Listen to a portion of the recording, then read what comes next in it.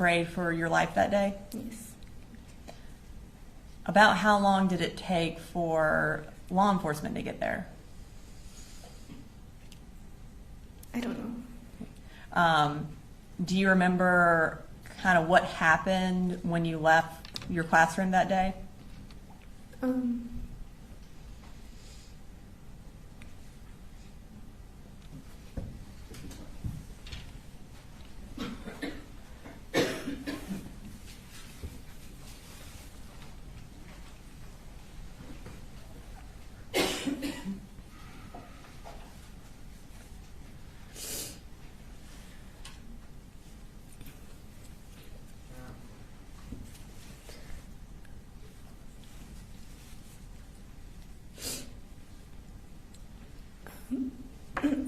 It's okay.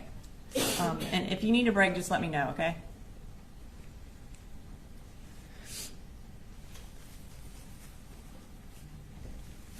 I was the first person out, so once the police officers came, I went out the classroom, and I remember seeing Christian, and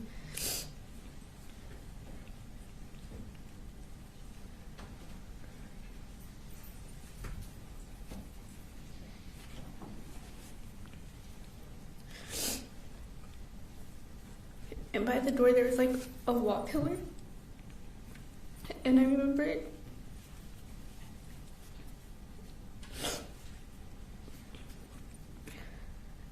they sat me down, and that's when I had to call my mom. And then as I'm on the phone with her, I see Mason on the floor.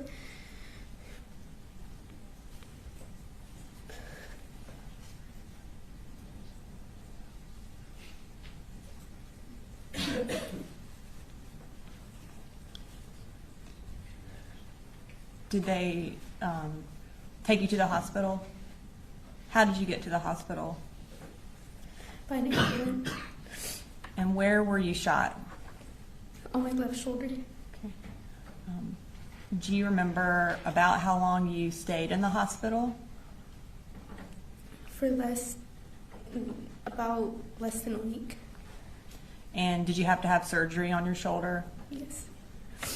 Can you tell me about how long it took before you could kind of have normal activities with your shoulder again?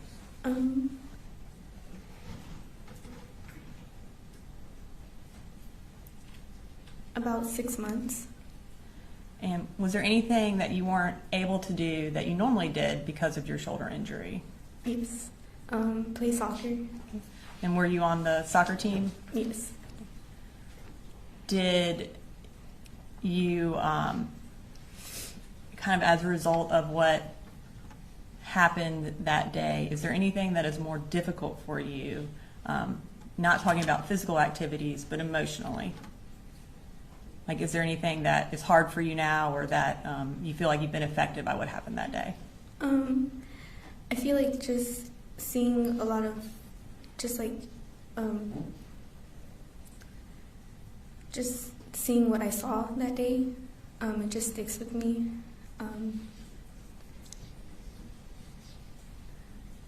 And not being able to trust certain people, or trust people. And have you been in counseling since this happened? Yes. Yeah, and are you still in counseling? Yes. I don't have any further questions, Melanie. Cross? No questions. All right. Thank you. You're free to go.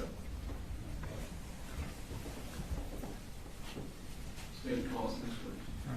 May I manipulate the screen up here? State. Now I'm manipulate the screen. I think because she had control of it, it kind of locked us out of changing things. Yes, sir.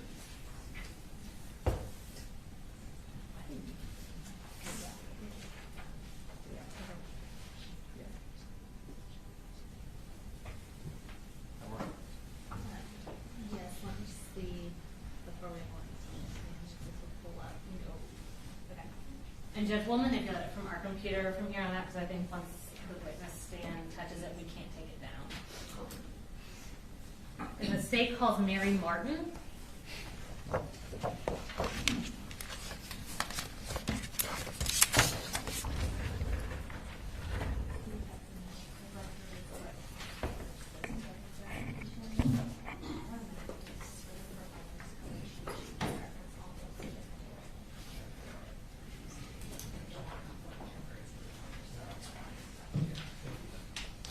then this will not go into evidence. This is just for reference.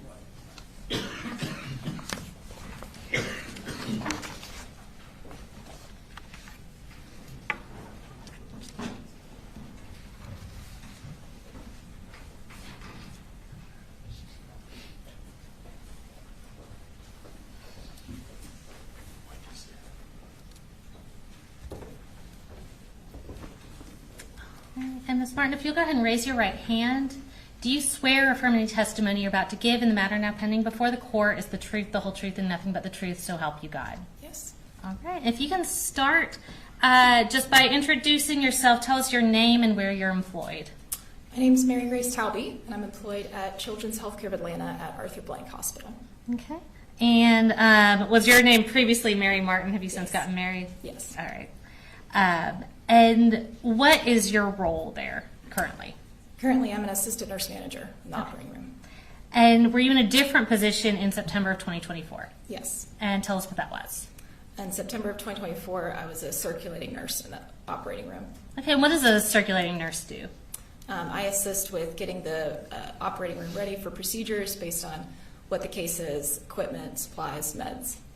Gotcha. And can you tell us just very briefly your professional and educational background that led you to these positions? Yes. I started with a Bachelor's of Science in Nursing, and then I passed the National Licensing Exam for Registered Nurses, the NCLEX, and then I completed a perioperative program that prepares nurses to work in the operating room. All right. And I'm going to turn your attention to the afternoon of September 4th of 2024. Were you working on that day? Yes. And what shift were you working? I was working 7 a.m. to 5 p.m. And on that date, did you participate in the care of Melanie Delira Castaneda? Yes. What was your role in her care? I was the circulating nurse in the operating room for her procedure. Okay. And did you interact with Melanie before she went into surgery? Yes. And can you tell us a little bit about what you remember regarding her demeanor? I remember she was very quiet, sad, tearful. Okay. And as the circulating nurse, were you also present during her surgical procedure? Yes. And Judge, at this time, we're going to tender into evidence State's Exhibit 70. These are Melanie Delira Castaneda's medical records. We have the business records certification here. And the records themselves are electronic. I also have, which I previously showed the defense attorney for reference, the relevant excerpts from the medical records for the witness to refer to. Any objection to 70? No objection, Judge. I don't think those would go back to the jury. I think they're a little better. All right, we'll discuss all the issues about continuing business or otherwise. Yes. Prior to seeing things out, but I'll make note. Thank you, Judge. All right, so thank you, Judge. Starting with the first page on the relevant portions you have printed out for reference, can you start under patient demographics and tell us this patient's name and date of birth? Yes. Melanie Delira Castaneda, and birth date is June 4th, 2009. And on that same page, will you tell us what her admission diagnosis was? A gunshot wound, arm. Okay. Now going over to the next page that you have, it's labeled page 5. Can you tell us what her final diagnoses were? Yes. Other displaced fracture of upper end of left humerus, initial encounter for open fracture, puncture wound without foreign body of left shoulder, initial encounter, anxiety disorder, unspecified. All right, next I'm going to refer you to the next page, which is page 19. Can you tell us what time Melanie arrived that day? 1:30 p.m. And what was the acuity of the patient listed as? High risk. Once she was there, can you tell us what service she was being provided at that facility? Yes. Pediatric surgery. Okay. And on the same page under procedure, can you tell me what's described? Yes. Irrigation and debridement extremity with splint placement and wound vac placement. And I'm going to take you to the next page, which is labeled as page 285. And can you tell us what the surgeon's findings were that were documented there? Yes. Posterior entrance, anterior exit wound of left shoulder with significant damage to anterior deltoid musculature, fragmentation of the bone with significant peristeel stripping. All right, and I know you're not the surgeon yourself, but can you give us kind of just a basic concept of what this procedure was? Basic concept would be patient came in with a gunshot wound that came in through the back shoulder and exited through the front without any bullet fragments remaining. Okay. I'm next going to take you to the next page. It's labeled page 23. And did Melanie then have a subsequent surgical procedure 2 days later on September 6th? Yes. And was she still inpatient at that time? Yes. And can you read what's listed under procedure on the September 6th surgery? Yes. Irrigation and debridement, left humerus with closure, irrigation and debridement, incision and drainage of skin, subcutaneous tissue, muscle, and bone for open fracture, open reduction and application of a coaptation splint, complex wound closure after ellipsing out of the necrotic tissue. Total wound length was 6 centimeters. Open reduction, internal fixation, extremity upper. Okay. And very basically put, was this essentially a follow-up procedure to the September 4th procedure? Yes. Okay. Turning to page 261, when was Melanie discharged? September 7th, 2024. And lastly, I'm going to take you over to page 275. Prior to her discharge, did she have a psychology consultation? Yes. And on the very last page of your reference material, tell us about what Melanie reported regarding her anxiety. When asked about whether patient was feeling more anxious since incident, patient stated, "I have anxiety, but it is worse since I got hurt." Okay. No further questions from the state. The defense may have some questions for you. Ross? No, John. All right. Thank you, ma'am. You're ready to go.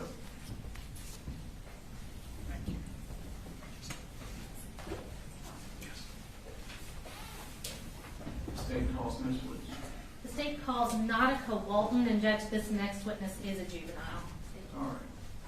So to the media, same instructions, no recording, photographing, or otherwise the juvenile space. I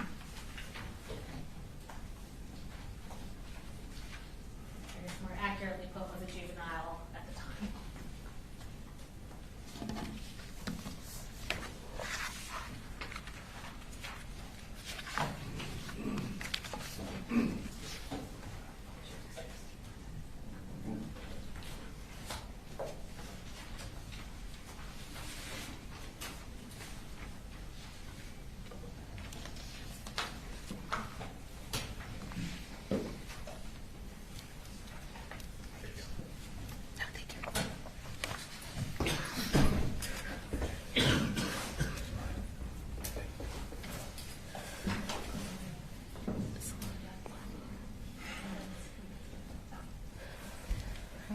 Hi, Nautica. I'm going to have you raise your right hand. Do you swear to tell the truth, the whole truth, and nothing but the truth, so help you God? I do. All right. I'm going to start by having you introduce yourself, and by that I mean just tell us your name, and if you'll spell your first name, you can put your hand down. Yeah. My name is Nautica Watson, Nautica. All right. And Nautica, how old are you? 18, Tell us when you turned 18. January 31st. All right. Well, happy late birthday. Thank you. And what school do you go to? Apalachee. All right, Nautica, what grade are you in right now? I'm in 10th. Okay, so were you in 9th grade during the 2024-2025 school year? Yes. And did you also go to Apalachee for that school year? Yes. And were you at school on September 4th of 2024? Yes. Who did you have for second period? Miss Ryan. Okay.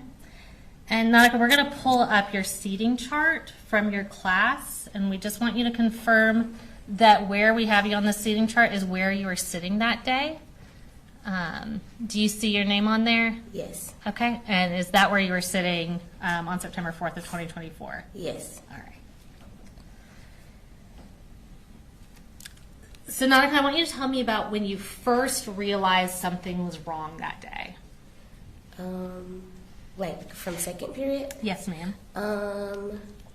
When I had like entered the classroom and we were like sitting down for a couple of minutes, when I heard like a loud bang, that's when I noticed something was wrong. Okay.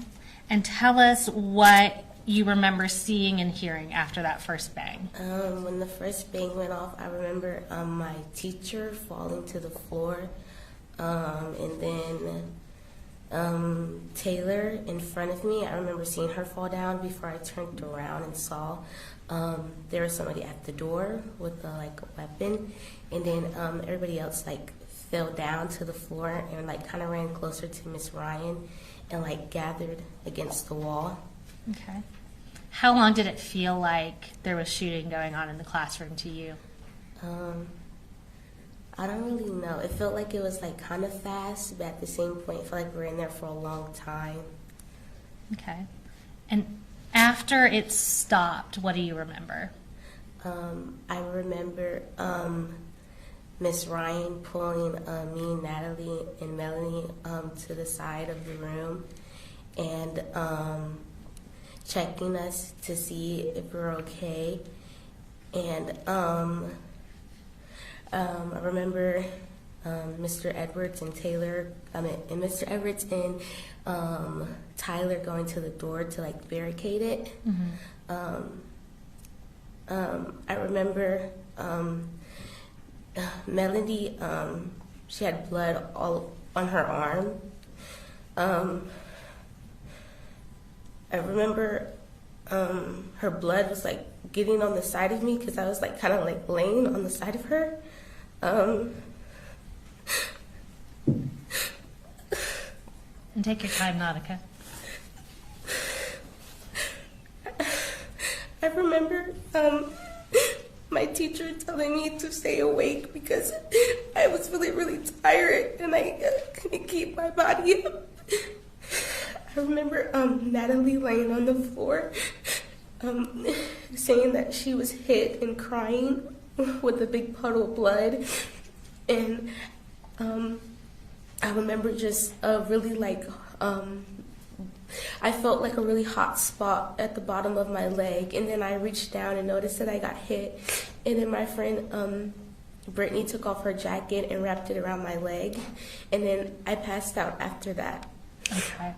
And Nautica, were you able to, or did you try to call anyone? I called my mom a couple times as soon as it happened. Mm-hmm. Our book bags were still at our seats.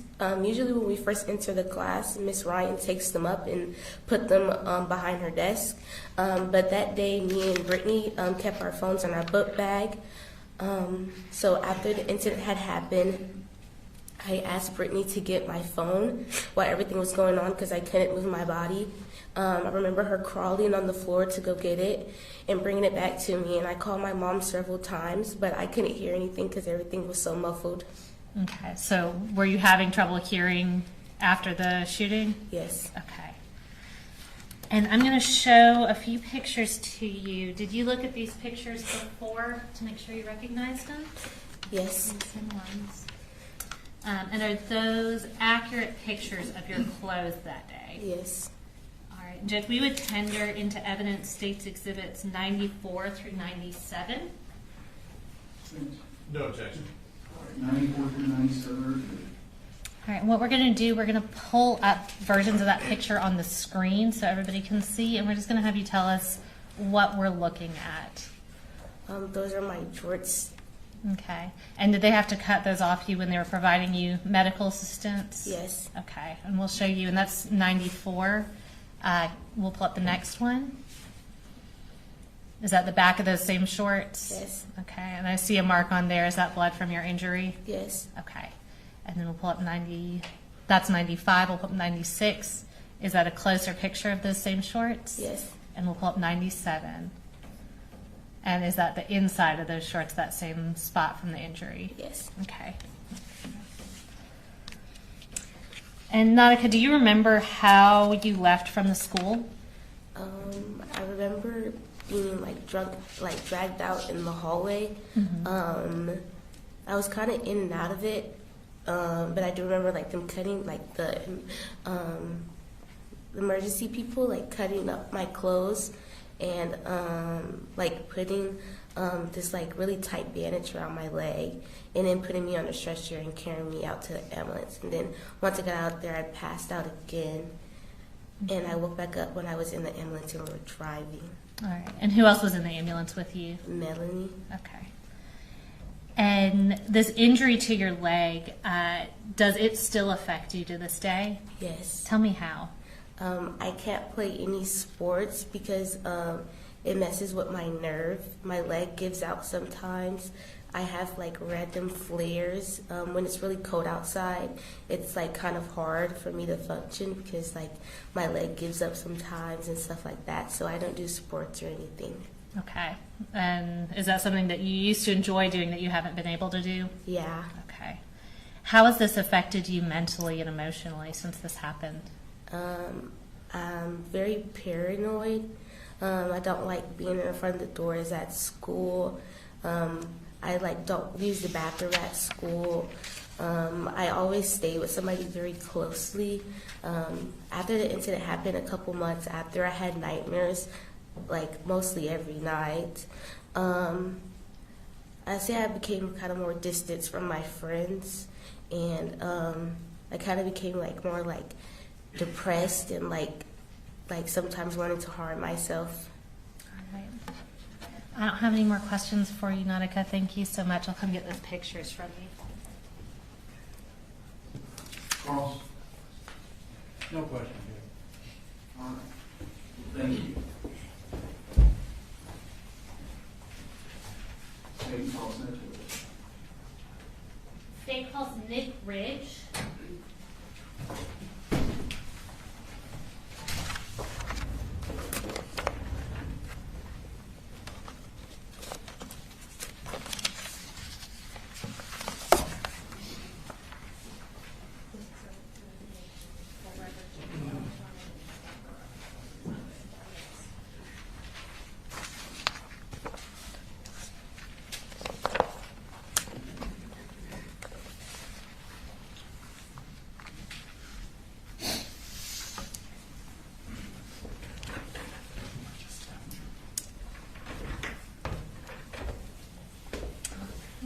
Good morning. I'm going to go ahead and have you raise your right hand. Do you swear or affirm any testimony you're about to give in the matter now pending before the court is the truth, the whole truth, and nothing but the truth, so help you God? I swear. All right, you can put your hand down, and if you'll just introduce yourself to the jury and tell us where you're employed. My name's Nick Ridge, and I work at Northside Gwinnett in Lawrenceville. Okay. And in what capacity do you work in Northside Gwinnett? I'm a registered nurse. All right. How long have you been a registered nurse? March of 2020, about 5 years. And where did you go to school? Nursing, I did at Augusta University. Okay. And what are your current duties as an RN there? Currently, I'm a critical care float nurse, so I work in the ICU and the ER. And were you working there in the same capacity on September 4th of 2024? No, at that time, I was a team lead in the ER and a trauma nurse. All right. Turning your attention specifically to the afternoon of September 4th of 2024, were you working on that date? I was. And what shift were you working? 7A to 7P. And did you participate in the care of Nautica Walton? I did. All right, I'm going to introduce under the business records exception into evidence Nautica Walton's medical records. The records are electronic on the hard drive. This is State's Exhibit 93, and this is the business record certification. And I'm going to provide for your reference some printed out relevant portions from those records. Any objection to that? Same objection, Judge, as to going out to the jury. We'll discuss that later. 93 submitted in evidence. So regarding Nautica Walton, what role did you have in her treatment? I was the primary trauma nurse that day. All right. I'm going to get you to speak up just a little Sorry. bit. You're fine. There's a microphone right in front of you. So referring you first to that first page, is labeled page 5 of the records. Can you give us her full name and her age as of September 4th of 2024? Nautica Walton, 16-year-old. And what time did she arrive that day? 11:17 a.m. Now, going over to page 6 of those records, can you tell us what the reason was for her hospital visit? A leg gunshot wound. Okay. Now, I'm going to have you turn to the next page. It should be labeled page 14 of those records. Can you read what was documented under history of present illness? Sure. Trauma Jasper 14 is a 16-year-old female patient assigned to room trauma 1 who presents to the ED with a gunshot wound to her left thigh. Per EMS, the patient was shot with an assault rifle but unknown caliber. EMS states that the patient was ANO4 on scene and bleeding was controlled. EMS reports her most recent blood pressure was 92/56. The patient currently rates her pain at 10 out of 10. Okay. And what's A and O by for? Alert and oriented. Okay. On the next page, page 15, can you tell us what was documented under lower extremity? Yeah. Penetrating injury to the posterior mid-thigh, no active bleeding, abrasion to the left proximal buttock and left upper thigh. Full range of motion, pulses, and sensation are normal. Okay. And did Nautica also get an x-ray? Yes. X-ray showed preliminary interpretation was done by Dr. James Smith. It showed no fractures or dislocations, no soft tissue abnormality, no bony abnormality, metal or metallic bullet fragments present. Okay. So are those metallic bullet fragments something that would show up on an x-ray? Yes. Okay. Going over to page 62, I believe that's the last page of that packet you have. Can you tell us what her spiritual care assessment narrative described about Nautica while she was at Northside Gwinnett? Sure. Nautica was shocked by her traumatic situation. She was joined by her foster mother and caseworker as well as foster siblings, ones that were in the same school. Nautica could not speak of what happened as she seemed to still be in shock. I made sure to turn the lights down, speak softly, and walked her through a meditation.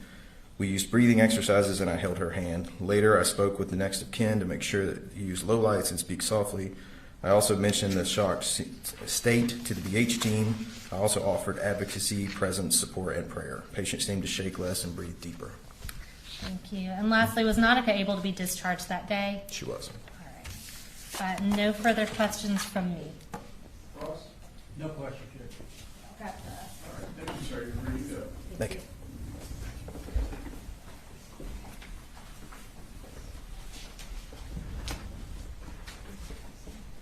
State Paul Smith,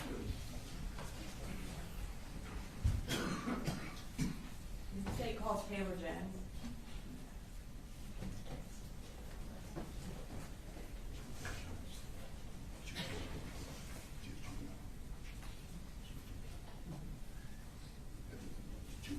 Your Honor, this is a juvenile witness. All right, media, same precautions. We have another juvenile testifying.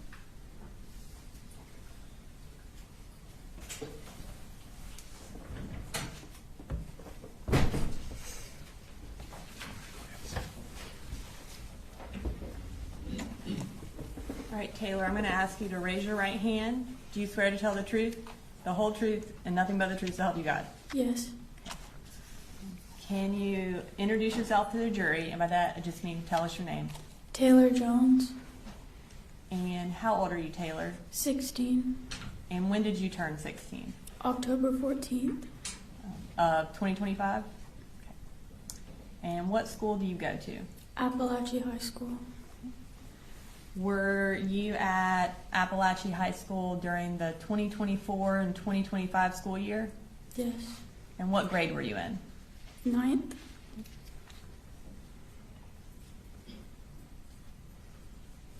Did you go to school on September 4th of 2024? Yes. Okay.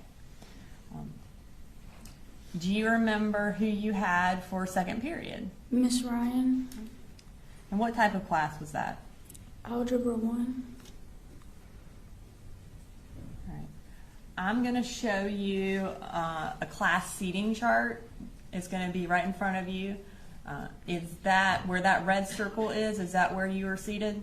Yes. Okay. Do you remember if that was the first time you were seated there? Had your seating chart changed that day? Yeah. Okay.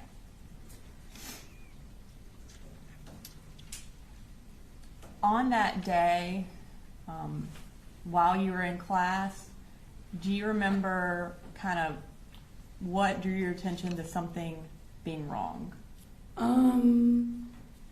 Something like in my body just like told me to look at the door, and then, yeah.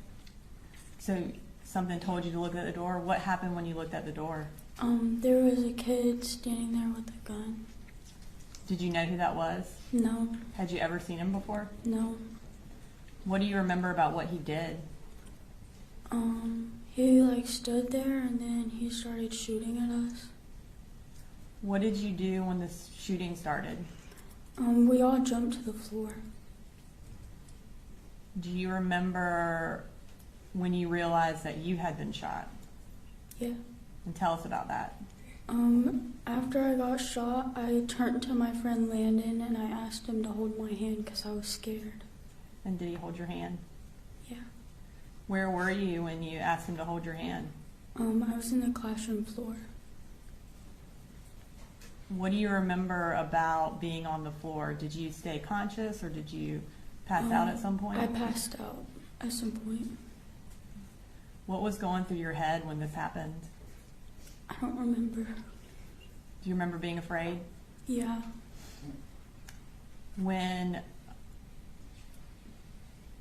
How long do you think it took before you were taken out of that classroom? I don't know. Did you stay kind of unconscious until they took you out? Yeah. Do you remember where you went after they took you out of the classroom? They put me in a helicopter and I flew to Grady. Where were you shot? In my leg. So you went to Grady Hospital in Atlanta? Yeah. Do you remember how long you had to stay at Grady Hospital? Like a couple weeks to a month. And while you were there, did you have to have surgery? Yes. Was it more than one surgery? Yes. Do you know how many surgeries you had to have? No. Since you were hospitalized that first time, have you had to be hospitalized more than that? Yes. Do you know about how long you've had to spend in the hospital since September 4th? I spent like months. Months? How have your activities been limited since you were shot? I can't really do any of them anymore. What activities did you used to like to do that you can't do anymore? I used to play volleyball. Were you on the volleyball team at school? Yes. And have you been able to go back to the volleyball team? No. Do you still have any physical difficulties? Yeah. Tell us about those. Like it's like hard to walk and I can't like move my foot or anything really.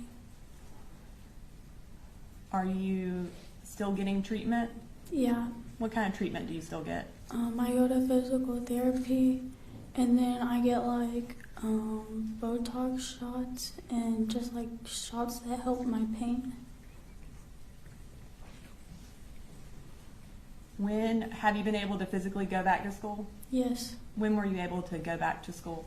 I went back the first day The first day of this school year. of this new school year?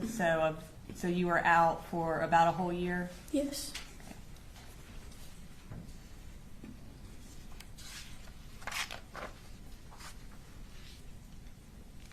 In addition to having to go to physical therapy, do you also go to counseling? Yes. So beyond the physical injuries you've described and your physical limitations, can you tell us about how else this has affected you? I don't know. Okay. And that's okay. Are you nervous today? Yeah.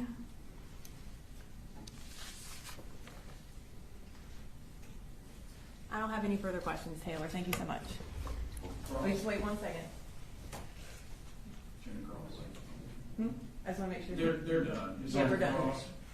No questions, Your Honor. Thank you. All right, thank you. Can we approach briefly before we do this? Yes, sir.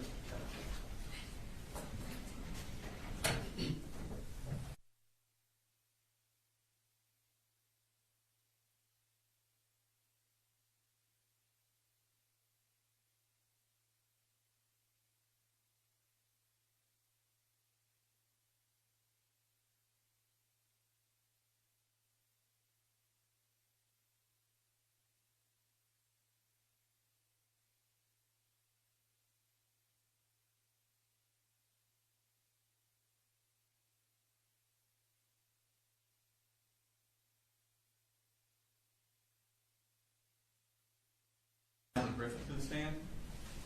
And Your Honor, she is also juvenile for the purposes of your order. Thank you. All right, same instructions to the media. You are not to photograph, record, or transmit anything regarding the child's case.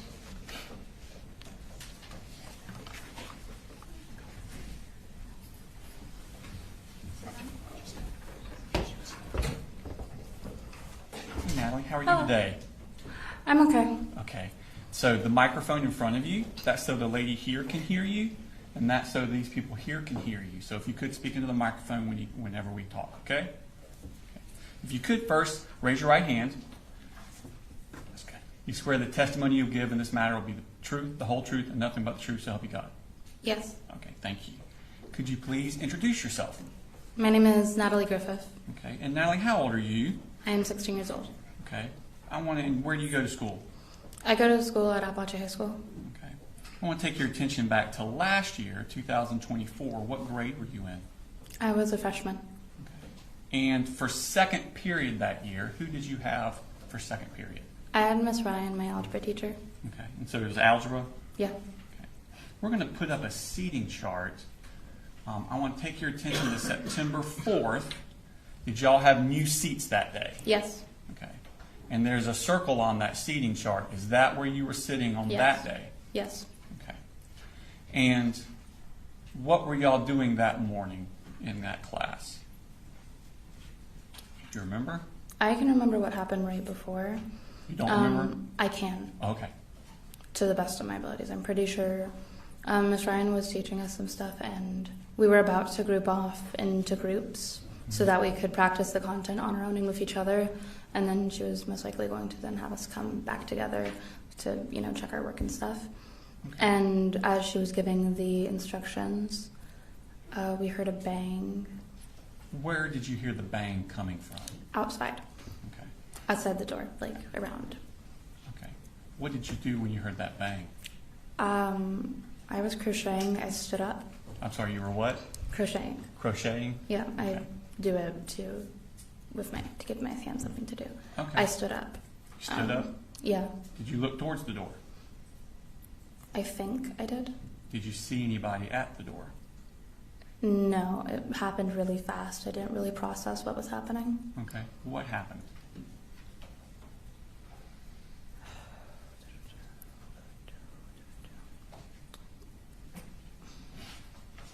It happened really quickly. I'm pretty sure there were gunshots, but the thing is, my brain didn't process any of the sounds that were coming into my ears. Next, what's called my hand all of a sudden felt weird, and I heard a ringing in my ear, and I looked down, and there was blood and then seemingly a hole in my wrist. I And wanna- around right up here, it was hurting.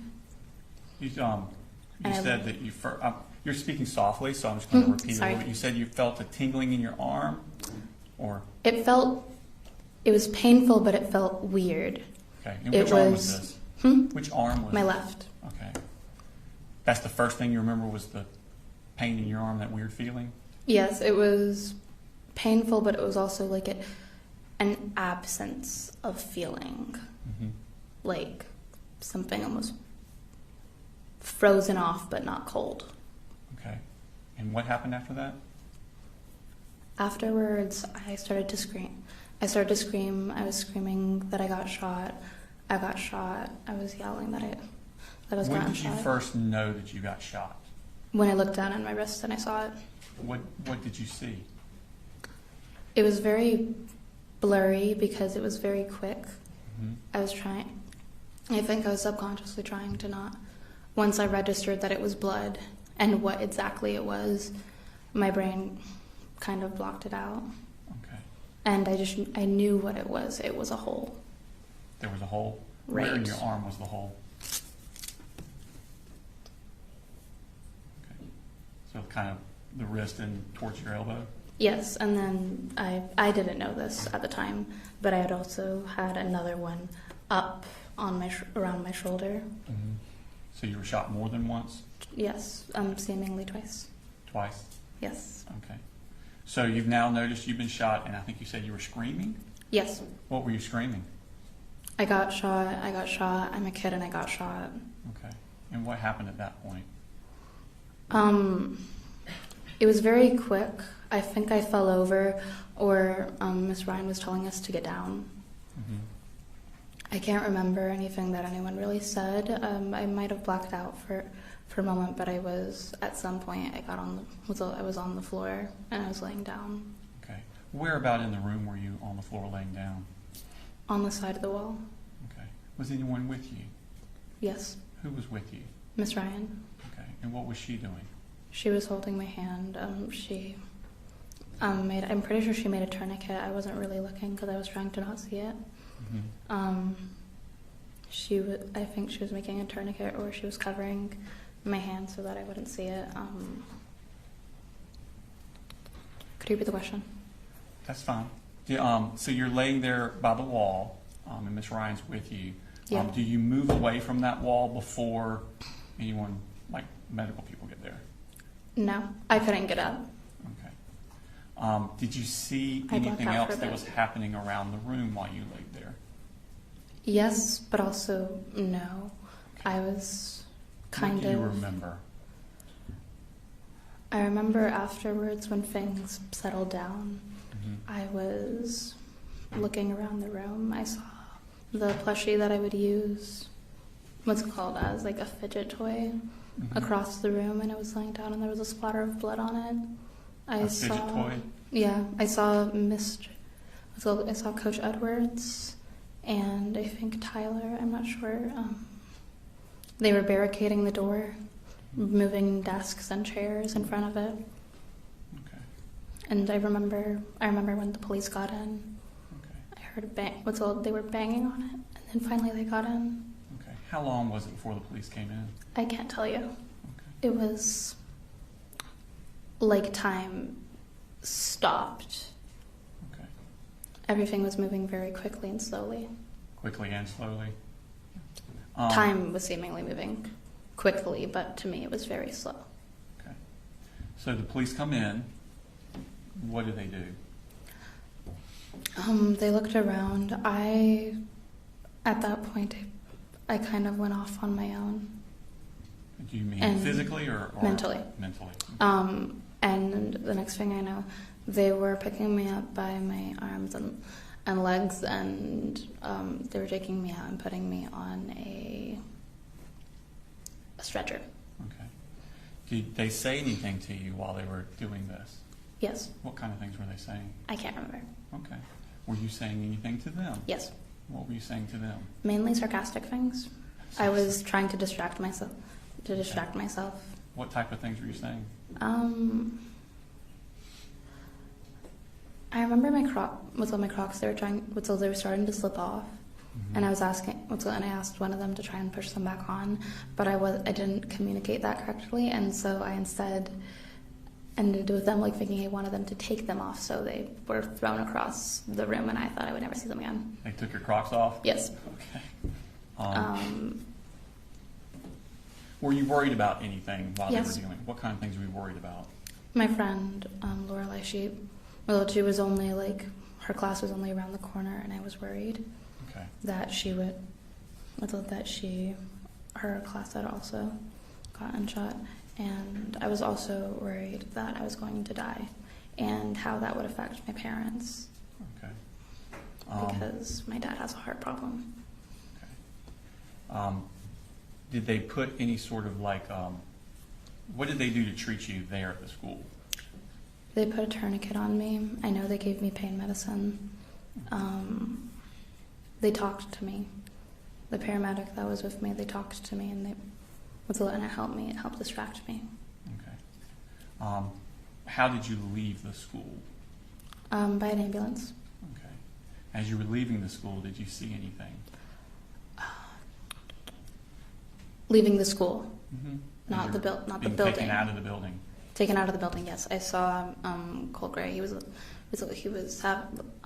the floor with his hands behind his back. Had you ever seen him before? No, Okay. Did you know who he was? no. Okay. I remember thinking. What did you think when you saw him? I saw red. I was very mad. I hadn't even processed it as a kid when I thought about who would do this. I was thinking maybe an angry parent, some kind of alumni that had a bad experience at the high school, terrorist attacks, anything. I did not think another student that had no reason to be in my school with a gun. Did you would have say been anything it. to him when you passed him? Yes. What did you say to him?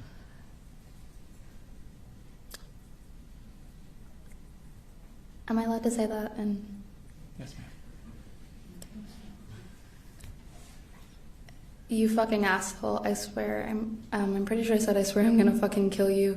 I said a lot of curse words, and I was very angry, especially at the time, because I thought that they were going to have to amputate my my upset? hand. Okay. Yeah, So they take you outside. and I Is the remember ambulance- yelling at him that we were kids Okay. because we were kids. When they take you outside, was the ambulance close to the building? Yes, Okay. And they put you in the ambulance. Was anyone else in the ambulance?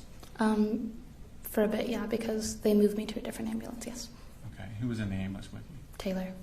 Okay. Taylor Jones? Yes. Okay. At some point, where does the ambulance take you? Tell me about your trip in the ambulance. The first one I was in for a bit, they did leave me alone. Mm-hmm. I'm pretty sure to help take care of Taylor and the others. Okay. I remember they asked me who the girl who was in the ambulance with me was, Mm-hmm. and the only description they gave me was that she was blonde, and so I thought she was another one of our classmates, Jalen. Jalen? Mm-hmm. Yeah. So you gave them the wrong name? Huh? Yes, I did give the wrong name. And so at the end, I remember I was kind of fidgeting with my own brain. Okay. How long did it take you to get to the hospital? I'm not really sure. It felt like forever. And what hospital did you go to? Do you know? Northeast Georgia and Gainesville. I'm sorry. That's fine. What happened? Do you remember being at the hospital? What happened Yes. when you arrived? At first, when I got there, they took me out of the ambulance with the stretcher that was with my head, like going outwards, so it was my head first. They took me to an ER, and I remember they were assessing me. There was there was a chaplain there, and she said how she was a chaplain and how she was pretty much there to act as like my semi-guardian while my parents were there. Had your parents arrived yet? Do you know? No, I'm not sure my parents had been informed yet. I don't really know, but they weren't there, at least while I was conscious. Okay. Did you have any surgeries? Yes, Okay. And how long were you in the hospital after the surgery? about a week. About a week. And do you know what types of surgery you had? I don't know the exact names of them, but I do know what happened, and I semi know what happened with them. And Okay. then, Did the doctors kind of explain to you what they were doing? yes, What did they explain to you? on September 4th, they didn't explain what they were going to do or what they were doing. I didn't meet the doctor that operated on me until afterwards. Okay. And what did he tell you he had done? I can't really remember the exact medical terms. I know they I had don't tried need medical some terms, things, just but I need teenager terms. they had. What was your glazed- understanding of what they had done to you? They had taken some cadaver nerves out of someone else and given me and grafted them onto mine because I had a big because my nerves were severed. Okay. The one that was in around my wrist, and also we didn't figure this out until a couple months later, but also one up my median nerve, I think is it's called, up around my shoulder was also. Okay. You said you were They in the closed hospital. it and they fixed it. You said you were in the hospital for a week after that surgery. Did you have other surgeries during that week? No. Okay. When you did you come home after that? Yes. When you were home, was there any issues with your arm? How did your arm feel? How were you able to use your arm? I couldn't, and I didn't feel it. Okay. Were you in a cast? No, because they had to. I had gauze and stuff, and it had to be changed out every day. So I wasn't ever in a cast. I was in a brace/splint, Okay. and they'd have to unwrap it daily, so that way. Were you able to use your hand? No. Okay. It was after the surgery. I had to look at my arm just to know that it was attached to my body. I was about to ask, could you feel your arm? No. What's it called? It wasn't for a bit, I had trouble because I couldn't even like let it hang down. I had to like carry it. And I would have trouble doing that for a bit. At some point, I got used to it because it felt like a dead limb. Okay. Were you able to go back to school during this time? Right after you got out of the hospital? No, and the schools weren't open yet. Okay. Did you ever have to go back for a follow-up surgery? Yes. How long after you came home from the first one did you go back to the follow-up? My second surgery was on September 2nd, 2025. So a year later? Yes. Oh, okay. They wanted me to heal as much as I could by myself before they went in, and they did anything else because if I could heal by myself, they didn't want to put me through the... Okay. Well, then let's go back a little bit then. During that year, did it start getting better, your use of the arm and the feeling in your arm? Yes. Okay. Tell me about that. Tell me about that. So for, I want to say maybe 2 or 3 months, I couldn't really do anything with my hand. I had to have to use my mouth as like a second hand. You used your mouth as a second hand? Okay. Yeah. I can't tell you exactly how many months from the shooting it had been till I was able to move I could semi-move my fingers afterwards, but it didn't feel like it. Like my brain was sending the signals to my hand, and they were receiving them, but I couldn't really tell. It felt like they weren't moving. Okay. And it wasn't until I look at it and I'd see that it was moving that I knew, like, oh, that is working. Were you doing physical therapy at this time? Yes. What kind of things were you doing for physical therapy? It was a lot of stretches in the beginning. I couldn't physically move my hand. I couldn't move my wrist until maybe 6 months, maybe. I'm not sure. That's probably not the right time span. I couldn't move my wrist at all by myself, moving it up or down. Okay. And so at some point you went and had this second surgery in September of 2025. Yes. What were they telling you they were going to do? They took sural nerve from my left calf, a sensory nerve that I didn't really need, and they mixed it in with the cadaver nerve nerve graft they had given me on September 4th because since it's sural nerve, it's on foreign DNA. Okay. And so my body was less prone to reject it. Since it was yours, it was. Okay. Yes, because I'm the cadaver nerve. How long did you stay in the hospital after that surgery? I left the day of. Day of. Okay. Yes. Since that time, have you noticed a difference? Has it been getting better? Yes and no. Okay, well tell me about the yes first. I'm using my hand more. Even if you see now, I'm actually fidgeting with my hand.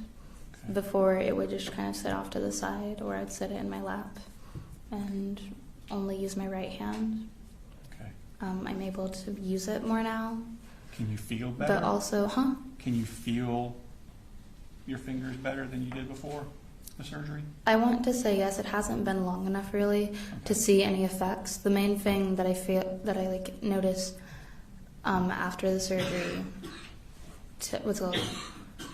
now is it's now fully healed, because after the surgery it was a lot of waiting, just for it to close up and me to get back to what I was doing before I had it. Okay. And then I want to say I use my hand more now. Okay. And you also said no, it's not better in some ways. What was that? Just that I can't see.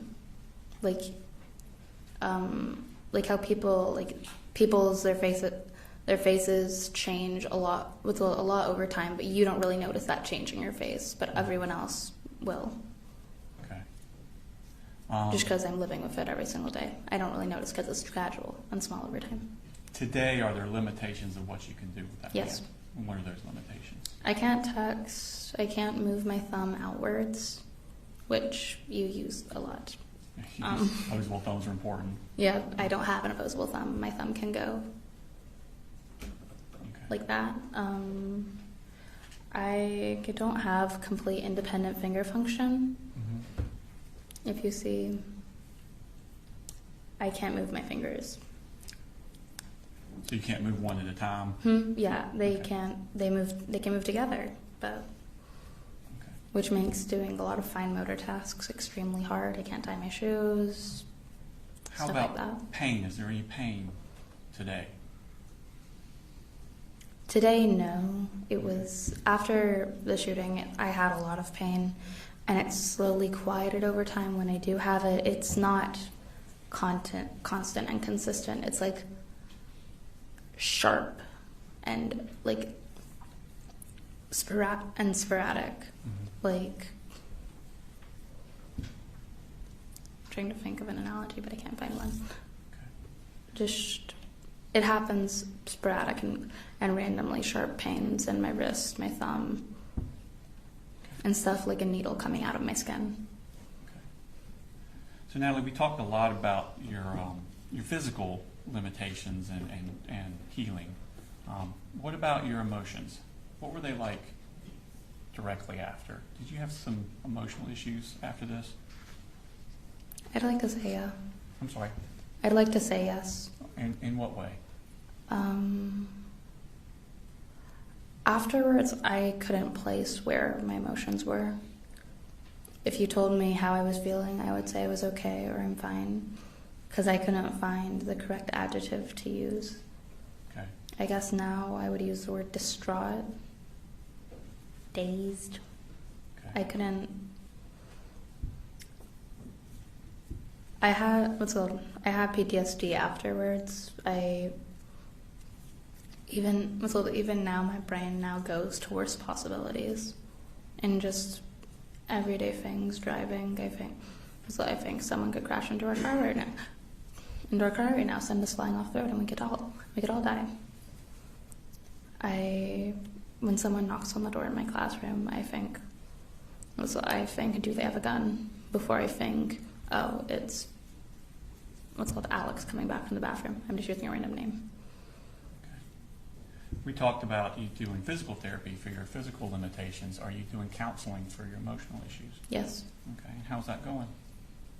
It's going good. I haven't had any in about 2 months, but that's just that's just personal stuff with scheduling. But I'm going to be back in counseling soon. Okay. And I was in therapy before the shooting as well. Okay. So Natalie, I don't have any more questions for you, but the defense may have some. Thank you very much. Cross. No question, John. Thank you. Thank you. You're good to go.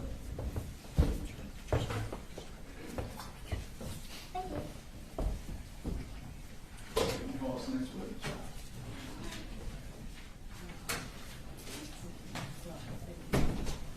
The state calls Taylor Lawrence.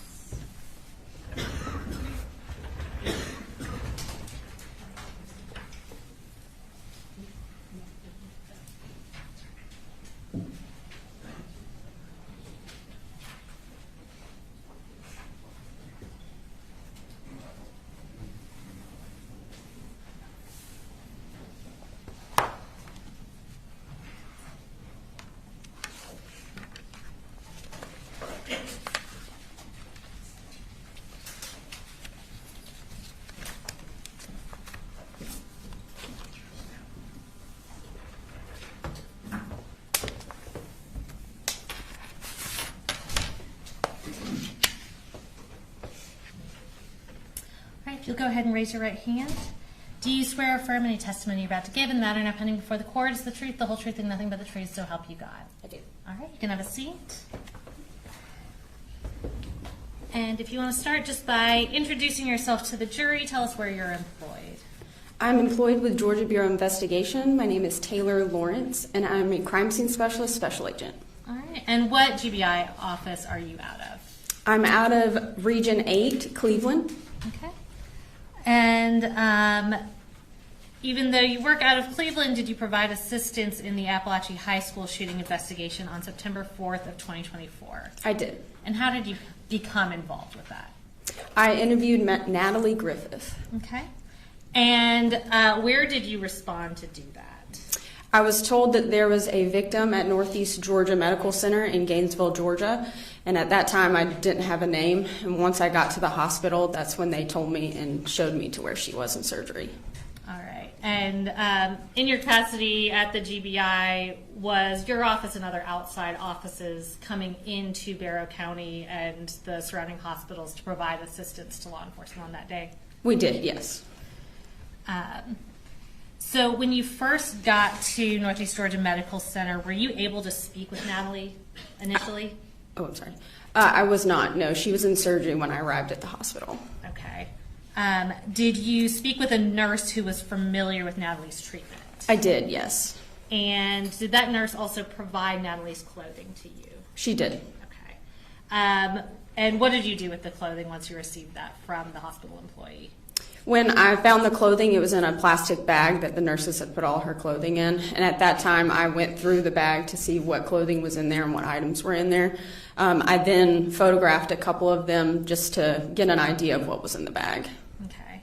And was the clothing subsequently put into evidence? It was, yes. Okay.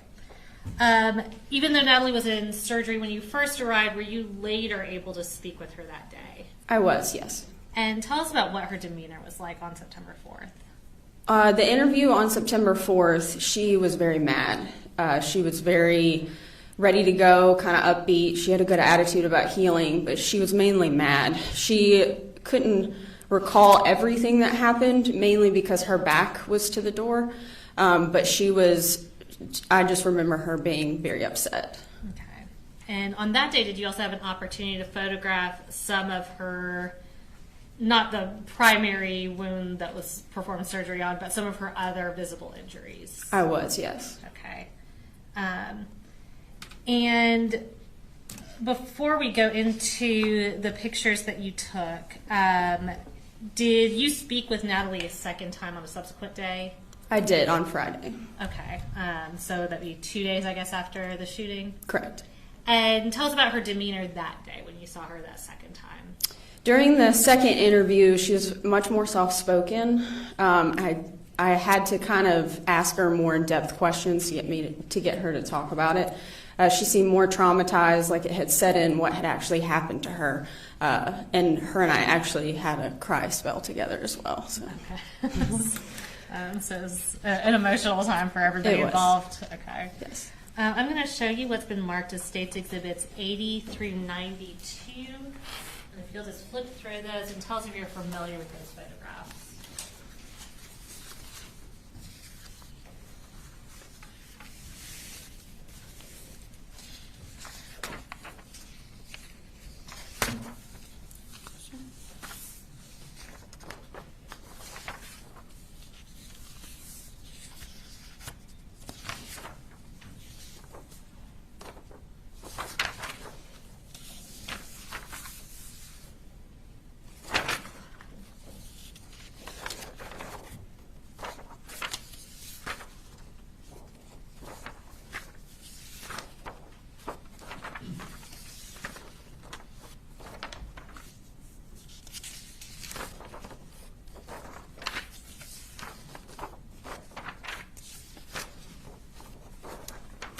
Yes, I am. These are photographs I took. Okay. And are those both of Natalie's person and her clothing? Yes. Okay. Are they fair and accurate depictions of the photographs you took that day? They are, yes. All right. And Judge, at this time, we tender States Exhibits 80 through 92, and we're going to publish those for the jury. Okay. All right, 80 through 92 are good. All right, we're going to pull these up on the screens. It should appear behind and in front of you, and we'll just talk through one by one. We're going to start with States Exhibit 80. Will you tell us what that's a photograph of? This is a photograph of the injuries to her right hand. Okay, and by her you mean Natalie Griffith? Yes, sorry. Okay, you're fine. And we'll go on to 81. This is just a different angle of that same hand. Okay, and do y'all use that measuring stick just to give a perspective of the size of the injuries? Correct. Okay. Going on to 82. This is a photograph of Natalie Griffith's chin. Okay, and these are injuries sustained during the shooting? Correct. Okay. And 83. This is just a different angle of that same injury. Okay. 84.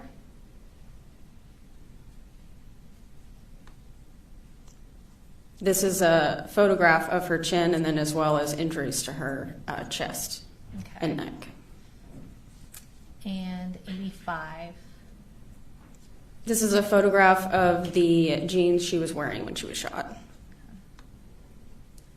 And 86. This is a photograph of the back of the jeans. Okay. And 87. This is a photograph of the t-shirt that Natalie was wearing when she was shot. Okay, and we see the damage done to the shirt. Is it your understanding that damage is from the shooting?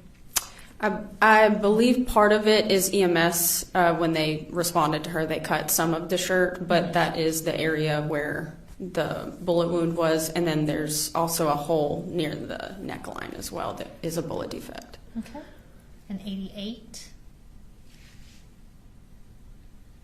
This is the neckline bullet defect. All right. And can you point on that screen behind you? And it's kind of hard with the black shirt where that defect is. Perfect. Thank you. And 89. This is a photograph of the inside of the t-shirt. I'm just photographing all sides of this defect. Okay. States 90. This is the bra that Natalie was wearing. Okay. And 91. This is a mid-range view of a bullet defect in her bra. Okay. And 92. And here I'm just showing how large the hole was. And I do not have any additional questions for you, but the defense may have some. I'll come grab this. Carl? No question, John. All right, thank you. You're free to go.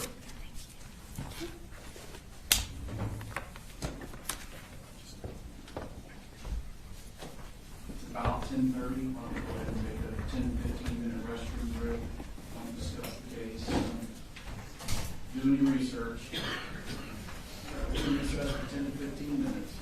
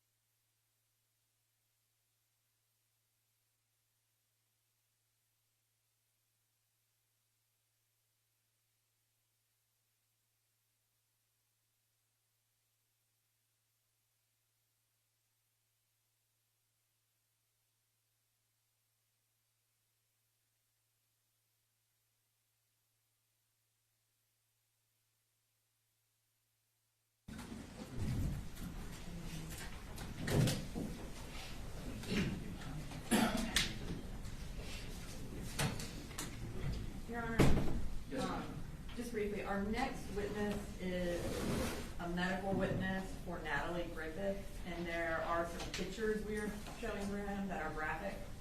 So I just wanted to, I guess, put it on the record for the purposes of the media, not recording it, and for anyone in the audience to know that there will be some graphic pictures being shown.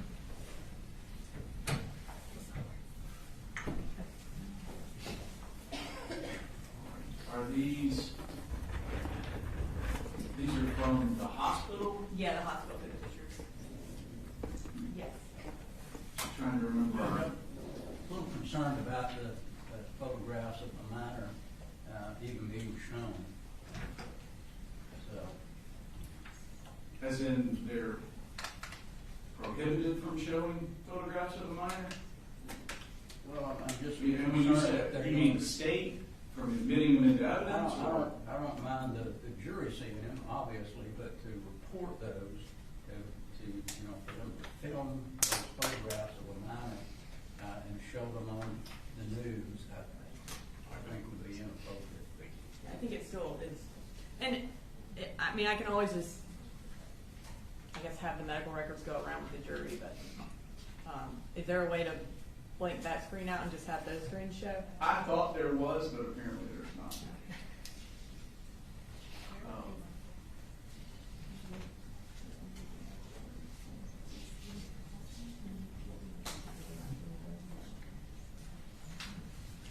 Let me preview the Would the court like to see those photographs, maybe? Yeah, I'm good. I like preview.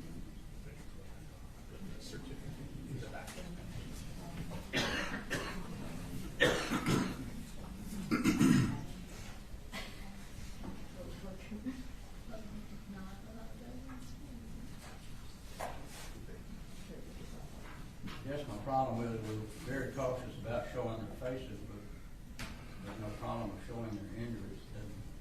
Doesn't seem to be consistent. I do think they would be consistent with crime scene photos, but I don't know. I don't think the news would want to show them because they are very gruesome. But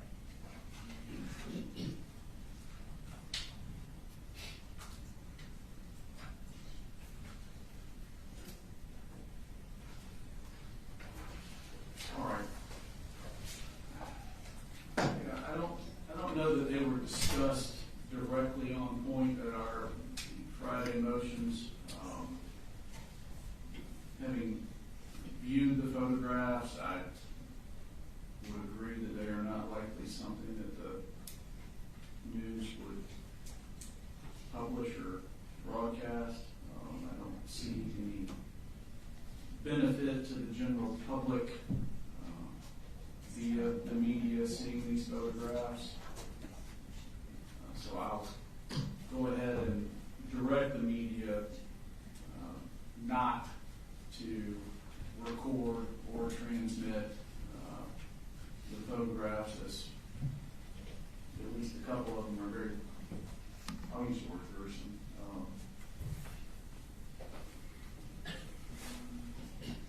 All right. Thank you, Judge. Yes, sir. Are we otherwise ready for the jury if they're ready? yes, Sean. Can we have 2 minutes? Yes.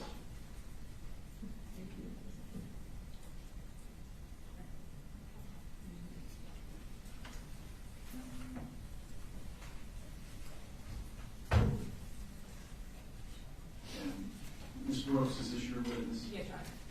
If you just want to make some sort of cautionary statement to the jury right before you Yeah. publish them, just.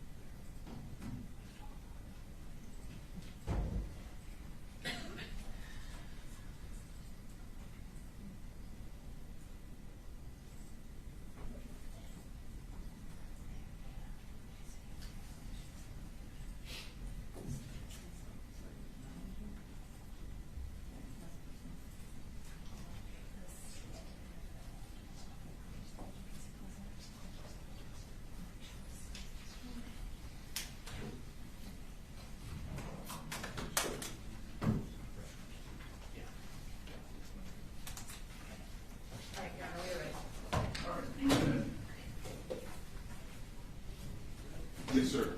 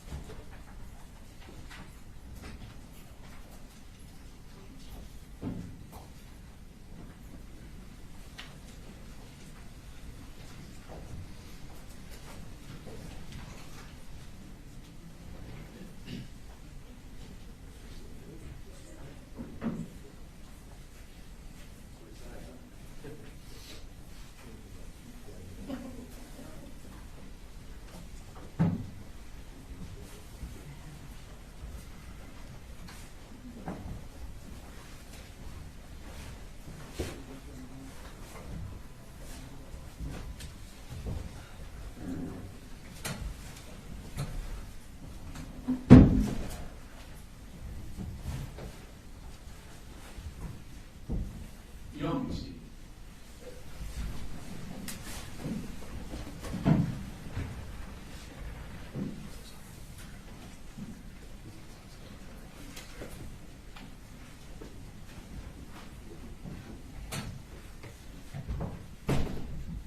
Sorry, we had a minor technology issue we had to work out.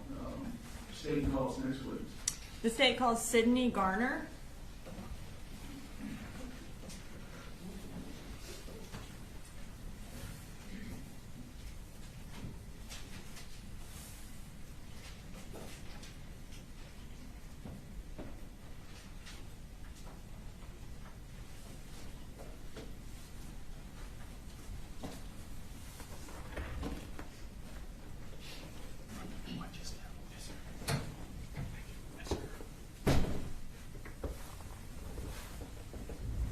All right, Mr. Garner, can you go ahead and raise your right hand? Yes, ma'am. Do you swear to tell the truth, the whole truth, and nothing but the truth to help you God? Yes, ma'am. And can you introduce yourself to the jury and go ahead and spell your first and last name as well? Sidney Garner, Sidney, Garner.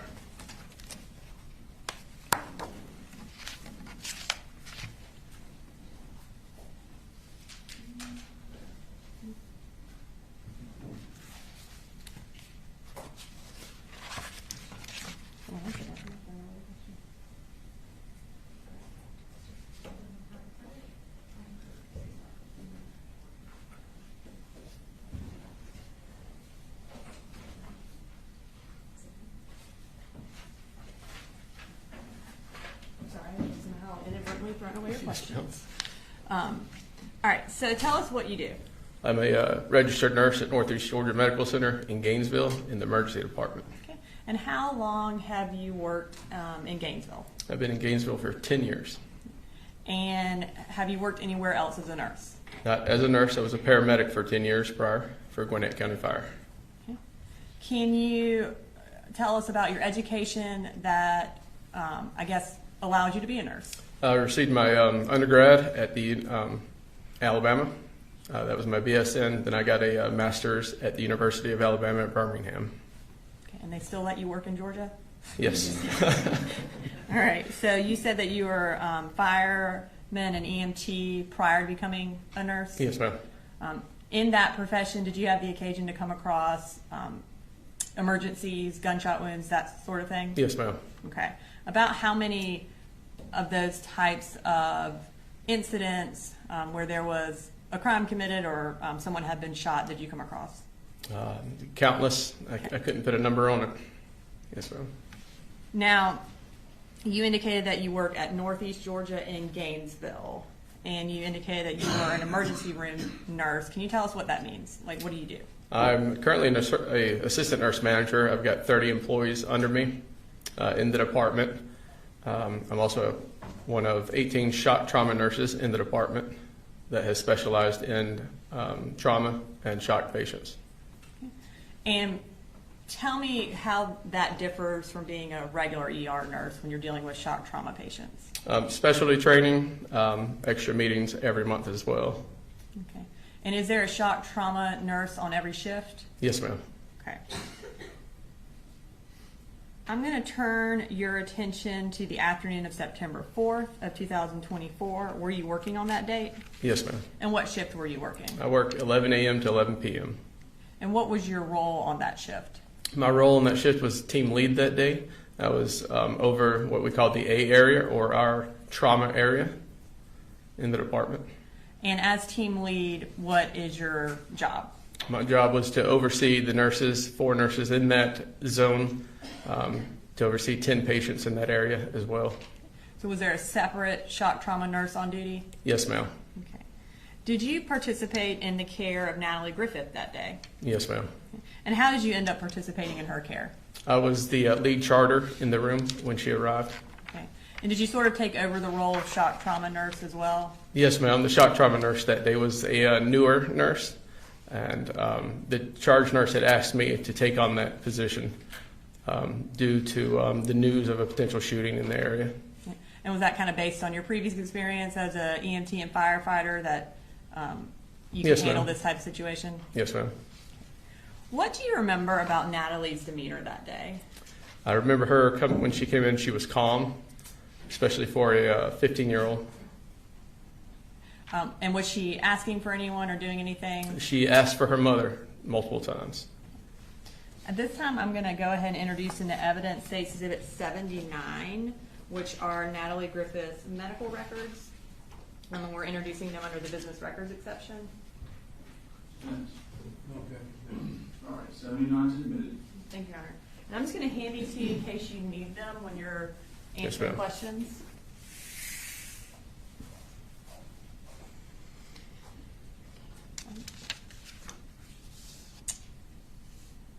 Can you tell us what time Natalie arrived at the hospital? Natalie arrived, was registered in the emergency department at 12:01 And how was she transported there? by ambulance. Did you participate in assessing her when she arrived at the emergency room? Yes, ma'am. And how old was she? Natalie was 15. Can you describe what her injuries were? Yes, ma'am. Natalie had appeared to what be a graze wound across the top of her left breast, a penetrating wound to the upper left arm on the medial and lateral side, also a large wound to the left wrist. And when you say graze wound, can you tell us what you mean by that? It appeared something had cut through the tissue of the top of the left chest. It did not penetrate in, but it was kind of filleted open. And can you tell us what you mean by penetrating wound? What we assumed to be a GSW at the time, a gunshot wound. And I think you indicated that there was a lateral and then... Yes, ma'am. There was a wound to the medial side of the arm and the opposite side of the arm. And in terms potentially a entrance and exit wound. Okay, so an entrance and exit wound of a gunshot. Yes, ma'am.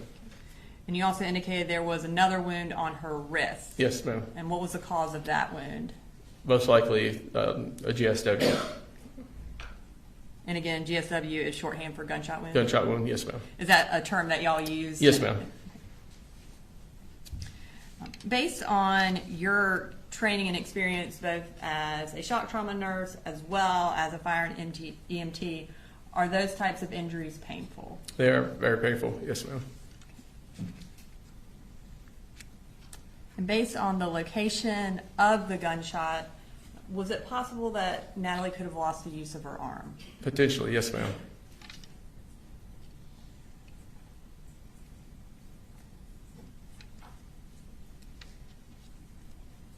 During the course of her treatment, were photographs taken of her injuries? Yes, ma'am. And were those taken at the hospital? Yes, ma'am. And were they also made part of the medical record? Yes, ma'am.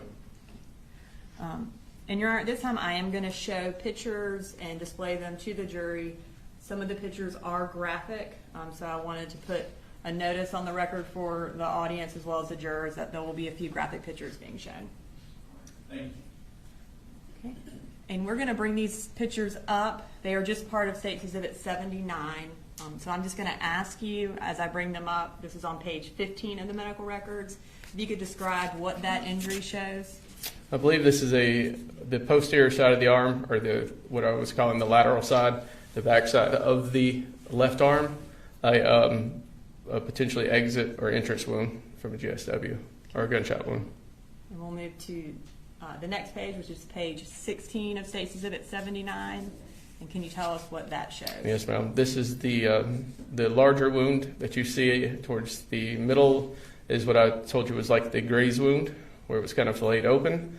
And then that is another penetrating wound just above the orange tourniquet on the arm. That could have been an exit or entrance. Okay. And I assume there was no bullet or bullet fragments found in her arm, suggesting that it exited. Is that correct? That is correct. Okay. All right, we'll move to page 17. All right, can you tell us what that shows? This is the left anterior wrist. All right, and again, that is an apparent gunshot wound? Yes, ma'am. And we'll move this to page 18. It's a different angle of the same wound. Okay, thank you. And there's one more on page 19. And same wound, yes, ma'am. Okay, thank you. As far as the injury to the wrist, was it also possible that she would have lost the use of her wrist based on that injury? Yes, ma'am. While Natalie was at the hospital, what treatment did she undergo? She received IV antibiotic therapy. She went to the OR for repair of that right wrist, a washout of the left wrist, I'm sorry, washout of the left arm as well. And then after the OR on the floor, when she was admitted, she did receive screening for PTSD. Okay. And can you just tell us what you mean by washout of the arm? To clean out any debris that might be left in the arm to prevent infection. Does that aid in the healing of the injury? Yes, ma'am. You also indicated that she was screened for PTSD. Yes, ma'am. And what was the result of that screening? The result was positive. And that means that she had screened that she did have PTSD? Yes, ma'am. And can you tell us when she was discharged from the hospital?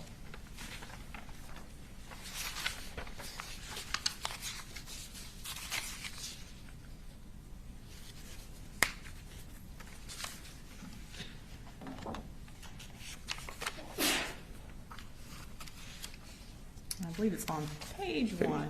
Is it on page 1? Under discharge information? She was discharged September 25th at 12:39 in the afternoon. Okay. Thank you. Yes, ma'am.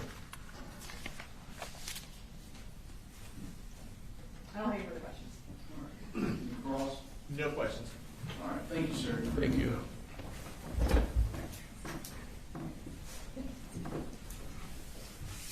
State calls next, please. State calls Jackson Beaver, and Joseph is a juvenile. All right, resume on the media, we have juveniles that time, so the same instructions regarding no filming or photographing or broadcasting, anything about witnesses' face.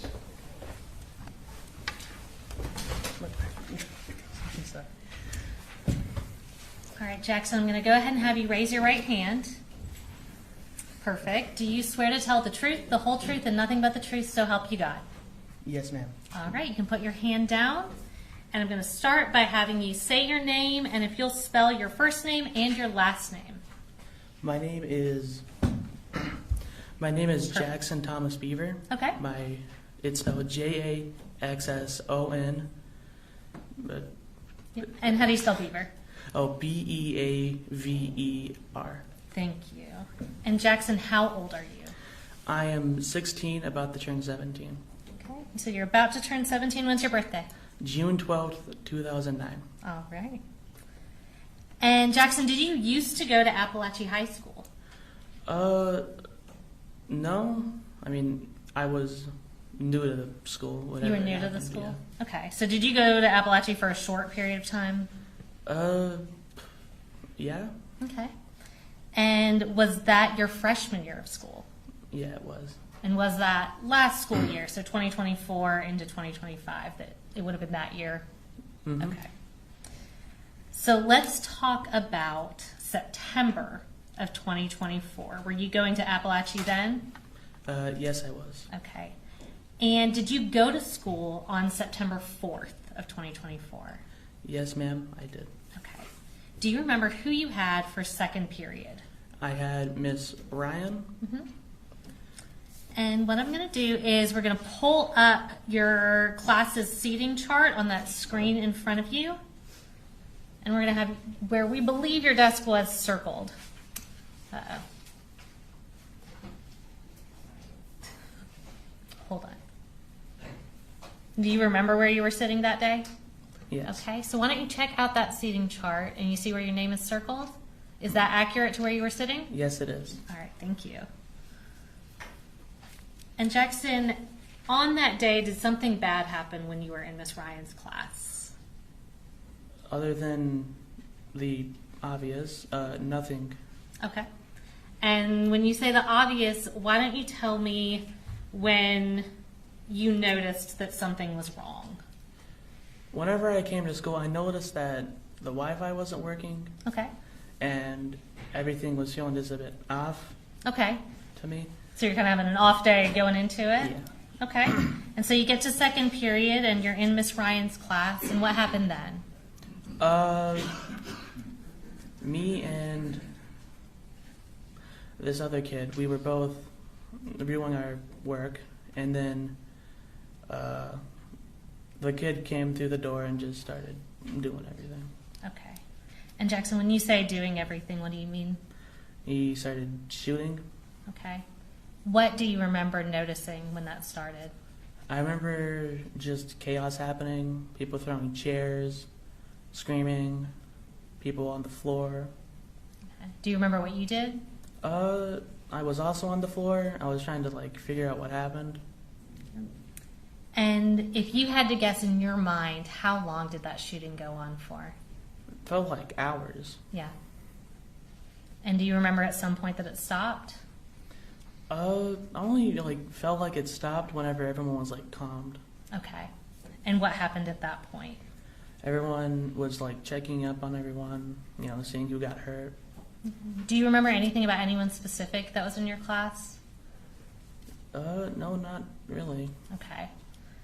And at some point, did you realize that you yourself was hurt? I noticed whenever I was hurt, if I looked down and I saw a hole in my shorts and noticed I was bleeding. That's when I knew I was hurt. Okay. But I didn't focus that much on it. Gotcha. And how long did it feel like y'all were in the room until law enforcement came?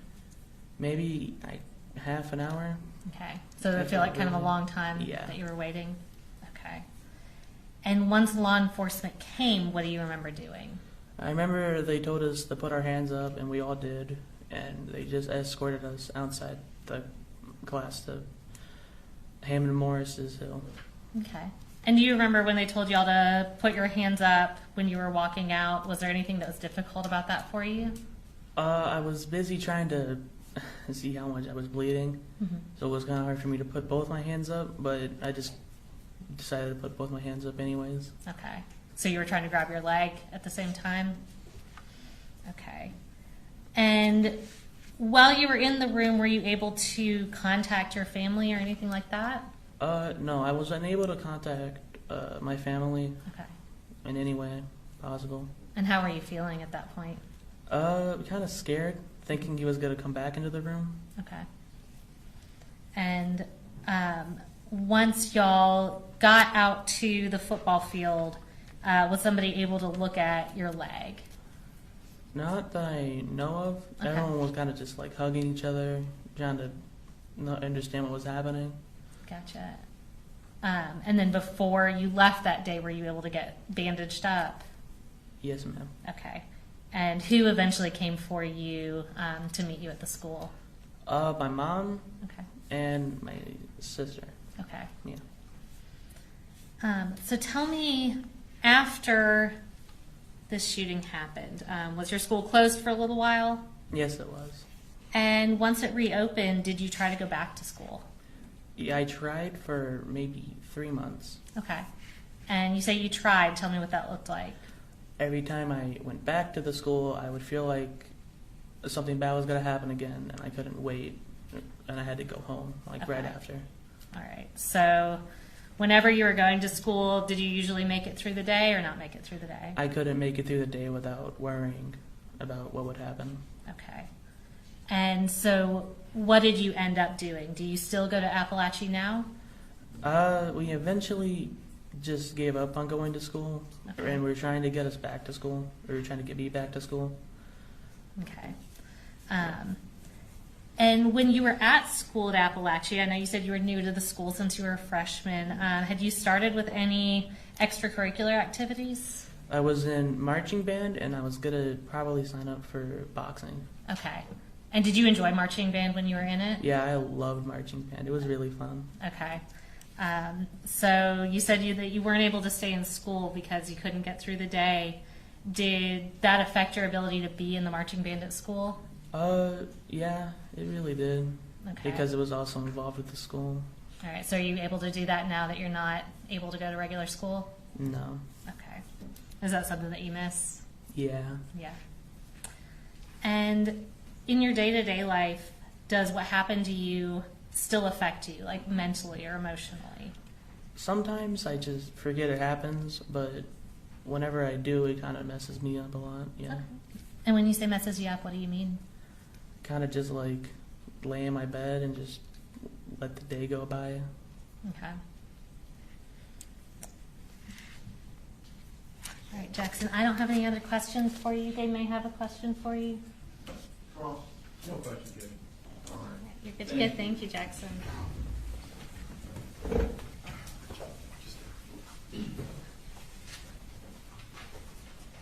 State calls next week. The state calls Ronaldo Vega, and Judge, he is also a juvenile. All right. You need to have the same juvenile instructions here.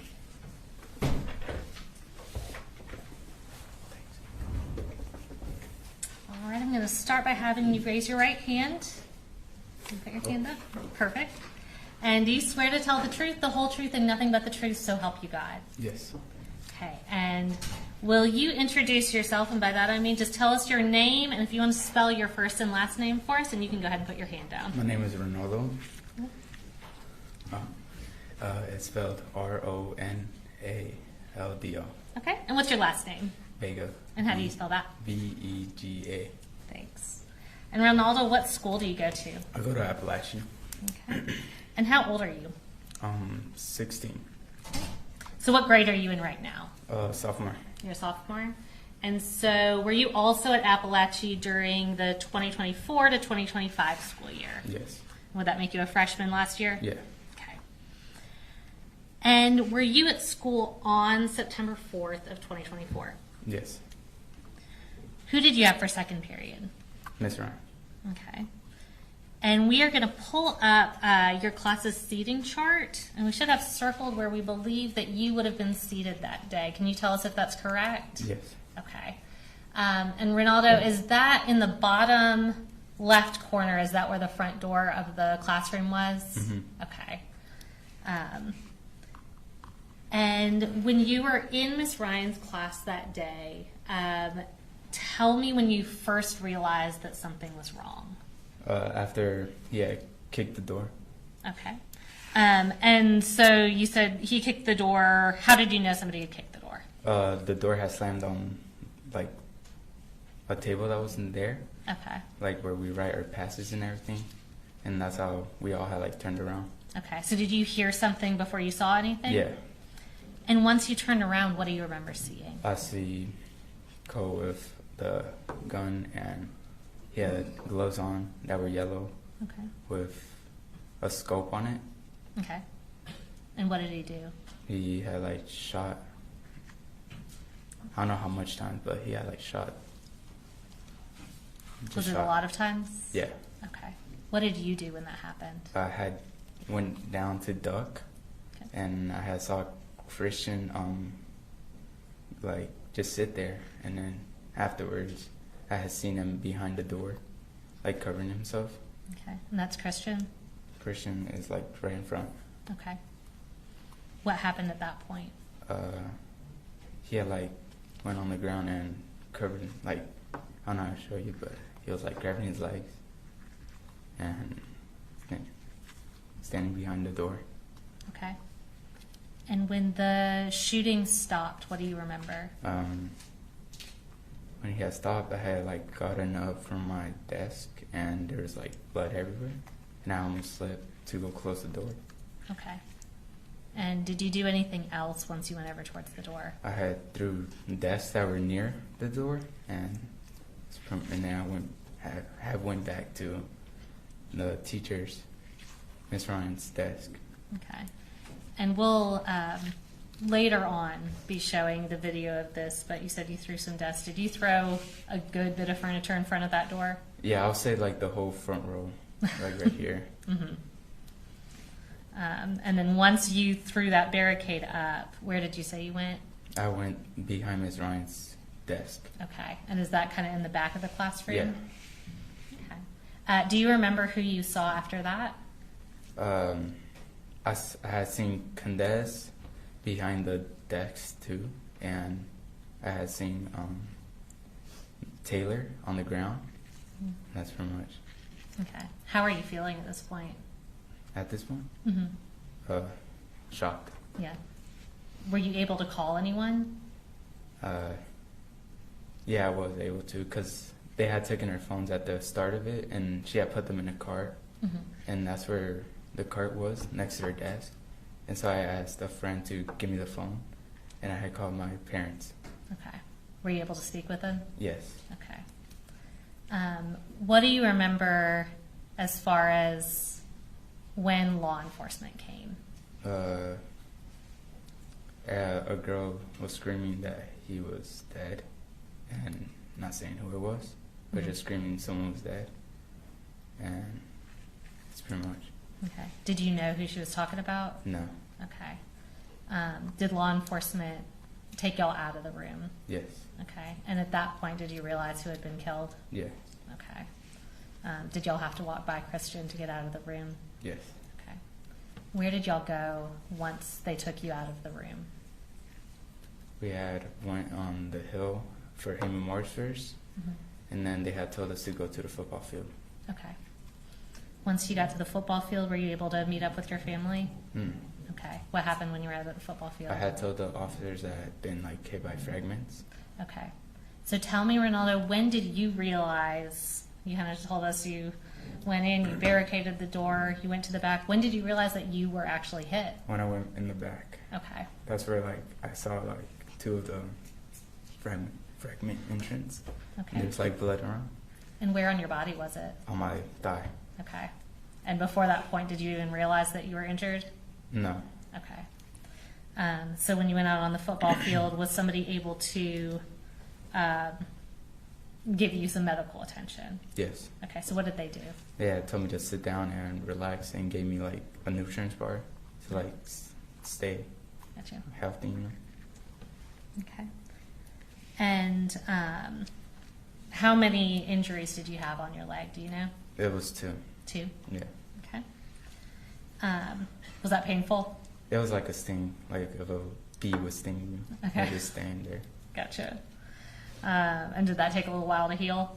It took around like three weeks around there. About 3 weeks? Yeah. Okay. So other than physically, tell me about how this has impacted you mentally and emotionally. I had gotten more aggressive. Okay. And I would like ignore things, and I wouldn't like hug my mom. You wouldn't hug your mom? Why not? Just couldn't? Okay. And I can tell you're feeling a little emotional. Has that been hard for you? Yes. Okay. And has that been kind of changes that you've been struggling with ever since then?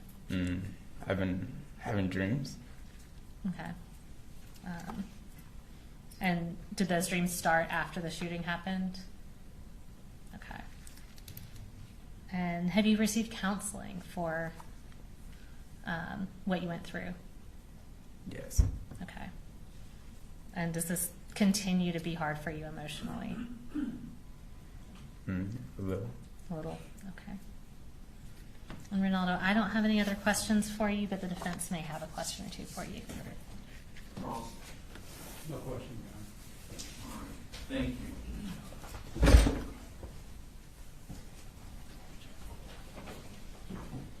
State policy next week.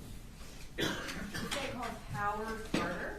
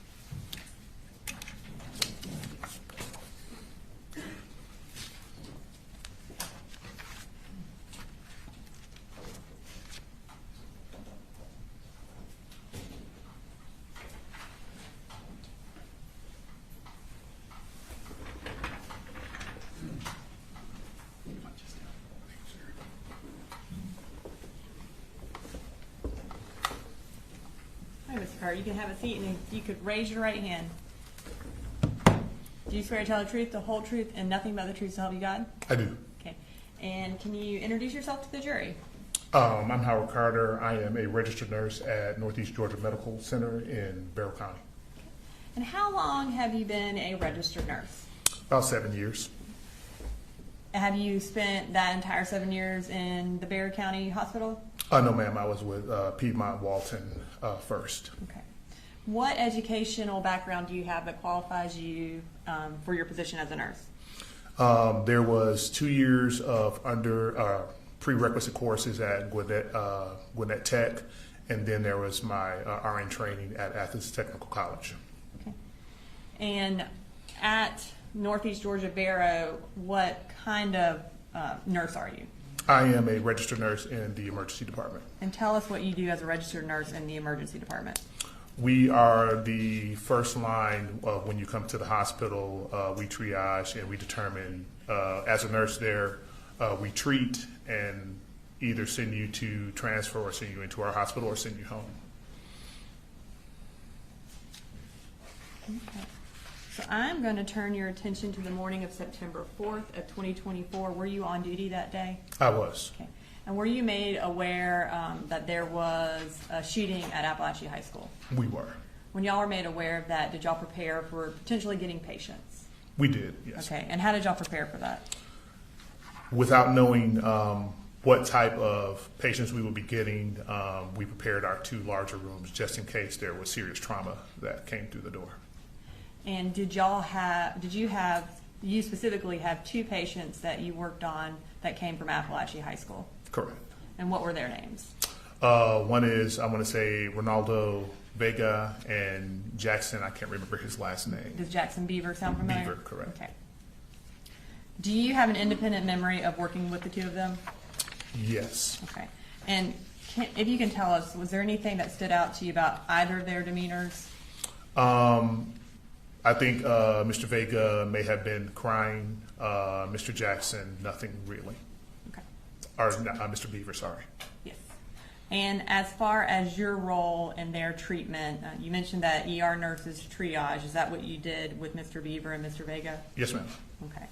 And did you also, were you their, I guess, main treatment provider that day? Yes. I'm going to start with Ronaldo Vega. And I'm going to introduce into evidence case exhibit 98, which is the medical records from Mr. Vega under the business record exception. You said 98? 98, Your Honor. Any objections? Just as to going out to the jury, Judge. All right. Let the state's 98 submitted. And I'm going to show you these just in case you need them Thank you so much. for your answering of the questions. All right. So when Mr. Vega arrived, do you know how he arrived to your hospital? Via EMS. And around what time did he get there? Mr. Vega, I'm gonna say it was 12:52. To be exact, or 11:52. I'm sorry. And when he arrived and you assessed him, what did you observe about his visible injuries? And I'm going to get this exactly. He had what we would consider just lesions or abrasions in his left and upper lower extremity, and including his left shoulder. That's what we observed initially. Make sure I didn't miss anything.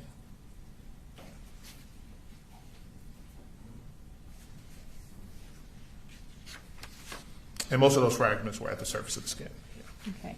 And you said you observed abrasions or lesions. What was the cause of those abrasions or lesions? There seemed to be, in some cases, metal in them. And what we couldn't guarantee a cause. We don't know exactly, but we just knew that they probably entered the skin with force because they were up underneath the skin. And you said metal was inside the skin. Were those consistent with bullet fragments? It could be, yes, ma'am. Okay. And how old was Mr. Vega at the time of his treatment? I think Mr. Vega was 14 at the time of his treatment. Okay. Those types of injuries where there is metal that has entered your skin, obviously with force, as you indicated, would those injuries be painful? Yes. What treatment did you provide to Mr. Vega? We did give him 600 milligrams of ibuprofen, and he also had a tetanus shot. Is that based on the fact that there was metal inside his body? Yes, ma'am. Any injury that causes, injures his body, yes, ma'am. And were you able to remove the metal fragments from his body? We were not, as per the provider, the metal would have to, because it would have been tissue disruption from as per the provider, it would grow out of his skin. The skin would push it out over time. Okay. So essentially causing, or I guess trying to take the metal fragments out would cause more damage. Yes. And y'all chose to kind of let them work themselves out on their own. Okay. Now, at this time, I'm going to move to Jackson Beaver. I'm going to introduce in the evidence Case Exhibit 99, which are the medical records for Mr. Beaver under the business records exception as well. Any objection to 99? Same objection, Judge. All right, 99 submitted. And was Mr. Vega able to leave that day from the hospital? Yes. Did y'all, before we get to Mr. Beaver, before Mr. Vega left, did y'all kind of assess his emotional needs and provide resources if needed for that as well? If I remember correctly, and looking through actually more than what you guys have here, I think we let him speak to behavioral health. Okay. And is that something that you do when someone has been through a traumatic experience? Yes. Okay. Now, moving to Mr.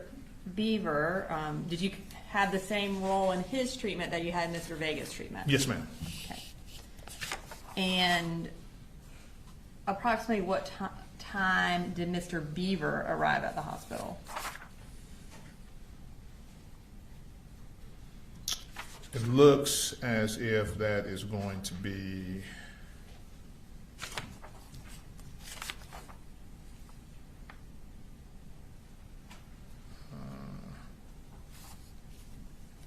looks like 14, or sorry, military time, 2:49 p.m. Okay.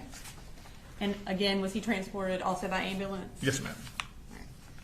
And when you assessed him, how old was he? 15, I believe it is. And what did you observe about his physical injuries?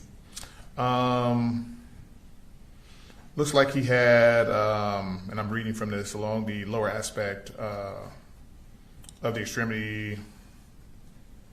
I'm sorry, I'm reading the wrong thing. That's okay. I'm going to tell you exactly. Oh, there we go.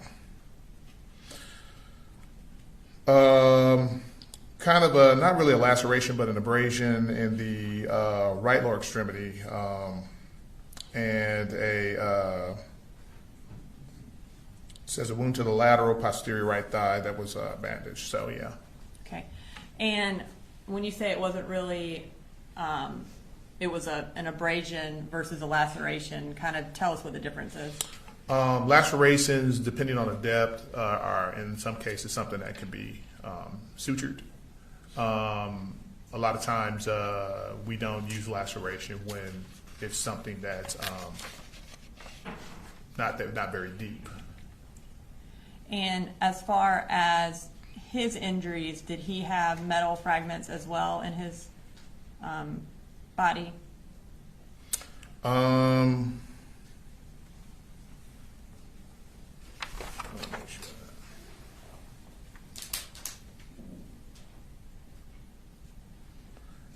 Let's see.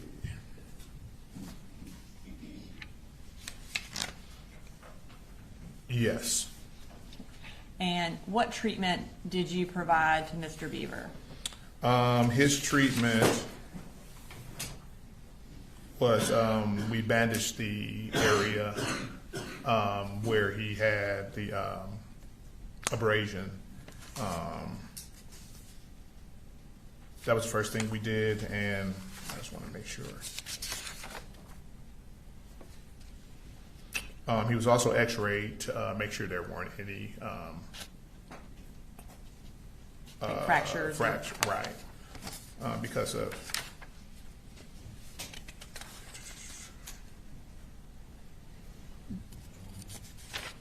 Did you also irrigate his wounds?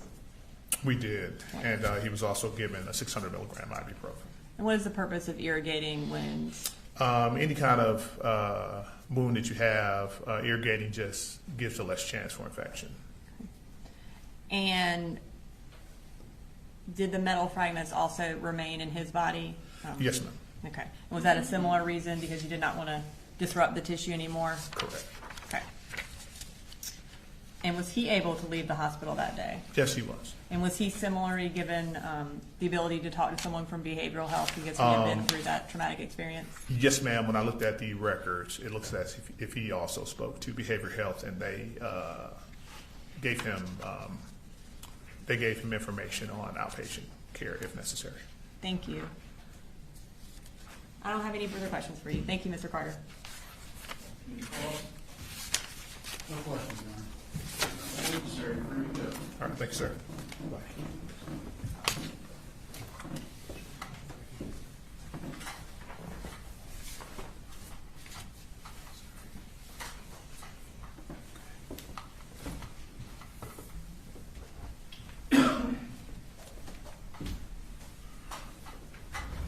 State calls next witness. State calls Special Agent Jerry Oldman.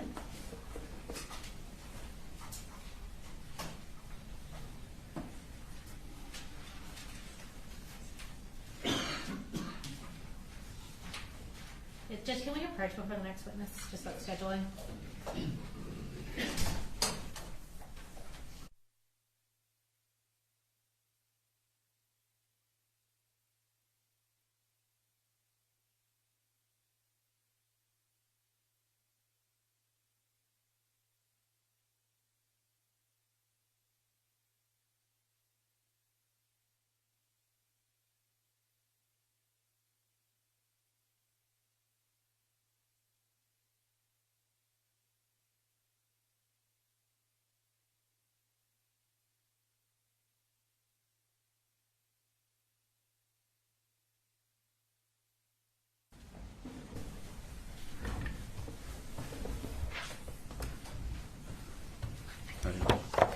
Go ahead and have you raise your right hand.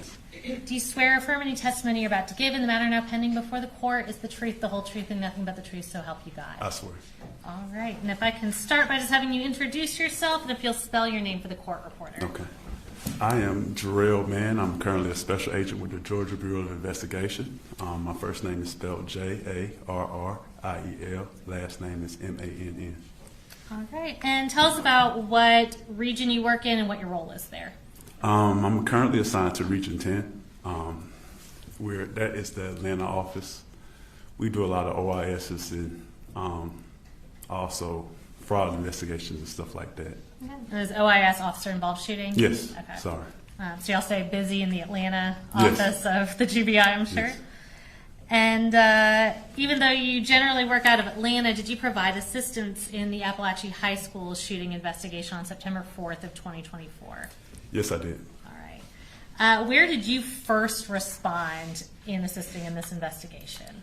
Of course, it came out as an active shooter, so we responded to Apalachee High School. Okay. And then from there, we were divvied in to do investigative acts. Gotcha. And so from the school, where were you sent to go do follow-up investigation? I was sent to the hospital to conduct interviews and speak to victims and, collect any evidence and also check up status of possible victims at the hospital. Okay. And was that the Northeast Georgia Medical Center here in Barrow County that you went to? Yes, that was. Okay. And while you were there, did you specifically speak with Ronaldo Vega? Yes, I did. Tell me about what his demeanor was like when you met with him. Well, when I spoke with Ronaldo Vega, of course, his guardians were there. He seemed kind of distant and seemed like he was in shock. Okay. So I had to give him kind of a moment to kind of brace himself before I had spoke with him.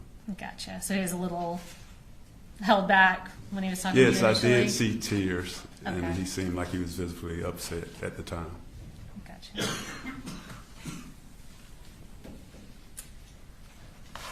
And I'm going to show you what's been marked as State's Exhibits 100 through 102. Did you have the opportunity to photograph Ronaldo's injuries while you were there? Yes, I did. If you'll just glance at those and tell me if those are fair and accurate depictions of the photographs that you took of Ronaldo and his injuries. Yes, they are. Okay. And Judge, at this time we would ask to tender and publish State's Exhibits 100, 101, and 102. All right, 100 through 102 are admitted. We're going to pull those up. They should show up on the screen behind you as well as in front of you.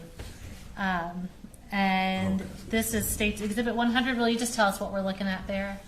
That looks to appear to be his inner thigh. I don't know if that's his left or right, but that's his inner thigh that he showed me. Okay. And Judge, I think it states 102 has the space. Is that correct? Yes. Okay. So we'd ask that states 102 not be published by the media. All right. My understanding to the media is that 102 has Ronaldo's face, and you're not to photograph or record or broadcast 102 here.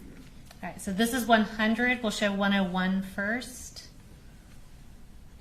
And what are we looking at here? This is his arm. It was, I guess it was injuries or lacerations that was shown to me that I documented and took pictures of as well. Okay. And last, we'll just show 102. And this right here is just the overall photo that I took of him lying in hospital bed. All right. Does that picture kind of accurately represent Ronaldo's demeanor that you saw? Yes.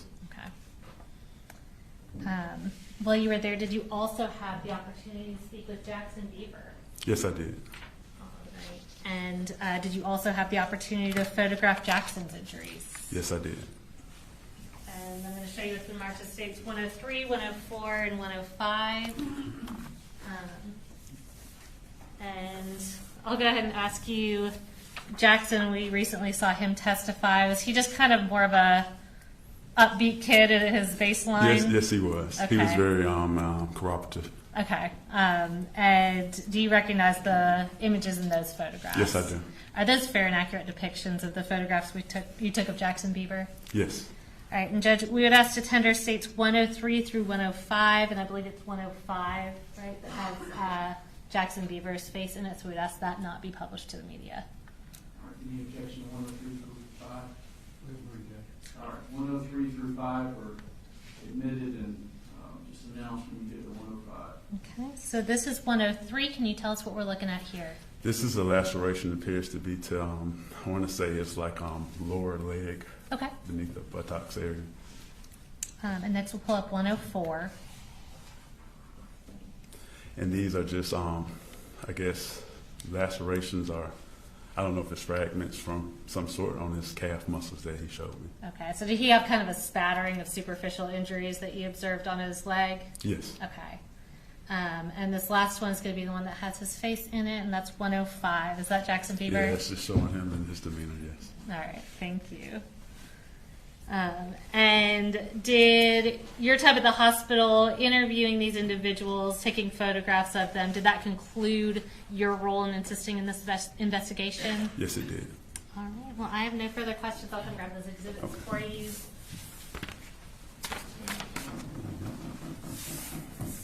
Cross. When you're across, you're free to go, sir.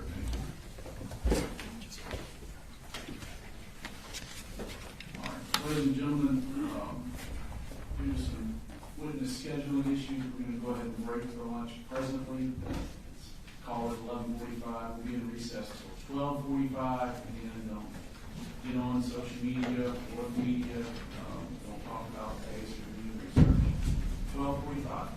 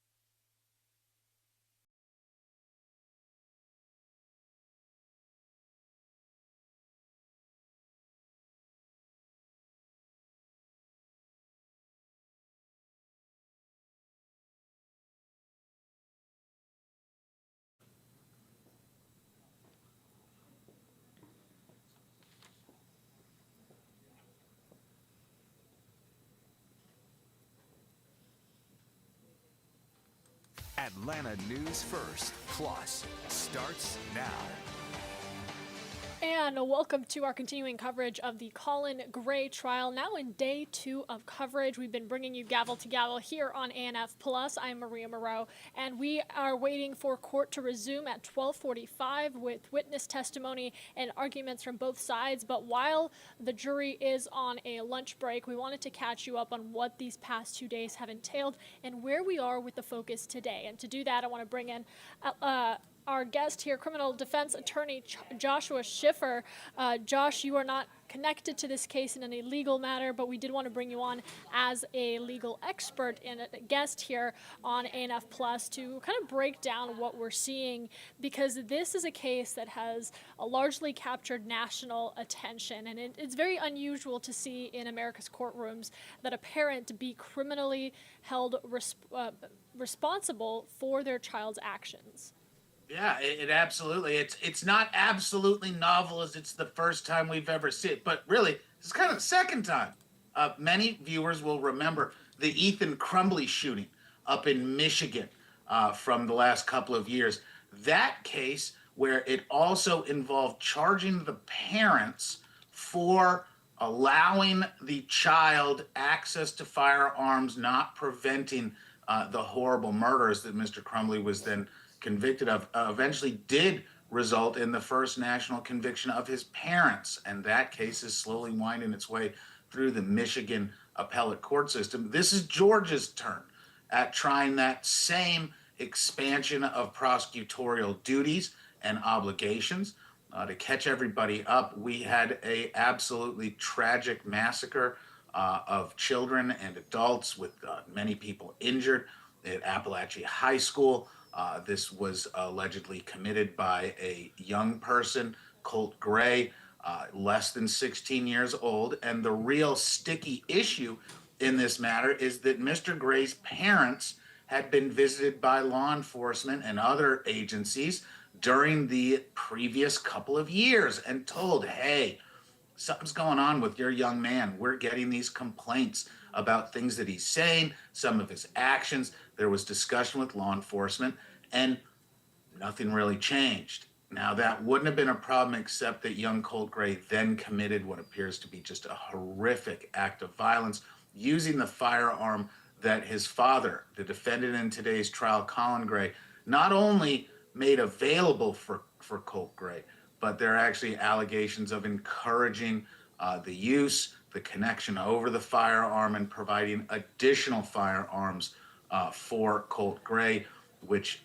obviously in retrospect now was a horrific development. This is the first time in Georgia a parent is being tried and charged and prosecuted for the actions taken by their child.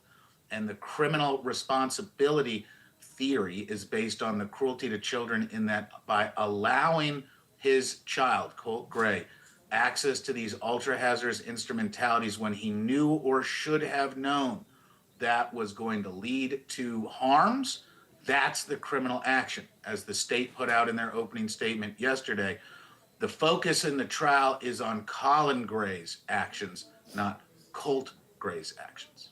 And really that is the focus of what the both sides are arguing is to what extent should Colin Gray have known or have taken more steps to prevent a deadly mass shooting of this nature. And I know that the prosecution has come forward and said we have 3 years worth of warning signs that we feel should have been enough for Colin Gray to step in. We have the defense saying that there are many parents who, gift their young people firearms, as is in our country, the Second Amendment rights, that there are parents who, as the defense has pointed, Colin Gray trying to be an involved father, and to what level should we hold parents responsible for their child's actions? So I kind of wanted to focus on the prosecution side in that sense and those warning signs and get into some of that. What is it going to take to convince a jury, this jury in particular, that all of the signs were there and Colin Gray had enough information to predict and interject into something like this? I think that establishing the factual scenario is going to be pretty smooth, and that's actually what we've witnessed here on day 2 of testimony. This morning's witnesses, they're on a brief court break for lunch right now. This morning's witnesses were all very straightforward, factual, scene-setting witnesses. There was very little cross-examination, no raised voices, no conflict or intensity, as we had people from first responders as well as victims come up and explain the facts as they understand them. So when it gets to how the state is going to establish the responsibilities and duties of Colin Gray, they're doing the right thing. They're going through this 3 years of visitations, of warnings as they laid out in their opening statement that will show that Colin Gray and the family were advised, noticed, pointed out multiple times that their son had done things and took actions that caused others to notice and to reach out. These are people outside of the Gray family. That's a big red flag for the state. And the state is going to lean on the idea that, hey, what kind of parent are you if the police come to talk to you about your son and violence and you really don't do anything? Or worse, as the state indicates, you actually leaned into that relationship, used it as apparently a bridge to connect with your child, did not take the appropriate warnings, and that resulted directly in the violence that we all saw. That is a very logical, meaningful, and I believe effective pathway for the state to establish what the state believes is Mr. Colin Gray's duties. Because is there a duty to warn? Is there a duty to stop? Certainly there is. It's just not defined. There's not a statutory trigger where, okay, if you are visited 2 times by the sheriff, that's when you are deemed criminally culpable and knowledgeable. No. The problem with this case is that without a strong factual law and triggering concept where this, after passing this red line, that's when the law is broken, it comes down to a jury to determine what's reasonable and what's not. That reasonableness standard is at the crux of many jury trials, because what are jurors at the very end? They're the factual determiners. They listen to the evidence and decide what was reasonable, what wasn't reasonable, what actually happened. That's the core role of a juror, is to cut through all the conflicts in evidence, the different bits of testimony that conflict with each other, but also how to determine the weight and sufficiency of the testimony that they hear. And they're going to be weighing exactly what happened, what the interactions were, and whether the knowledge that Colin Gray was obtained during this 3 years rose to a level where he was required to take action, otherwise it was criminal. And that's where it gets really sticky. The defense is going to have a field day with the idea that Mr. Colin Gray didn't commit any shootings. He never pulled a trigger. He never pointed a weapon. And as the defense put out in their their opening, Mr. Colin Gray is on trial for what his son did. And that is a tough concept to lodge in the gut of a juror who is watching someone be prosecuted, potentially thrown in jail, 29 charges for something that they admittedly didn't actually take an active part in, but are trying to be held criminally responsible. Yeah, I mean, we're talking about a lifetime in prison, potentially, if the charges do stick, if he is convicted. And it is also interesting that we are seeing the trial of Colin Gray before we see the trial of Colt Gray. The father and son obviously being tried separately, but how might this impact Colt Gray's case? That's a great question, because generally the court sets the calendar issues. The court controls calendars. It's part of their inherent discretion. It's one of the great powers of being a judge, is you get to decide what you do with your days.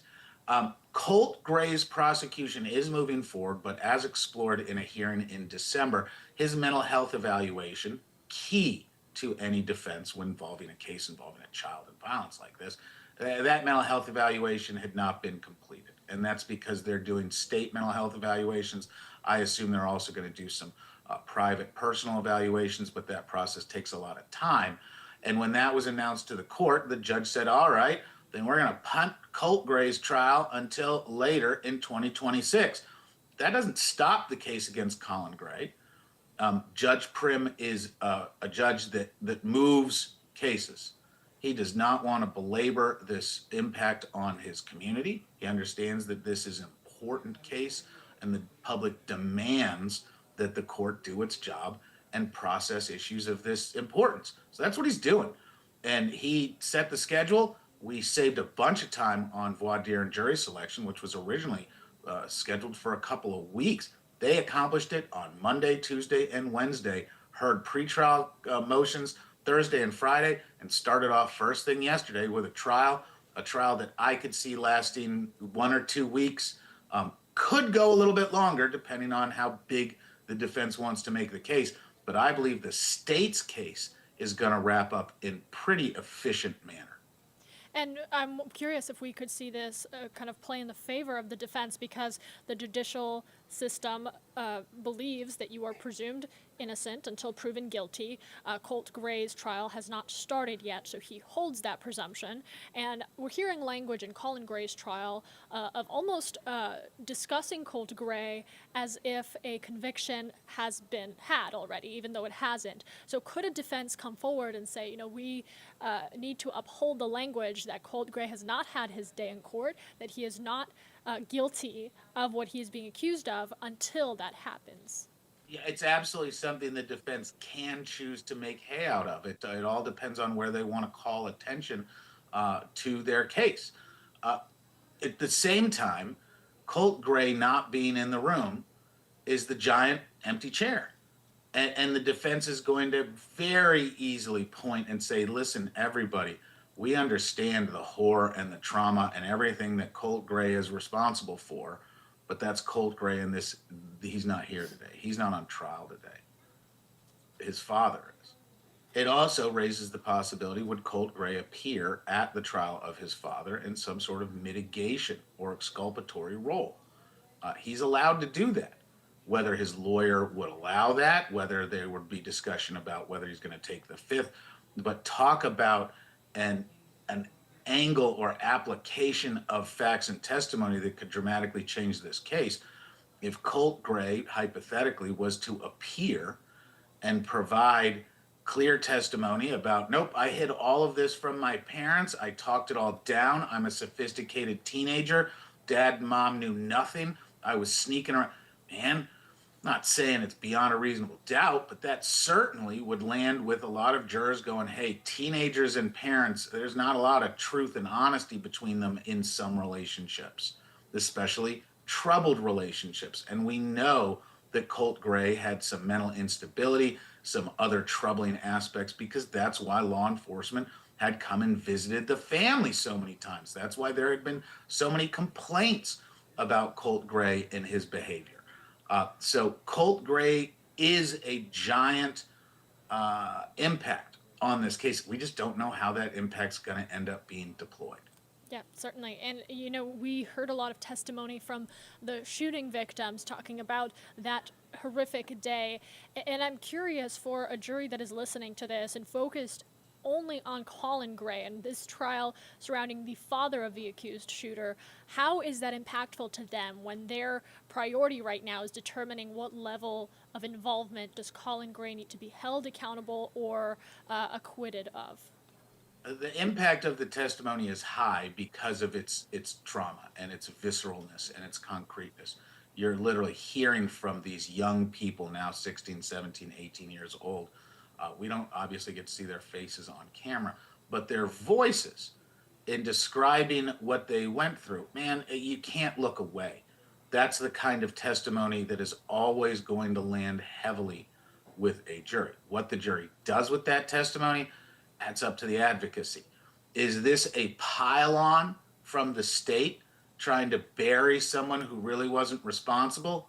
Or was this the very appropriate assignment of blame against Colin Gray? Because Colin Gray was in a position to prevent this by taking firearms away from a juvenile.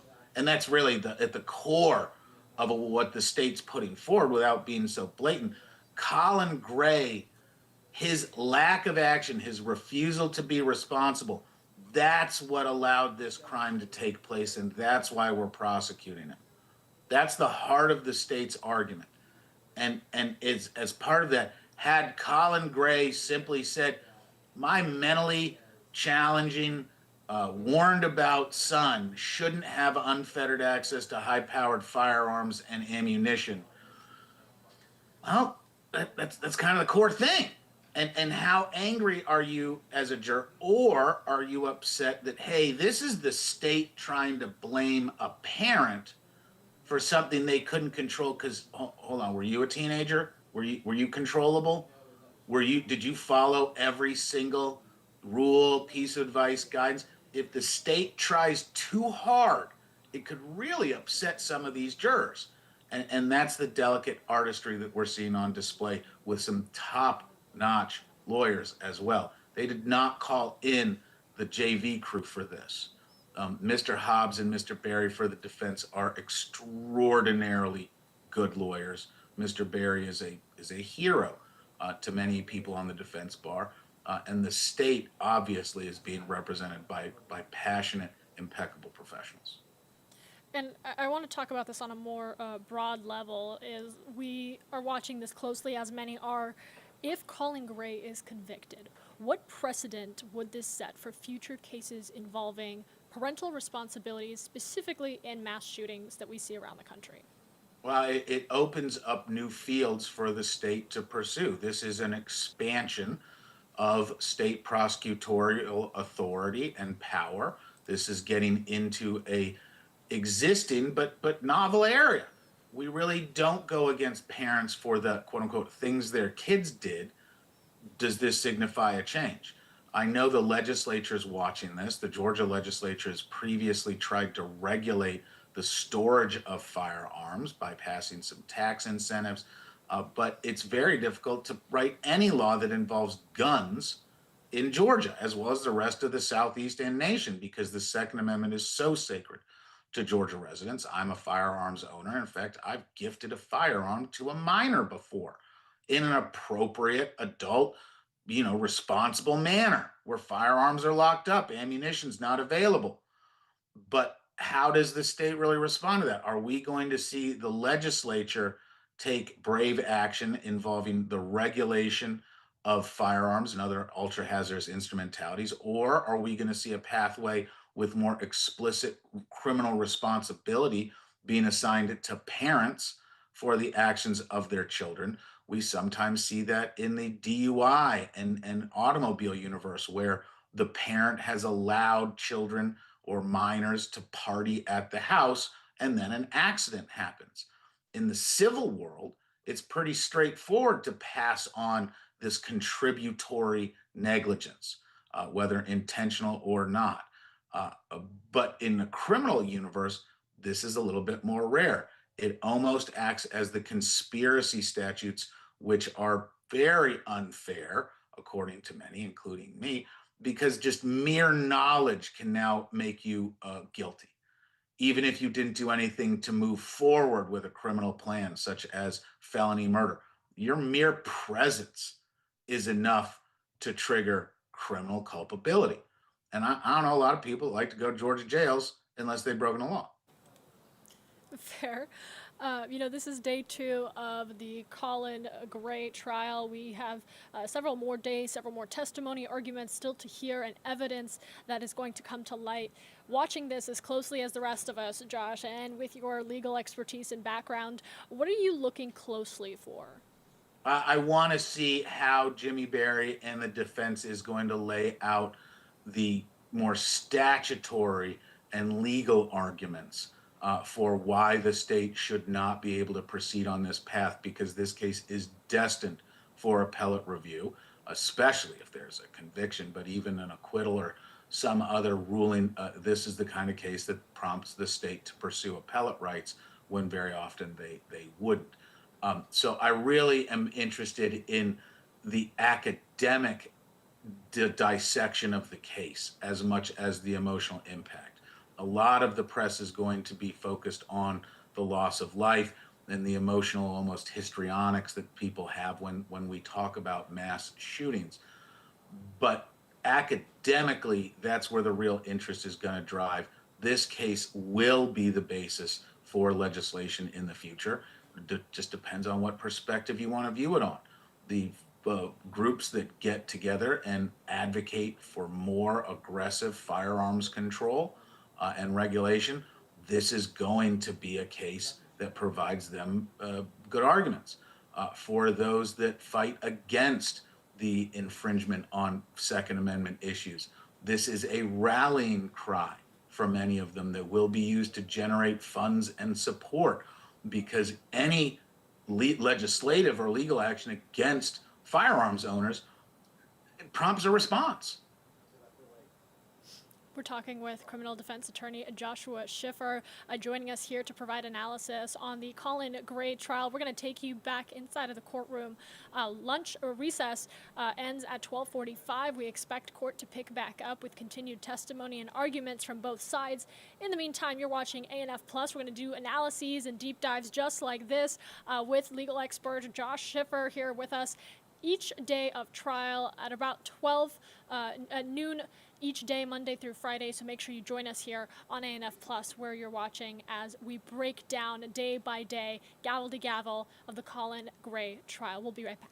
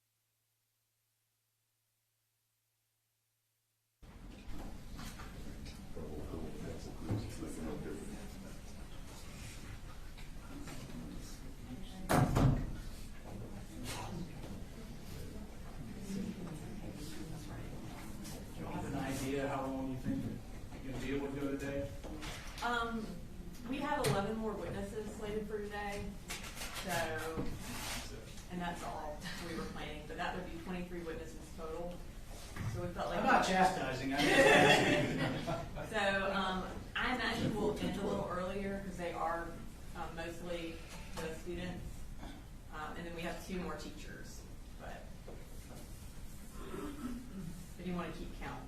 I said earlier, Judge, we don't anticipate cross-examining anybody unless something unusual is said. So should move fairly quickly. I'm gonna just let the bailiffs tell the jurors that we may end a little early, just in case there's some plan that they're able to make, but absolutely. I mean, do you think you talking maybe 4 o'clock, or you think earlier than that? Well, see, 11 witnesses similar to what we've had this morning. And Yeah. we did 12 this morning, I think. We did 12, and it took us, what? 3 hours. 3 hours? No. 3.5. Right. 2.5 hours. That's right, keep working. So we could end by 3:30. All right, we'll just leave it alone. We'll give them a present. Yes. All right. Is the jury ready? Yes, sir. Are you all ready for the jurors? Yes, Your Honor. All right, bring them in.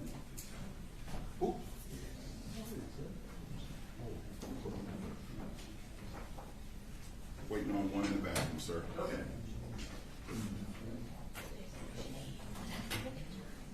Oh, he said, come on.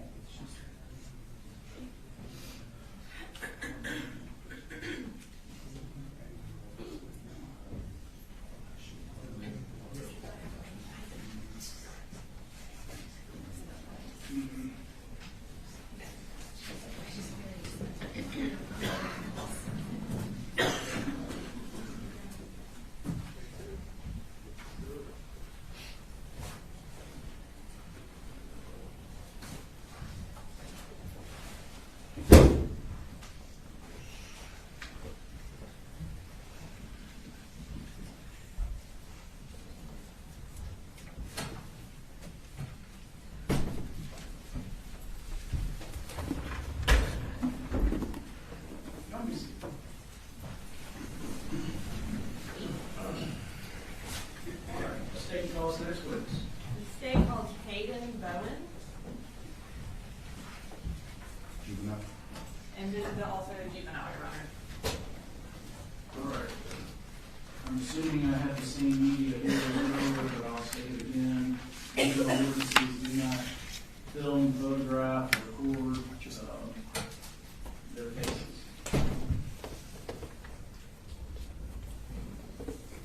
Good afternoon, Ms. Bowen. Can you raise your right hand? Do you swear to tell the truth, the whole truth, and nothing but the truth to help you God? Help me God. Okay. And if you could, I know you're a little soft-spoken. If you could speak up like you're talking to the back of the room so the jurors and the judge can hear you. So we're going to start with if you could just tell everybody your name and then also how to spell it. Hayden Bowen, Hayden Bowen. And what school do you go to, Hayden? Apalachee. How old are you? 16. And when did you turn 16? November 14th. Did you attend Apalachee High School the school year of 2024 to 2025? Yes.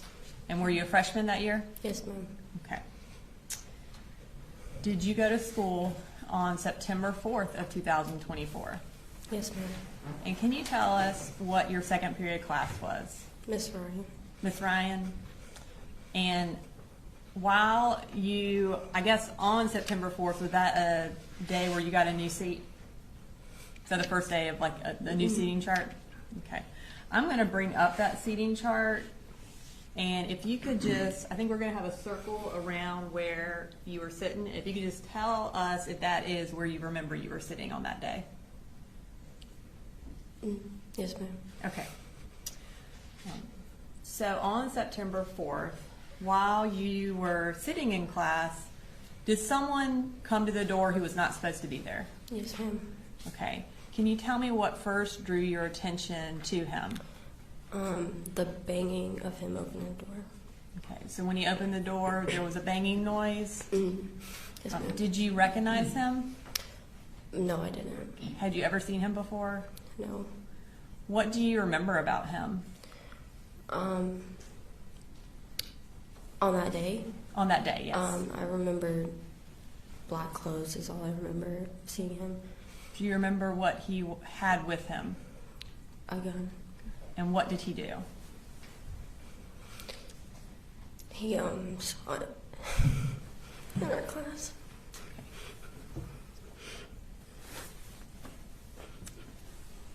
And if at any point you need a break, just let me know, okay? Yes, ma'am. So he shot. What did you do when he started shooting? I got to the ground. You got to the ground. Did you get to the ground right where you were seated? I think so. My vision went out, so I'm not sure where I got down, but I know I did. At some point, did you kind of regain your vision? Yes, ma'am.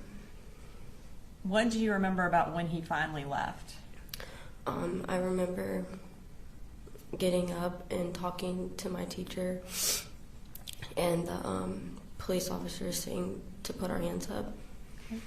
Before you talked to, or before the police officers got there, can you tell me what you remember about what was going on inside the classroom? I remember there was a lot of yelling and screaming and blood and people on the phone with their parents or whoever they were on the phone with. You say there was a lot of yelling. What were people yelling? Help me, I've been shot, I'm gonna die. And were you afraid that day? I was. And you said that a lot of people were calling their parents. Were you able to call anybody? Yes, ma'am. And who did you call? I called my mom. And what did you tell her? I told her that I was gonna die. And when you eventually moved from the floor, do you remember where you went in the classroom? I don't remember. And do you remember who you ended up next to or who you were talking to? I was next to my friend Jalen. And you say Jalen? Yes, ma'am. Okay. And anyone else? I think I was next to Miss Ryan and Nautica as well. And what were you trying to do at that time to try to help? I was trying to move the smart board in front of the door, but I couldn't get it there. And I was asking Miss Ryan if she needed help. And at that point, did you know whether or not the shooter was in custody? I didn't know. Were y'all still concerned that he might come back? Yes, ma'am. Is that why you wanted to put the smart board in front of the door? Yes, ma'am.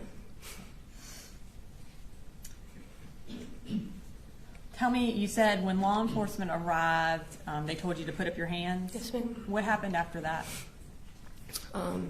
We walked out of the classroom and went to a little field before we went to the actual football field.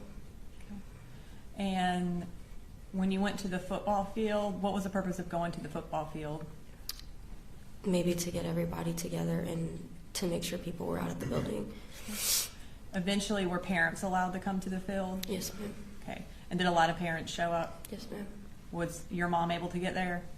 My mom was not. She was out of town, but my uncle did come and get me. And can you tell us what the scene was like on the football field when the parents and everybody were there? It was crowded and a lot of crying.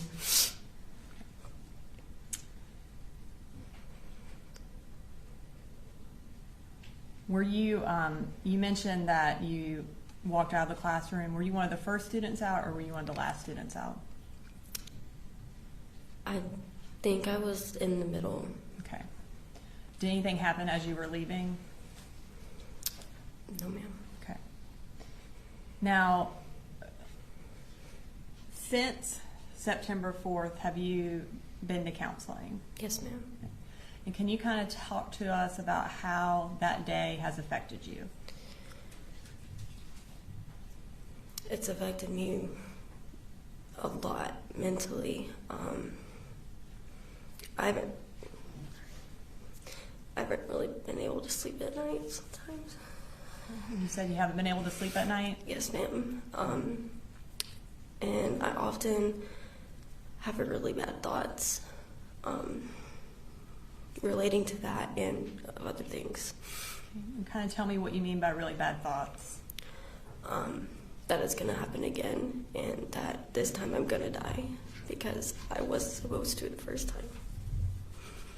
Because, I'm sorry? Because I was supposed to the first time. And what do you mean by you were supposed to the first time? Because he came in my class, and I feel like none of us should have, like, had survived. And have you had any sort of anxiety or panic attacks because of this? Yes. Can you tell me about those? Well, my panic attacks, they normally come when I'm in school and I keep thinking and thinking, and then they come and it's hard to breathe during this. Is there anything that you have to do in order to kind of be able to breathe? I do box breathing. My therapist has helped me with that. Okay. And would you call it box breathing? Yes, ma'am. Okay. Is there anything in particular that triggers these panic attacks or the bad thoughts? The sound of, like, shoes scuffing on the ground. It reminds me of, like, people running, and loud noises are triggering, very triggering. Is the scuffing something that you remember from September 4th? Yes, ma'am.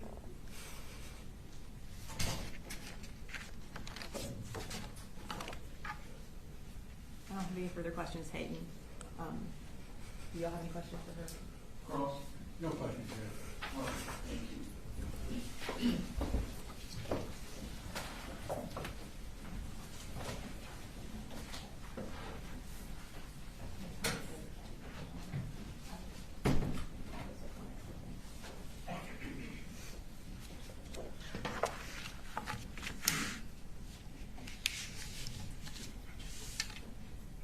The state calls William Carricker.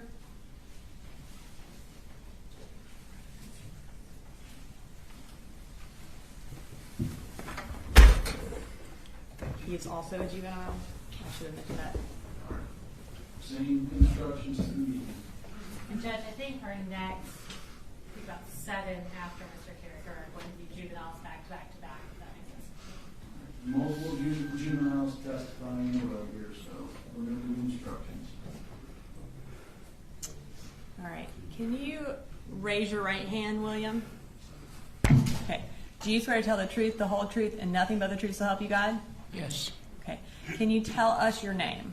William Carricker. Can you spell your last name for us? Carriker. And what school do you go to? Apalachee High School. What grade are you in right now? 10th.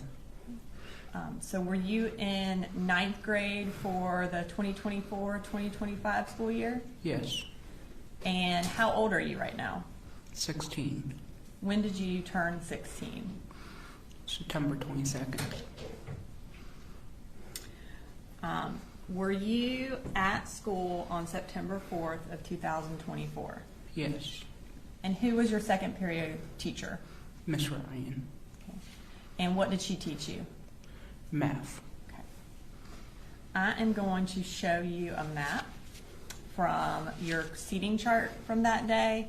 We're going to put a circle around where you were sitting. If you could just tell us if that's where you remember you were sitting. Is that right? Is that where you were sitting? Yes. All right. Thank you, William. Okay. So during that period, did someone come to the door on September 4th that was not in your class? Yes.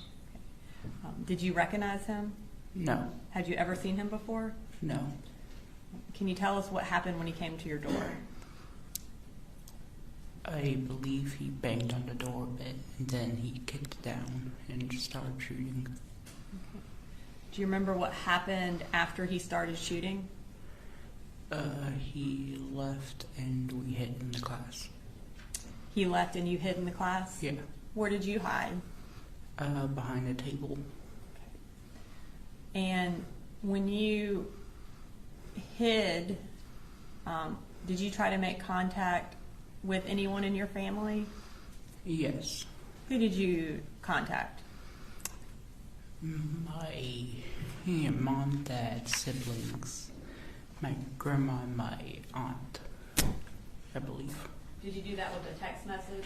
Yes. Okay.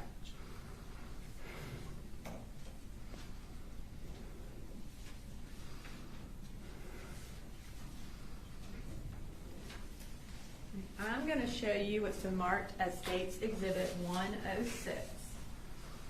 Can you look at that and tell me if you recognize that? Yes. And what does that look like to you? The group chat I made telling my parents what was happening. Okay. And is it like a fair and accurate screenshot or copy of that group chat with your parents and your family from September 4th of 2024? Yes. Your Honor, at this time I'd like to introduce into evidence State's Exhibit 106. You don't object to that. All right, 106 is admitted.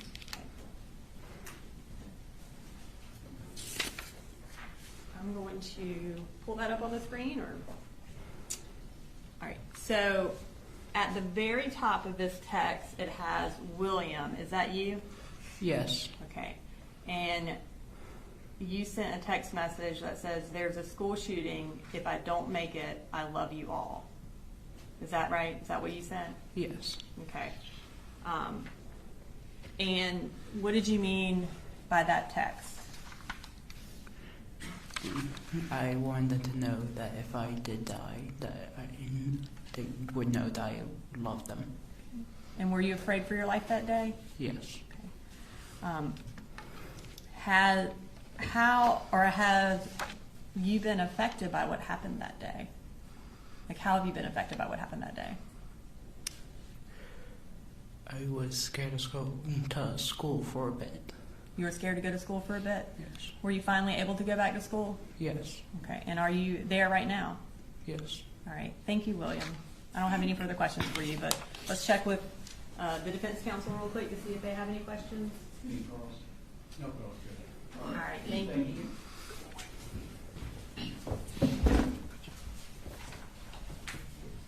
Any calls next, please? The state calls Candace Lawrence.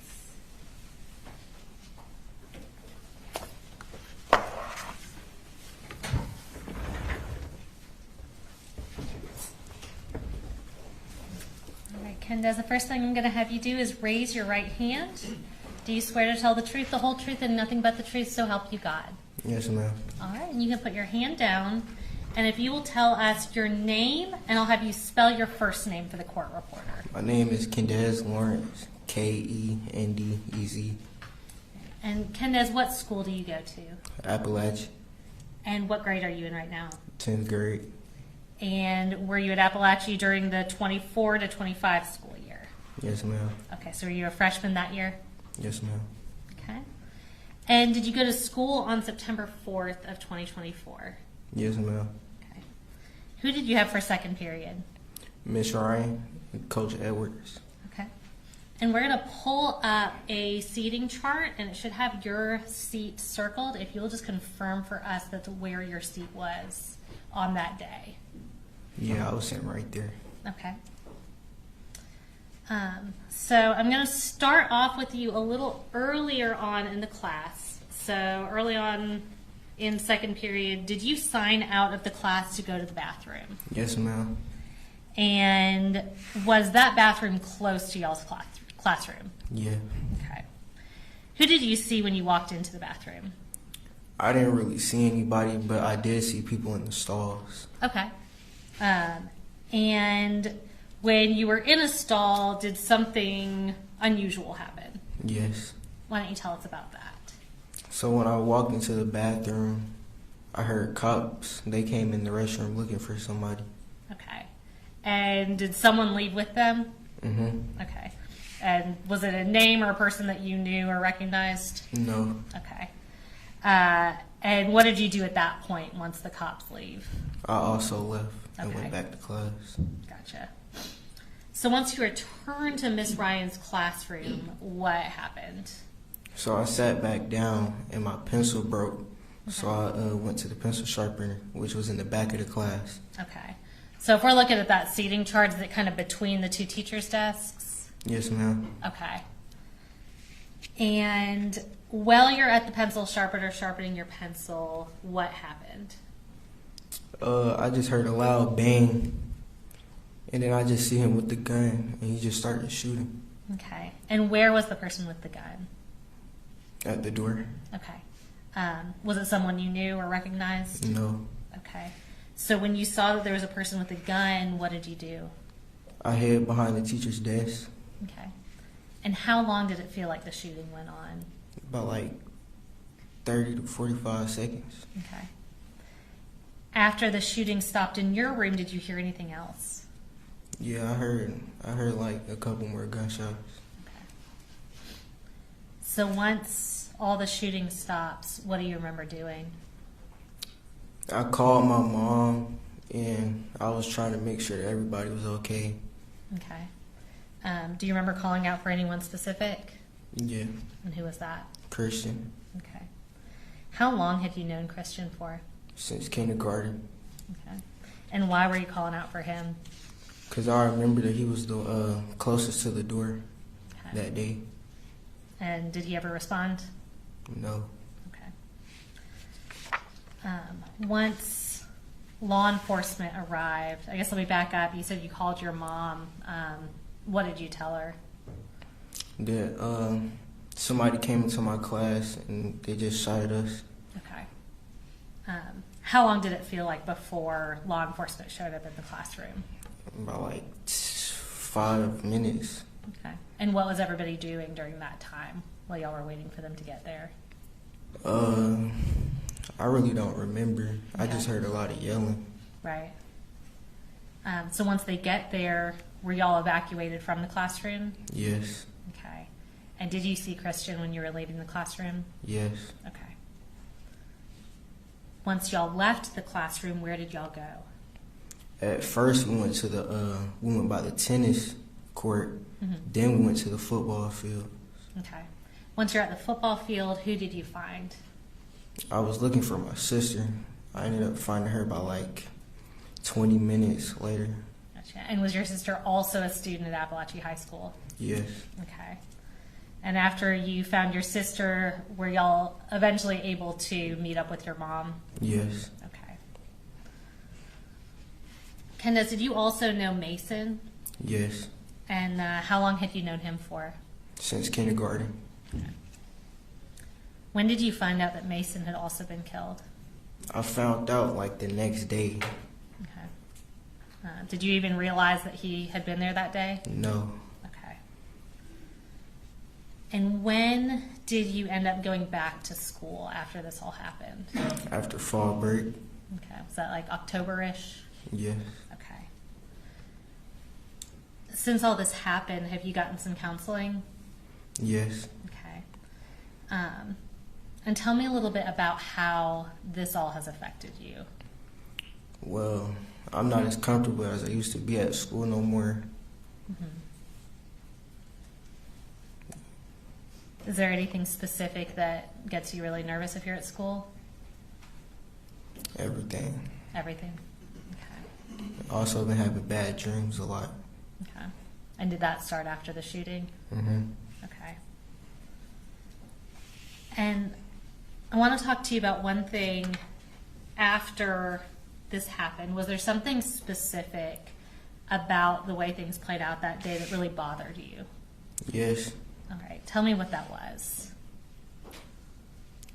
I thought I left the door open that day. Okay. That was something that bothered me. Was that something that you thought about a lot? Mm-hmm. Okay. And something you were like blaming yourself for? Mm-hmm. Did that kind of make you question your memory of the whole thing? Yeah. Okay.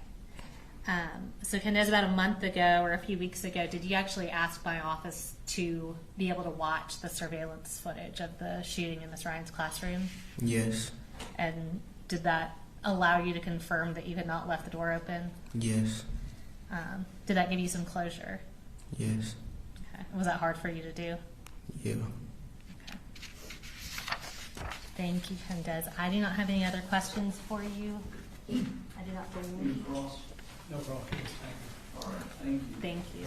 Thank you. State call next, please. The state court calls Marquez Coleman.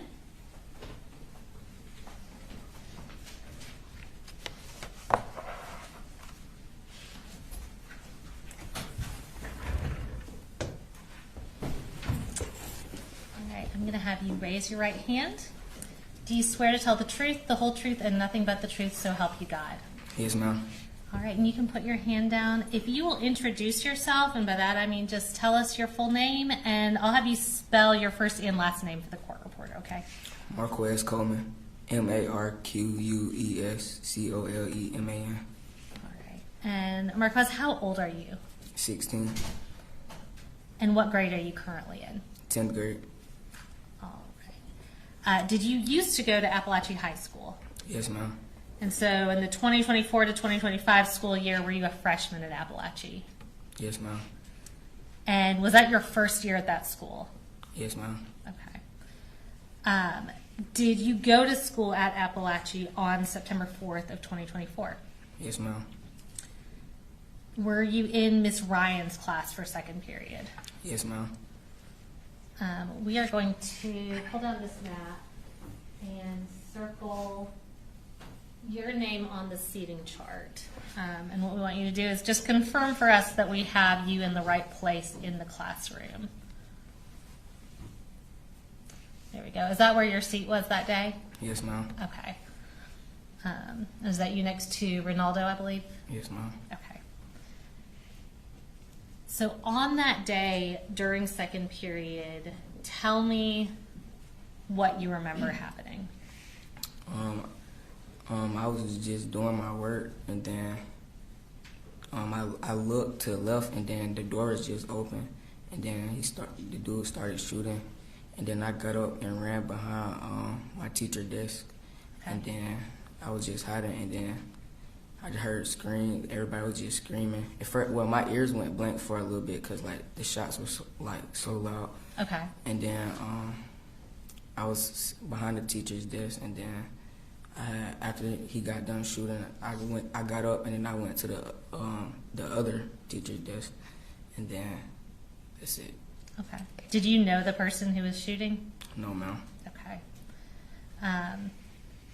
Do you remember how long did it feel like the shooting went on for? Probably about like 30 or 40 seconds. Okay. And about how long did it feel like before law enforcement arrived? Maybe like 5 minutes, 7 minutes. Okay. What was everybody doing in that time before law enforcement was able to make it to y'all?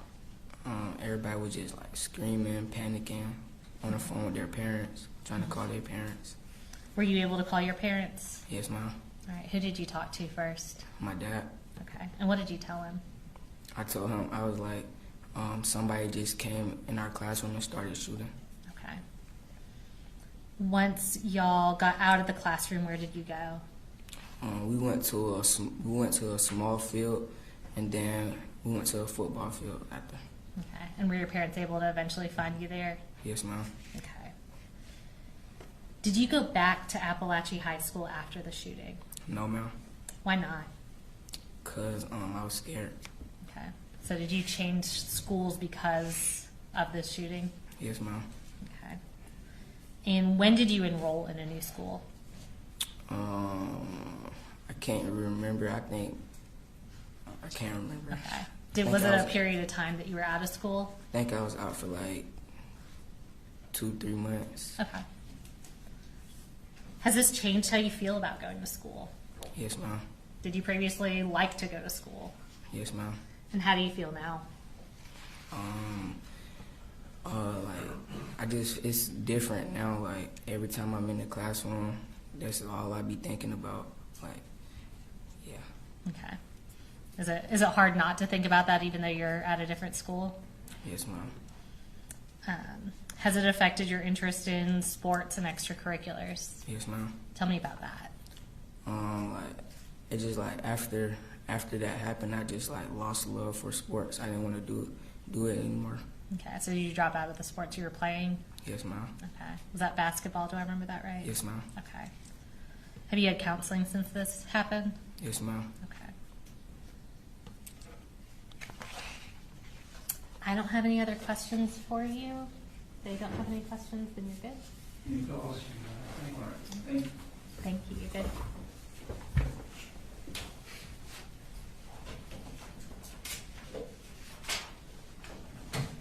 State calls next, please. The state called Brittany Rubio.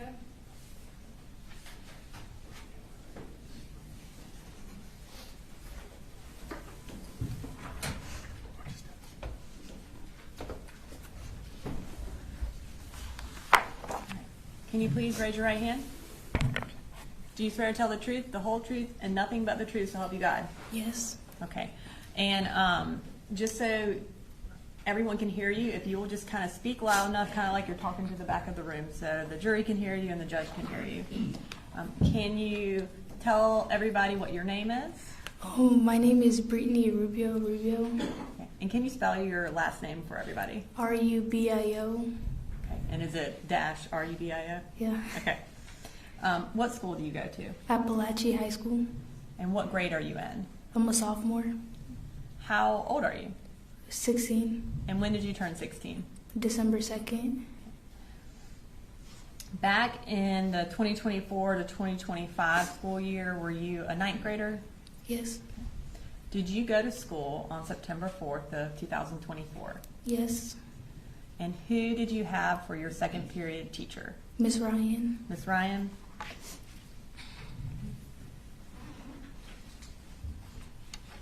I'm going to pull up on here the school seating chart. And we have where we think you were sitting circled. Is that where you remember you were sitting that day? Yes. Okay. Was that a new seat for you that particular day? Yeah. Okay. While you were in class, did someone come to the door that was not in your class? Yes. Okay. And tell me how you, or what brought your attention to someone else being in your classroom? Well, I heard a knock and I just looked up and I saw him. Okay. And do you remember anything about him? He had like long, curly blonde hair. Okay. Was there anything that stood out about what he was carrying? Well, I didn't see at the time. No. Okay. Tell us what you remember happening. Well, I heard a knock, so I look up, and then the door opened, and just like shots got fired. Okay. What did you do when he started shooting? Well, I got up. I got like under my desk for a little bit, and then I just like got up because I heard Nautica say she got shot. And was Nautica sitting right next to you? She was in like, well, yeah. And when you heard her say that she got shot, what did you do? Well, I just like went towards her, and we went to like where Miss Ryan was. Did you help her get over there, or did y'all walk together? Well, she went like by herself, and I was like beside her. Okay. Did you stay there until police got there? Mm-hmm. And were you? Tell me what you were doing. Were you talking to Nautica? Were you? Well, I was with like, there was like a bunch of girls like in that corner, but I was mostly like talking to Nautica. I got her phone because she said she wanted it, so I went to go get her phone. Ms. Ryan would take up our phones, but that day, me and Nautica didn't give our phones. We put it in her book bag, so I had to go to her book bag and get it. And when I was there getting the book bag, that's when I saw Christian. And then I told Coach Edwards that Christian was there and he needed help. he went to go help him, so I just left, and I gave Nautica her phone. And did Nautica call her mom? Yeah. Did you at any point get your phone and call anybody? I got my phone when I got hers. Okay. And who did you try to call? Oh, I was gonna call my mom, but then I just didn't. I don't know why. Okay. When you were sitting there kind of with all the girls over in the corner, do you know how long y'all were there waiting on police? No, but it felt quick for me. Okay. When y'all were there, did you know whether or not the shooter had been taken into custody? I didn't know. Okay. Were y'all afraid that he was going to come back? Yeah. Okay. Had anyone tried to barricade the door to prevent that from happening? I think it was Coach Edwards. Okay. When police got there, tell me what happened. Well, they told us to put our hands up, so we all did. I was trying to like walk out, and then Martin, he was like comforting me, saying it was okay and that I could do it, and he was just comforting me to tell me not to look down because there was like blood everywhere on the ground. And then after I left the classroom, we went up a hill like near the football field. Okay. And what were y'all doing in the football field? It was just a bunch of students and classes like all together. And I saw my friends, so I was just like with them. And then we started moving to the bleachers.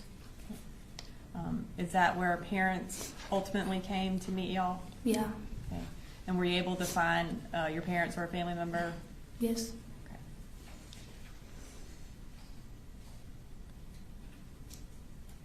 When kind of since this day, can you tell us how that shooting has affected you?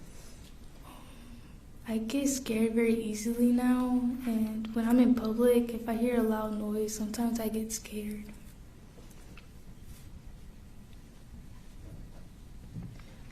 When did you go back to school after this? The first day they said we could go back. Was it difficult going back? A little bit. Does anything kind of trigger you being afraid? Yes. Okay. And can you tell us what that is? Oh, guns, loud noises, and sometimes being near a door. All right. Thank you, Brittany. I don't have any further questions for you, and I don't think the defense has any. Jimmy Cross. No, Your Honor, no question. All right, thank you.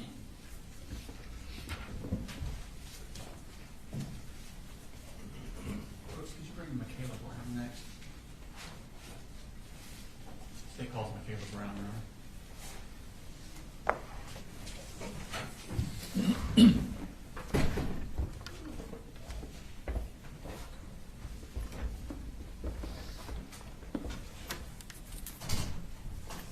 Hey, Michaela.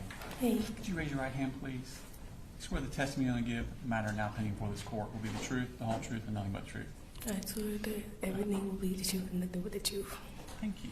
Put your hand down. If you could, I'm going to need you to speak up so everyone can hear you, okay? And you can use that microphone. Could you please introduce us and tell us what your name is? My name is Michaela Brown. Okay. Can you spell your first name for the court reporter? Makaylah. Okay. And Michaela, where do you go to school? I go to Apalachee High School. And how old are you? I'm 16 years old. And when is your birthday? September 19. Okay. Last year, did you also go to Apalachee? Last year, school year, did you also go to Apalachee? Yes, sir, I did. Were you a freshman that year? Yes, sir. For second period, what class did you have? I had Miss Ryan's class. Okay. And on September 4th, were you in class that day? Yes, sir. Okay. We're going to pull up a seating chart. That's not it there. Well, that's the seating chart. We're going to pull a different one up that has where we think you were sitting. And tell us if that's correct.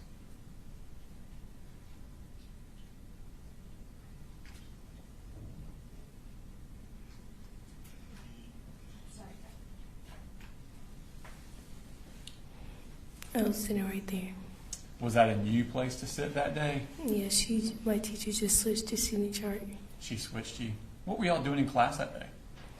I think that's the day when she switched the seating chart. I don't remember. Okay. How does class normally go as far as the teaching? Can you repeat that? How does class normally go as far as the teaching? Just go as a normal day. Okay. Do you work individually? Do you work in groups? Does the teacher just kind of teach you and you listen, or how does it work with Miss Ryan's class? So sometimes she teaches and we listen, or sometimes we work with groups. Okay. Do you remember that morning if she was actually teaching you, or were you working in groups that morning? She was teaching us. Okay. Is at some point during this class did something catch your attention that wasn't right? No, sir. Okay. When did you first notice something happening? When he was just standing at the door. Okay. So you're according to that seat, the door's kind of behind you, right? Yes, sir. Did you turn and look at the door? Yes, sir. What was it that made you turn and look at the door? I just heard a big loud banging noise against the wall. Okay. And when you turned around and looked at the door, what did you see? I seen him standing there with the gun. Okay. This person you saw standing there, had you ever seen them before? No, sir. Okay. And what were they doing with the gun? He was holding it at first, and then I think he took the safety off. Okay. After he took the safety off, what did he do? He started shooting it around the classroom. Did he ever come into the classroom, or did he just stay there at the door? He was just standing there at the door. Okay. And how many times did he shoot the gun into the room? About like 15, 10, I can't remember. Okay. What was it like when he first started shooting?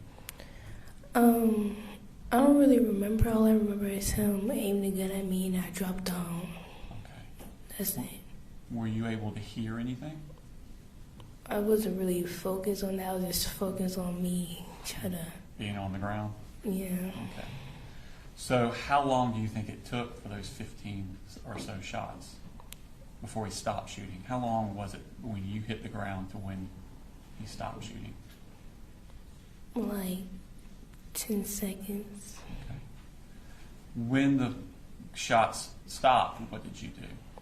I got up, looked around, Okay. and then I just remember just to go get my phone to call my mom. Okay. When you got up and looked around, was the shooter still in the room? No, sir. The door was blocked by then. The door was shut, blocked. Okay. Who was blocking the door? I think Coach Edward, I remember, and one student, I can't remember who it was. And what were they doing to block the door? They was using this. I wasn't really paying attention to that. I understand. What were you doing at that point? I ran to the other side to go grab my phone, call my mom. Where on that was your phone on that little Under Miss Ryan's desk. Okay, and hers is the one on the top right corner? Yes, sir. Okay.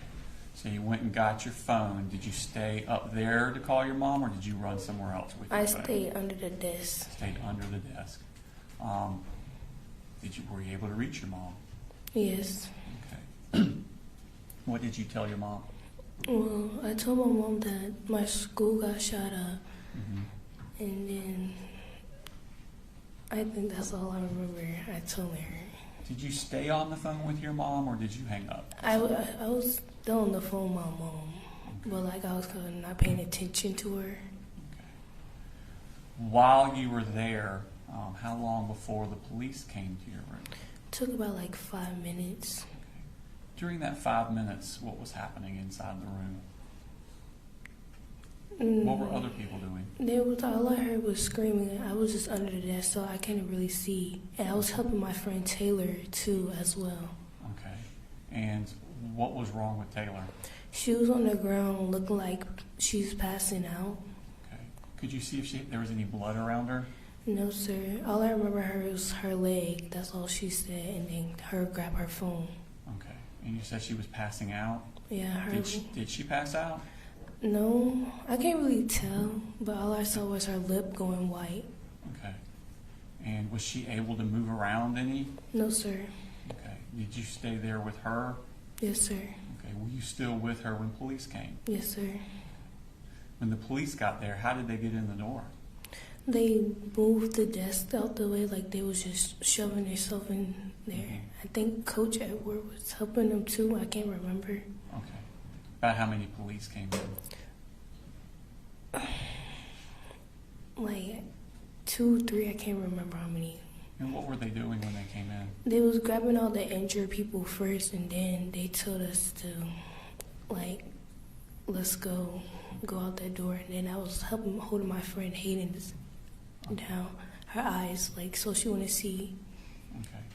When you said they took the injured out first, did you see other students with injuries? Yeah. Who did you see that was injured? I saw that Nautica was injured. And Where was she injured at? Could you tell? on the other side with Miss Ryan, on the other side of the classroom. Okay. What part of her body was injured? Could you tell? No, sir. Okay. Other than Nautica, who did you see? I remember seeing Natalie. That's what I remember seeing getting. Where was on her body was Natalie injured? I remember seeing blood from her face. You saw I don't blood know on her who. face? Somewhere. Okay. When I was over there with them. Okay. When you left from helping Taylor and left the room, you said something about your friend Hayden was helping you? No, I was helping Hayden, You were like cover helping her Hayden. eyes so she wouldn't see the body. Okay. And which body are you referring to? Christian's body. Where was Christian's body at? Near the doorway. Okay. Did you see it? Yes, sir. Okay. And was he alive or deceased? He was deceased. Okay. How could you tell? Because he wasn't moving, and I think I remember seeing his eyes open. I can't tell. Okay. And Hayden, how was she reacting? She was crying, like almost like in a panic mode, but I can't really remember how she was acting or tell. Okay. When you went out the door past Christian's body, which direction did they turn you, to the left or to the right? To the right. Okay. Did you see anything else in the hallway before you left the school? I mean, I think a white bag. Okay. And then y'all went out the door to your right? Okay. Where did y'all go? We went up the grass to go to this field. Well, we went up to the grass to a tree to see where else to go, because I think they came and got us first. I can't remember. Were there other students out there, or was it just your class? There was more students out there, because I remember looking for Taylor's sister, because I had Taylor's phone. You had Taylor's phone? Did you get that when you were helping her? Yeah. Okay. And so, did you know Taylor? Yes. How long have you known Taylor? Since elementary school. Okay. So you knew her sister too? What grade was her sister in? The same grade. Same grade. Were you able to find her sister out on the grass at that point? Well, I think I remember finding somebody else to go find her sister, and then the person handed me her phone back, and then I found her sister. Okay. When you were still on the grass, were other students coming out of the school? Yes, sir. Okay. At some point, were y'all told to go somewhere else? Yes, sir. And where were y'all told to go? To the football field. All right. And when you got to the football field, were people already there? I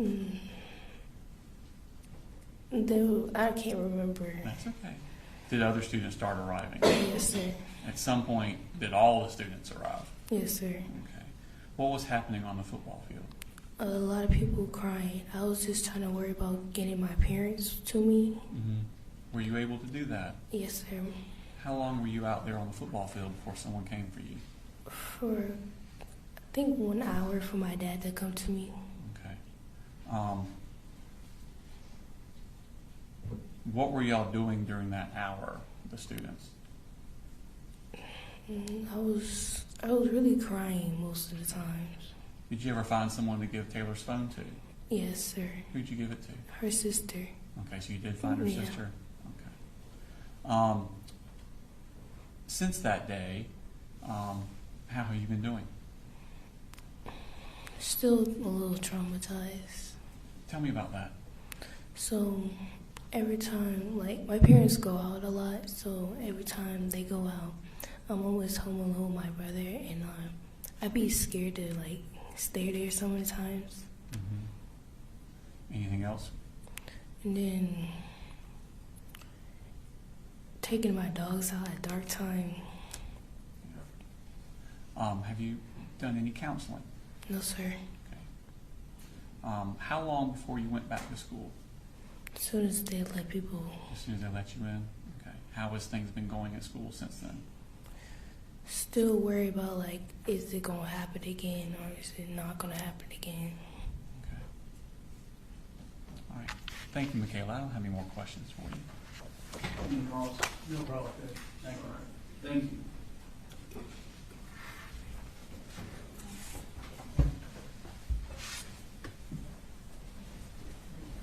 City calls number, please. St. Paul's Carolyn Brady.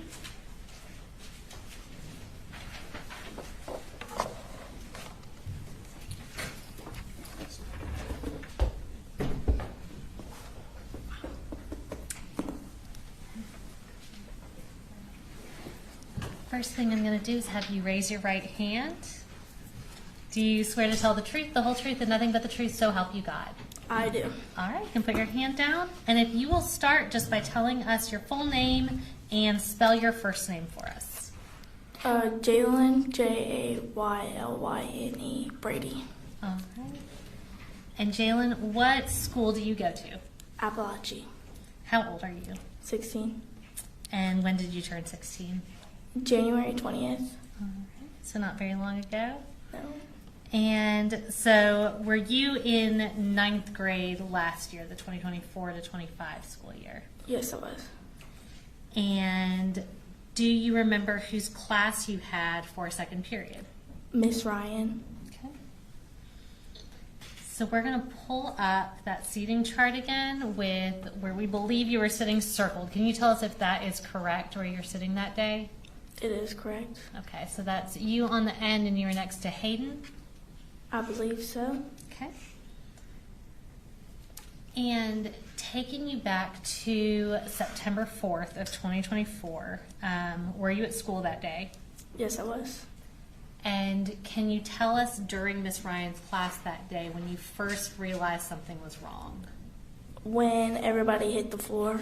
Okay, so did you notice people reacting before you even noticed something else? Yes, I did. So once everybody hit the floor, what do you remember? Like everybody moving, like dragging all the desks. Okay. Do you remember, like, in your mind, do you remember hearing gunshots? Yes. Okay. And how long did it feel like the gunshots went on? For like 30 seconds. Okay. And where did you go during that time? Under the board. Okay, that kind of smart board we see in the corner? Okay. So you said that people were moving desks and that kind of thing. Once the shooting stopped, what do you remember? Helping other people. Okay. Is there anyone specific that you remember that needed help? Nautica. Okay. And what was going on with Nautica? She was just... I don't know how to explain it. Could you tell if she was injured? Yeah. Okay. And how was she acting? It's hard to put into words, I know. I don't know. Okay. Can you describe like what she was doing? Was she crying? Was she... Yeah, she was crying. Okay. How were the rest of the kids in the class acting at the time? They were also freaking out. Okay. And how were you acting at the time? Do you remember? I think I was acting calm until I stood up, you know. Okay. I didn't think it hit me until after. Okay. At what point do you think it hit you? You said when you stood up? Yeah. Okay. So you were still in the classroom? Yeah. All right. What do you remember about that moment? Honestly, I don't know. Is it kind of hazy still? Yeah. Okay. How long did it feel like until law enforcement arrived? Like 5 minutes. Okay. And during that time, did you stay with Nautica? Yeah. And were y'all over there by the smart board? Yes. All right. Do you remember if anybody else was over there with y'all? Miss Ryan, Natalie, and Melanie, and Brittany. Okay. And do you remember if anybody else over there was injured too? Yeah. Natalie and Melanie were. Okay. And once law enforcement arrived, what happened? They took all the injured people out. Okay. And then after all the injured people were out, were the people who were not injured able to leave? Yeah. Okay. Do you remember anything about when y'all were walking out? No, nothing really happened after that. Okay. Where did y'all go once you were taken out of the classroom? It's like this hill, and then we went to the football field. At some point, were you able to contact anyone on your Yes. phone? Who'd you call? My papa. Okay. And is your papa your grandpa? Yeah. All right. And what did you tell him? That our school was shot up. Okay. And when y'all got out to the football field, at some point was somebody able to meet you there? Yeah. And who was that? My papa and mom. Okay. And Jalen, since this happened, how has it affected you? I think I have a lot more anxiety and stuff. Gotcha. Is it something that comes up regularly, something you continue to struggle with? Yes.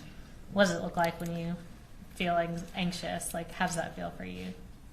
I'm not really sure what it's worse. Yeah. Is it something, has it made school any harder for you? A little, yeah. Okay. And do you feel it sometimes at home too? Not really. Okay. Mainly school? Yeah. Okay. Well, Jalen, I don't think I have any other questions for you. If you have any questions. No problem, Judge. Thank you. All right, you're done, Jalen. Thank you.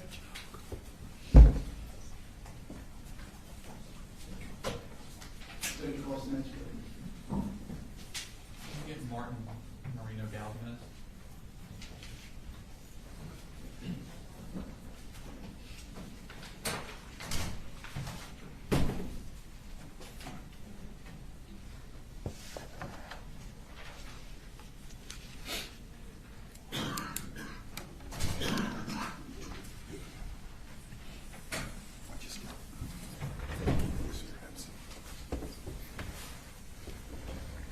Hey Martin, how are you today? I'm getting you. Doing well.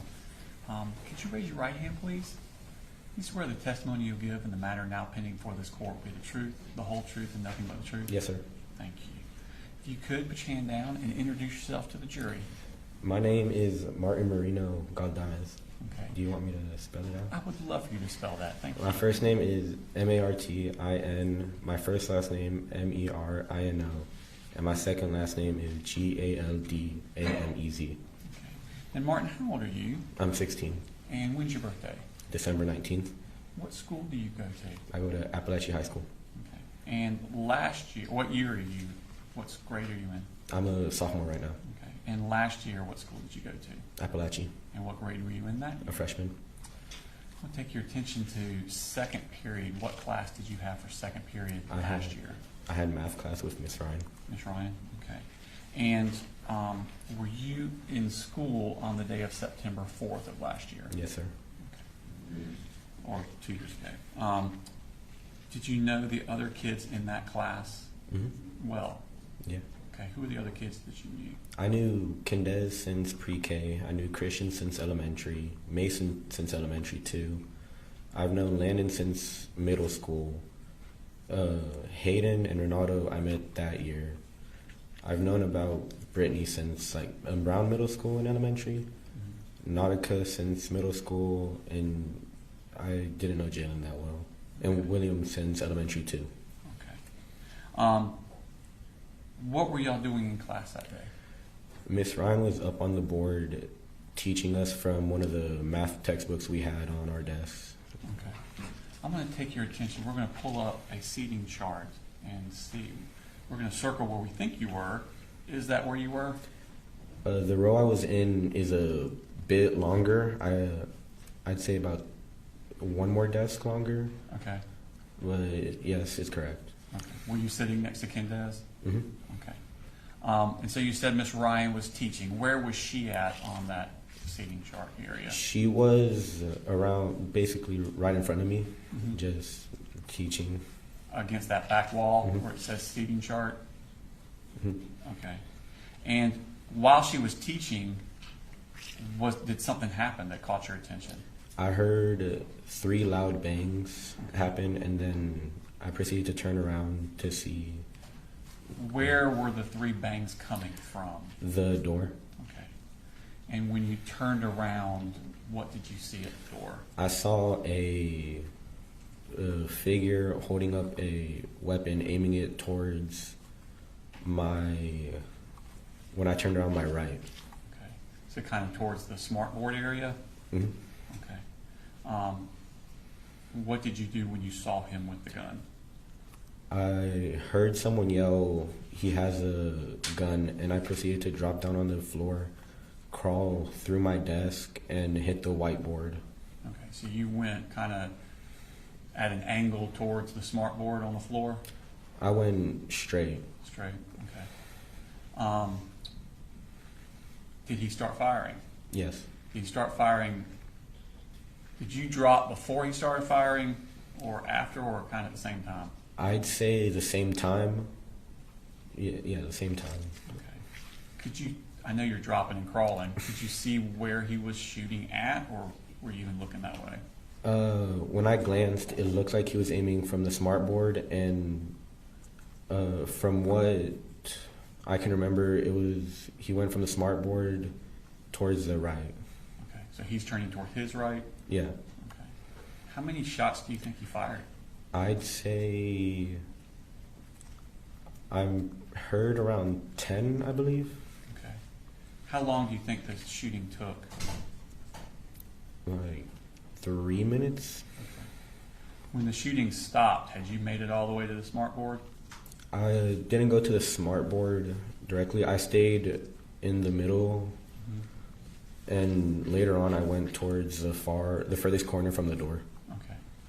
Would that be up where the teacher, Ms. Ryan's desk was? Yes. Okay. Before that, as soon as the shot started firing, did you look back towards the door to see what was going on? Yes, I did. Was the shooter still in the room? No, he left the door open, and I remember some of my friends going to close the door and put chairs and desks to cover it. And who was that was putting the chairs and desks in front? It was the other teacher and Ronaldo, I believe. So Mr. Edwards Mm-hmm. and Ronaldo? Okay. And what were you doing while they were putting the chairs? While they were doing that, I was jumping between my friends to see if they were okay. And I remember giving my hoodie to Miss Ryan to help some of the kids that were bleeding. Okay. Who did you first notice that wasn't okay? Taylor.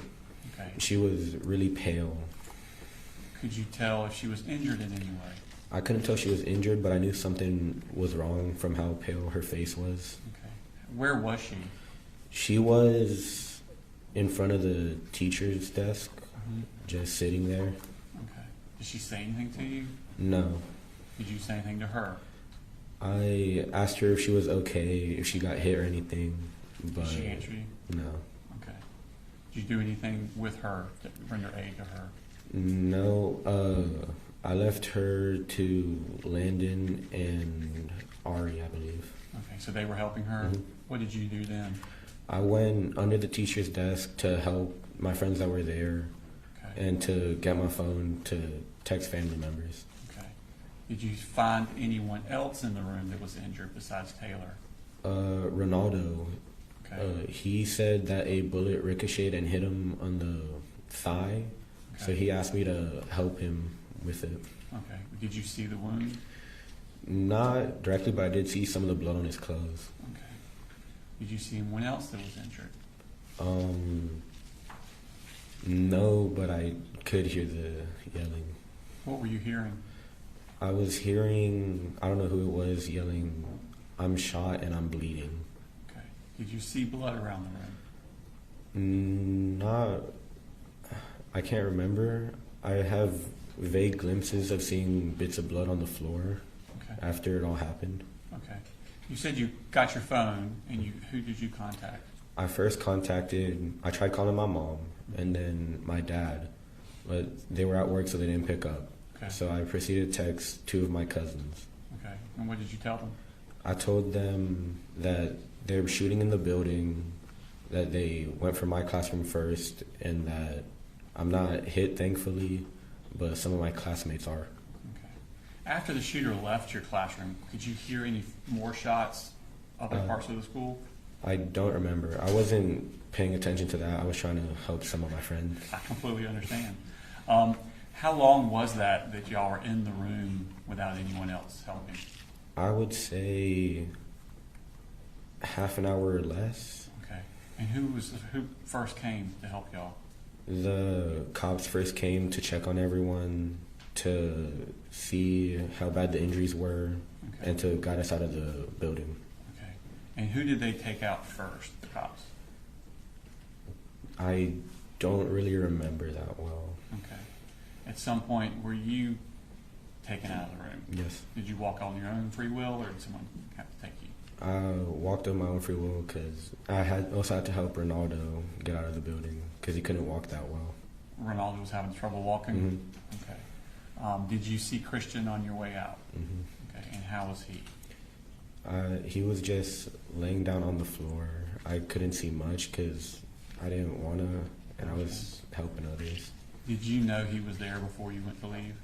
Mm-hmm. Okay. Was there discussion around the room about it? Was there any discussion around the room about it? About Christian? if he's Just about his well-being? There was a bunch of talking about people saying he was the first one to get injured. But that's really all I can remember. Okay. When you left the room, did you go to the right or the left? The right. Okay. Did you notice anything in the hallway that caught your attention? No, I was mainly focused on leaving the building as fast as I could. As fast as you get out? Okay. And where did they first take you? They took us to a little hill past the road that links Heyman Morris to Apalachee. And then after a bit, they took all the students there to the football field. Okay. When you got to the football field, what was happening there?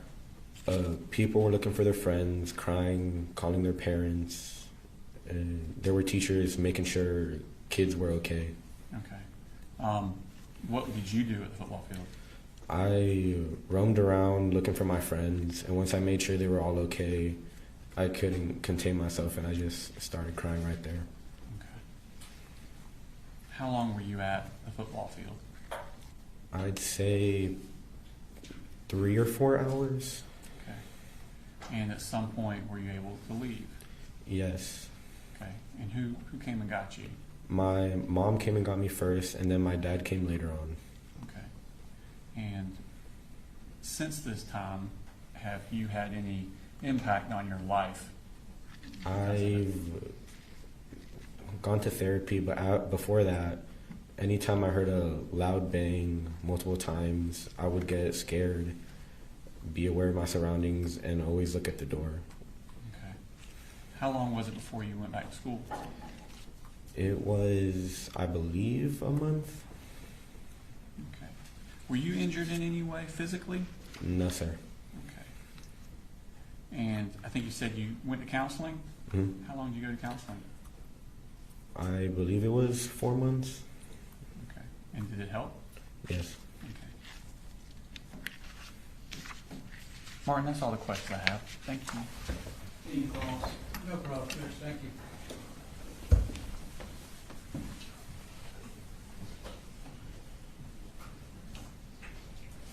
Call your next witness. State calls Ariana Norman.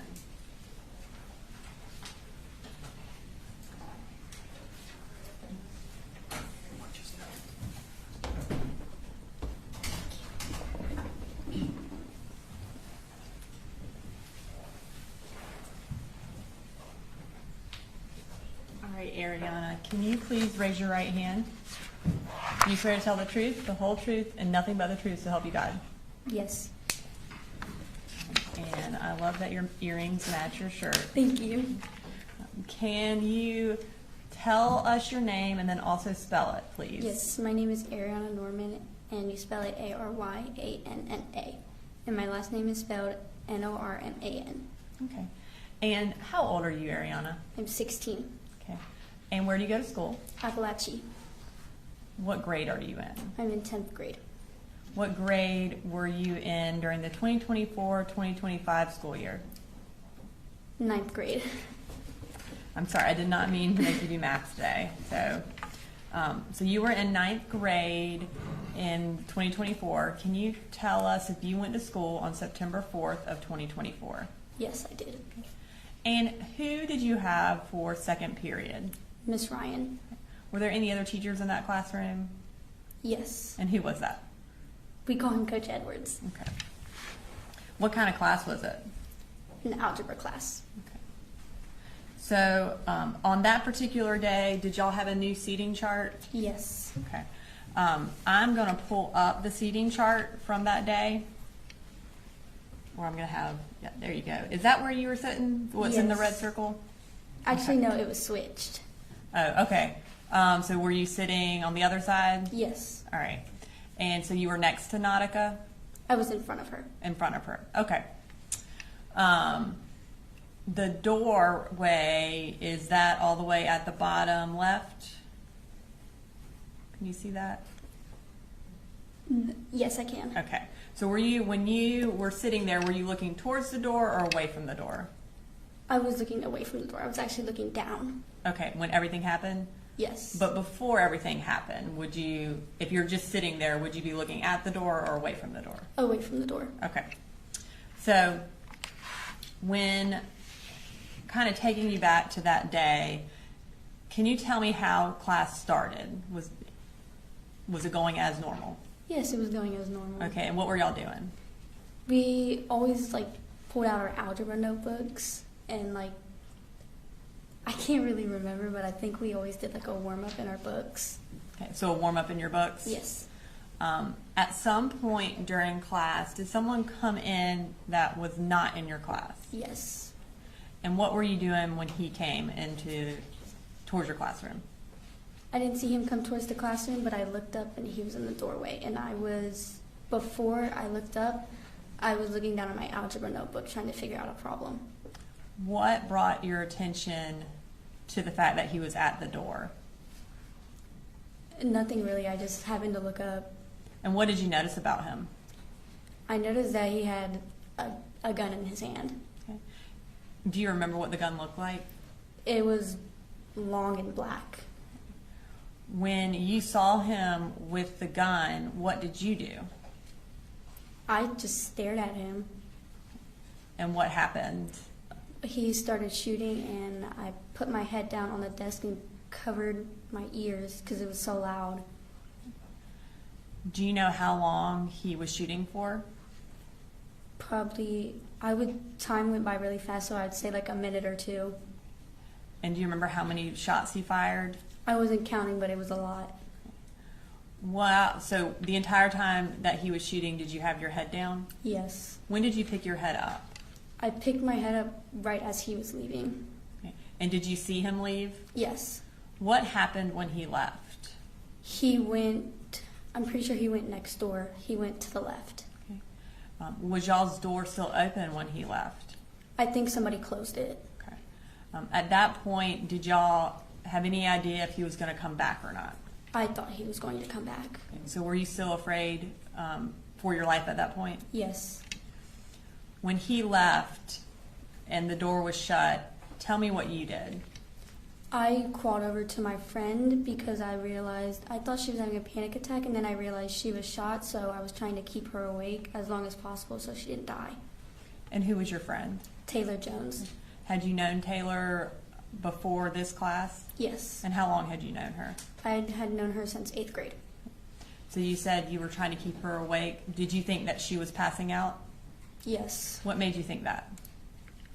She was fluttering her eyes, open and shut. She could barely keep them open. What were you doing to try to keep her awake? I was holding her chin and was saying, "Taylor, stay awake." And every time she would close her eyes, I would shake her. Did you notice if anyone else was injured? Yes. Okay. Who else did you see? I saw Christian, and then I saw Ronaldo, and I heard Natalie.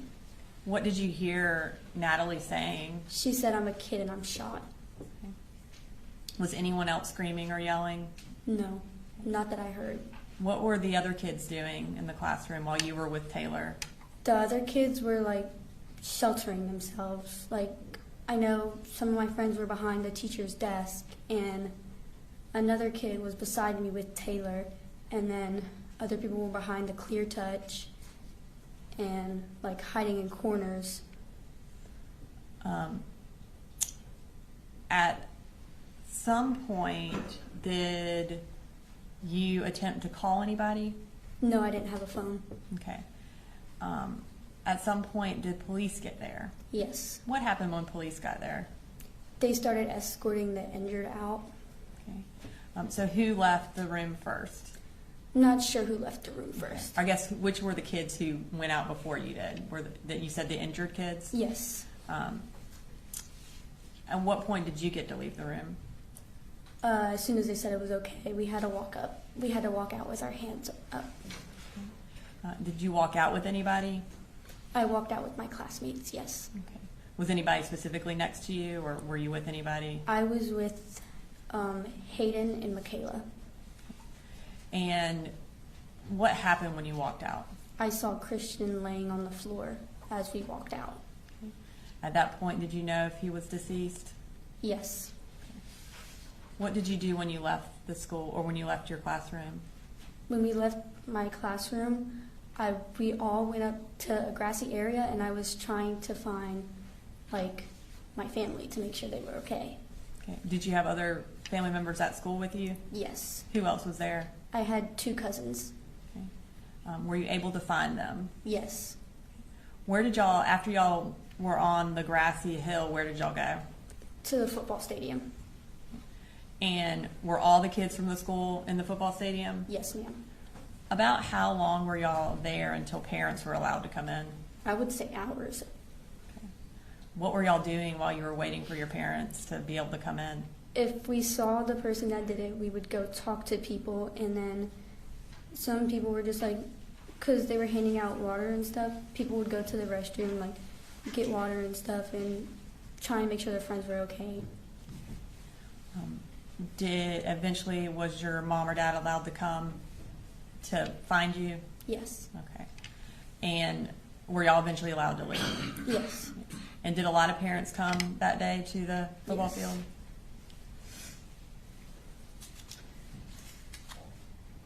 Since that day, how has this shooting affected you?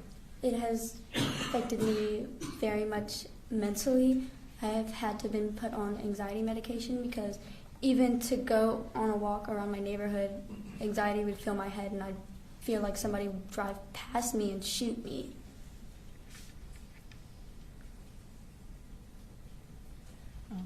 In addition to anxiety, is there anything else that kind of interrupts your thoughts? Just recalling the day. And does that happen often? Yes.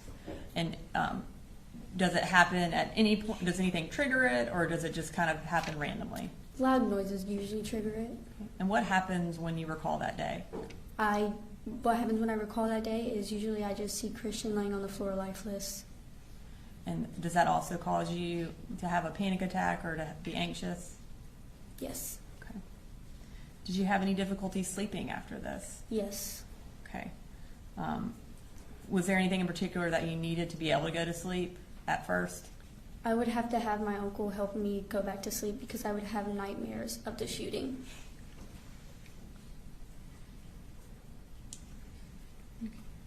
And did you start counseling for this? I mean, have you been in counseling since Yes. this? Okay. And are you still in counseling for it? Yes. Okay. Have you and the other kids in Miss Ryan's classroom stayed in touch? Yes. And how do y'all do that? We have a group called CRMC, and usually like once every other month we hang out, and sometimes we see each other in the hallways and stuff. And what is the purpose of that group?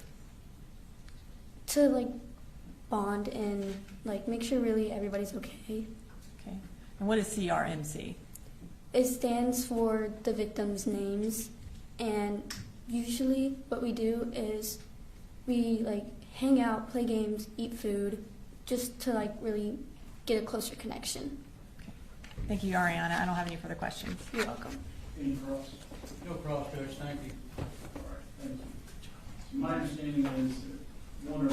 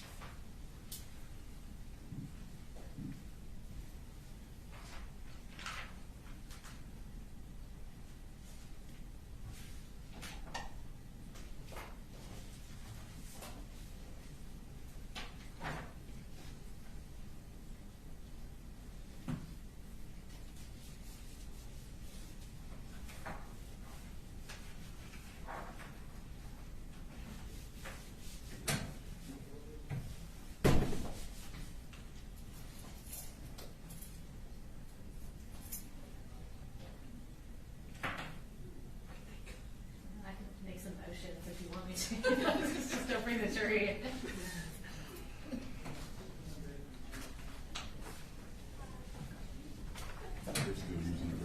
Still using the restroom? Let me know when you're ready. There we go.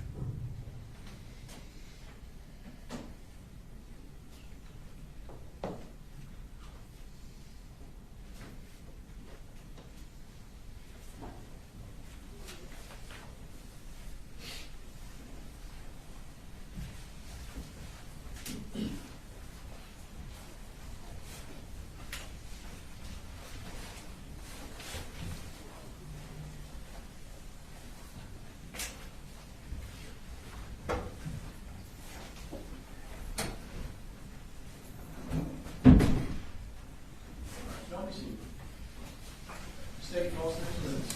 The state calls Valerie Lancaster.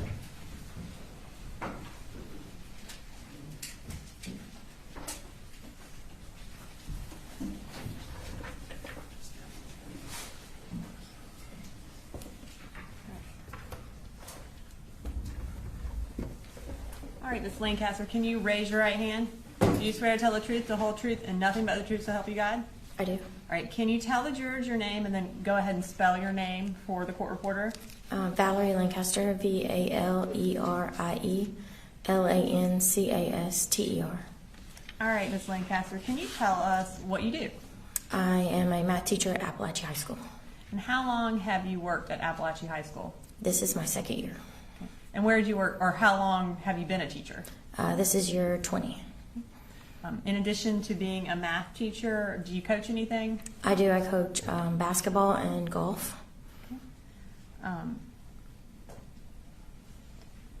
In September of 2024, what was your second period class? My second period class was a collab geometry class. And what do you mean by collab? There's 2 teachers in the room for to cover special ed students that have IEPs. And who else was teaching with you? David Phoenix. And was he also a golf coach? Yes. And who handled what part of the class?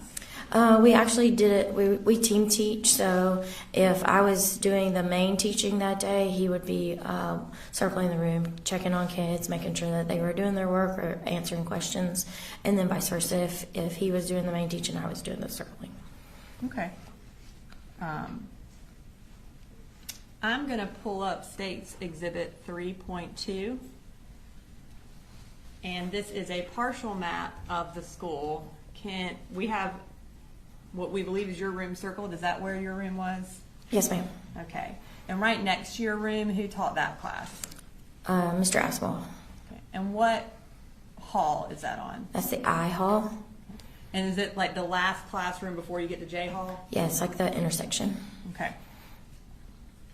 On September 4th of 2024, who was being the lead teacher and who was being the co-teacher in your class that day? I was lead teaching at that time. Okay. So does that mean that Coach Phoenix was kind of walking around helping? Yes, ma'am.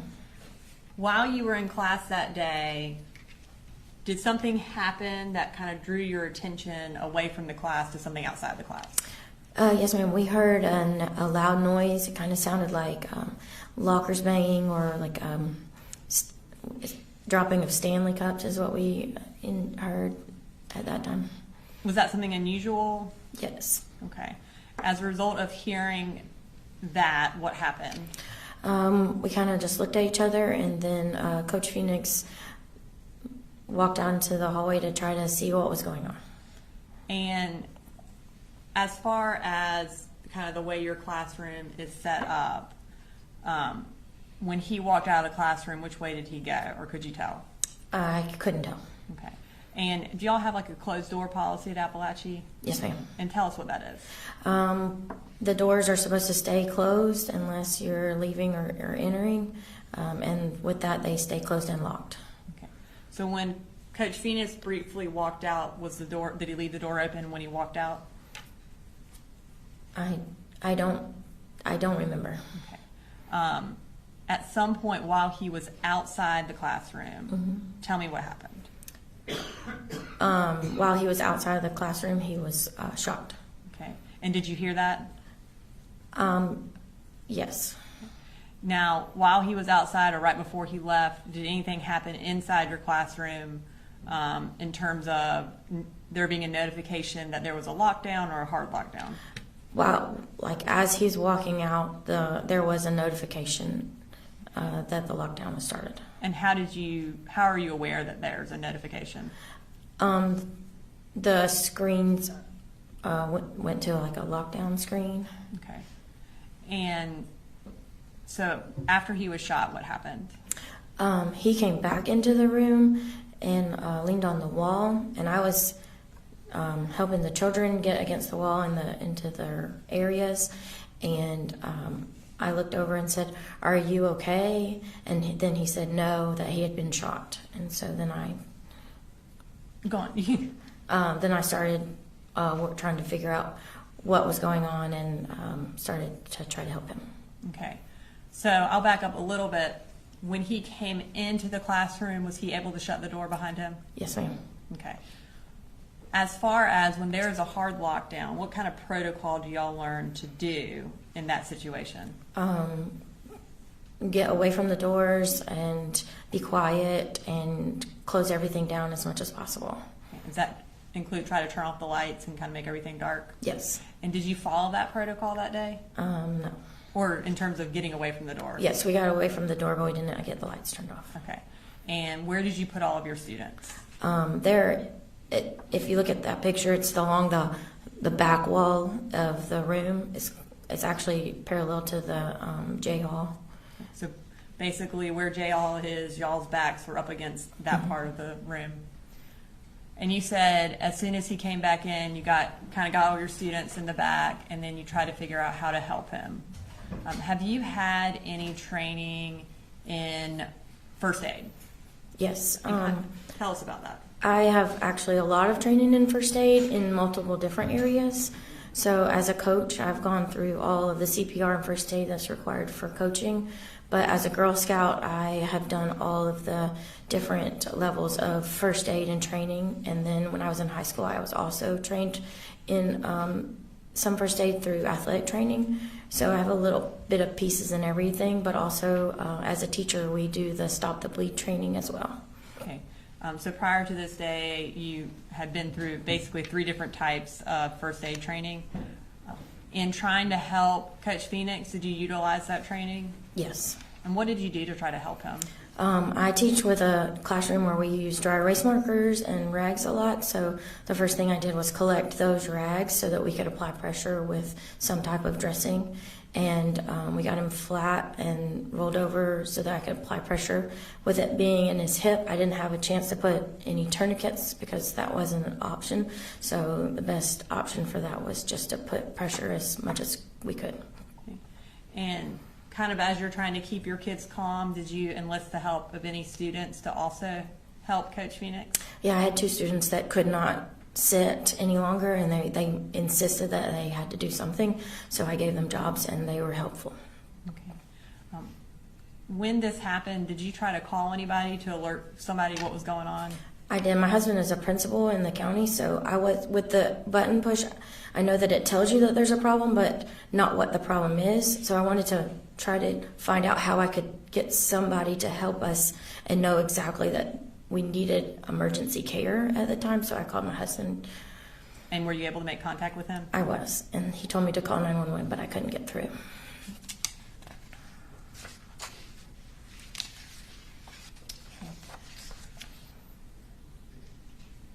And I know you may not remember this, but about how long did it take before law enforcement was able to get there to help with Coach Phoenix? It felt like forever, but I don't know exactly how long. Once they got there, did they take him away? Yes. Okay, and did y'all eventually get to be evacuated from the school as well? Yes. And where did y'all go? Originally, they moved us across the hall into the one that says Aikens, and we were housed there for a little while, and then we were moved down J Hall out to the football field. When you got out to the football field, is that where everybody was going? Yes, ma'am. Okay. And how long were y'all out there? A long time. And what were y'all doing out there?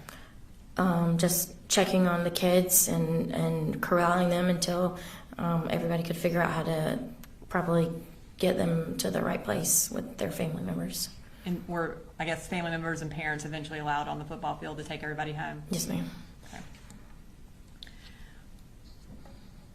Does your room have a recording system, a video recording system? Yes, ma'am. And have you had an opportunity to review the recording from September 4th of 2024? Yes, ma'am. And does it kind of accurately portray what happened that day in terms of Coach Phoenix leaving and coming back and what y'all did with the students? Yes, ma'am. Your Honor, State's Exhibit 23 has already been introduced in the evidence through Matt Thompson. At this time, we would like to publish a clip, which is from 2 minutes to 3 minutes and 40 seconds of that video that's been introduced. No issues? Okay. All right. And if you could pause it before you play it, just so. Okay, before we play it, we're going to treat this like a clock. Does that make sense? If you could tell us on the clock where the door is. 4 or 5. 4 or 5 o'clock. And then where are you and where is Coach Phoenix? I am 1 o'clock. Okay. Coach Phoenix is like 9 o'clock. Okay. All right. At this time, we'll go ahead and play the video.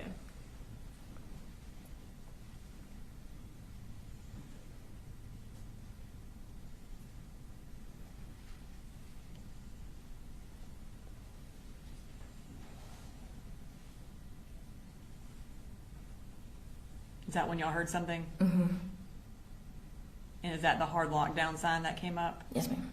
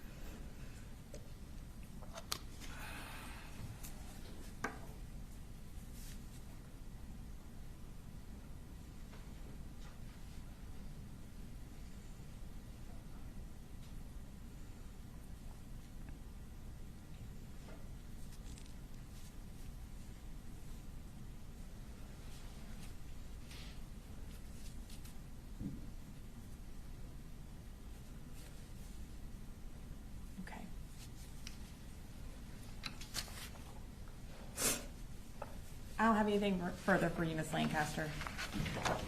Charles? No problem, Judge. Thank you. All right. Thank you, Mayor. There you go.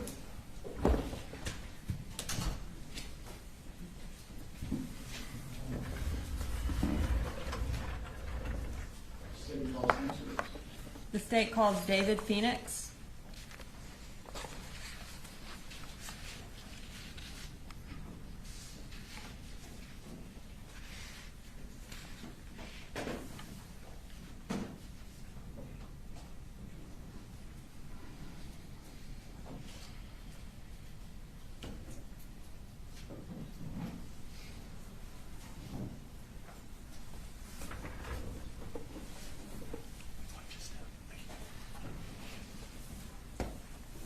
All right, Mr. Phoenix, will you raise your right hand? Do you swear to tell the truth, the whole truth, and nothing but the truth to help you God? I do. You can go ahead and have a seat. Can you go ahead and tell everybody your name and then spell your last name for the court reporter? Sure. My name's David Phoenix. You spell my last name Phenix. And I was employed with Barrow County Schools for the, specifically Apalachee schools. I just retired, so I was in 2024. Okay, so did you retire, was your last time at May of 2025? Was that your last school year? Yes. Okay. Well, congratulations on retirement. Thank you. How long were you a teacher for? Approximately 25 years. And how long were you at Apalachee? 2 years. You, while you were at Apalachee, what subject did you teach?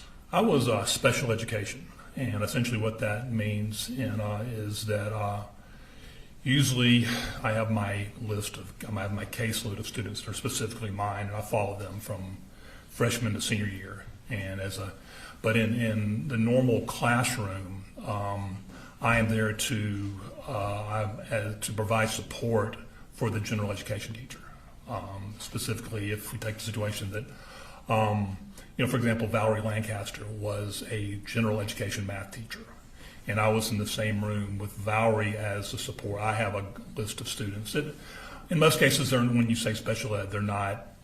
There's a variety of degrees of special education, and most of the students that I dealt with it could be anything from mild autism to attention deficit type issues, and that was and we would provide accommodations for those students, and 9 times out of 10 it usually meant extra time for a test, or testing in a smaller group, or whatever, just stuff to address the deficiencies that they may have, so they can be on par with the general education students.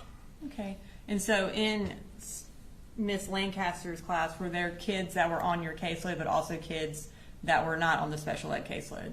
I don't think so. I think most of mine were. That class was a 10th grade class, and I don't think there were any of them that crossed over on that specific class. Okay. So you were a special ed teacher. Did you do anything else at school? I was the head golf coach. Okay. And did Miss Lancaster also coach with you? She's doing it this year. She's doing it this year. She year. did not do it back then. Okay. So on September 4th of 2024, what was your second period class? The second period class was geometry. Okay. And that was with Miss Lancaster? Yes, ma'am. Okay. We're going to pull up State's Exhibit 3.2, and it has your class circled on there. On this particular day, can you kind of, before anything happened, can you tell us how that class was going? I mean, it was, I guess, normal as, I mean, pretty much what we've done. I know it was just the beginning of the school year, but for the most part, we'd gotten into a routine. And I think at the time, the class started as normal, and then I think we were handing out worksheets or quizzes or something like that at the time, and just conducting, geometry as usual. Okay. And are you generally walking around the class trying to help your students? In most cases, yes. This particular day, did something grab your attention outside of the classroom? Sure. Yes, it was. It was probably, I guess, 30 minutes into the class, and we heard something that I guess both Valerie and I were up and around, and we heard something. I thought it was,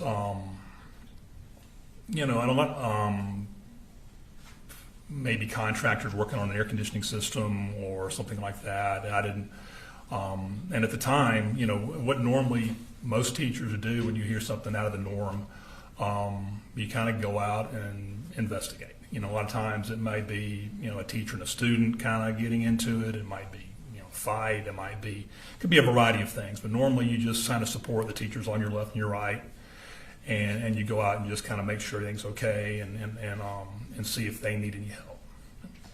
And so on this particular day, when you heard that, is that what you did? Yes, ma'am. Okay. And when you left your classroom, do you remember if you went to the left towards J Hall or to the right?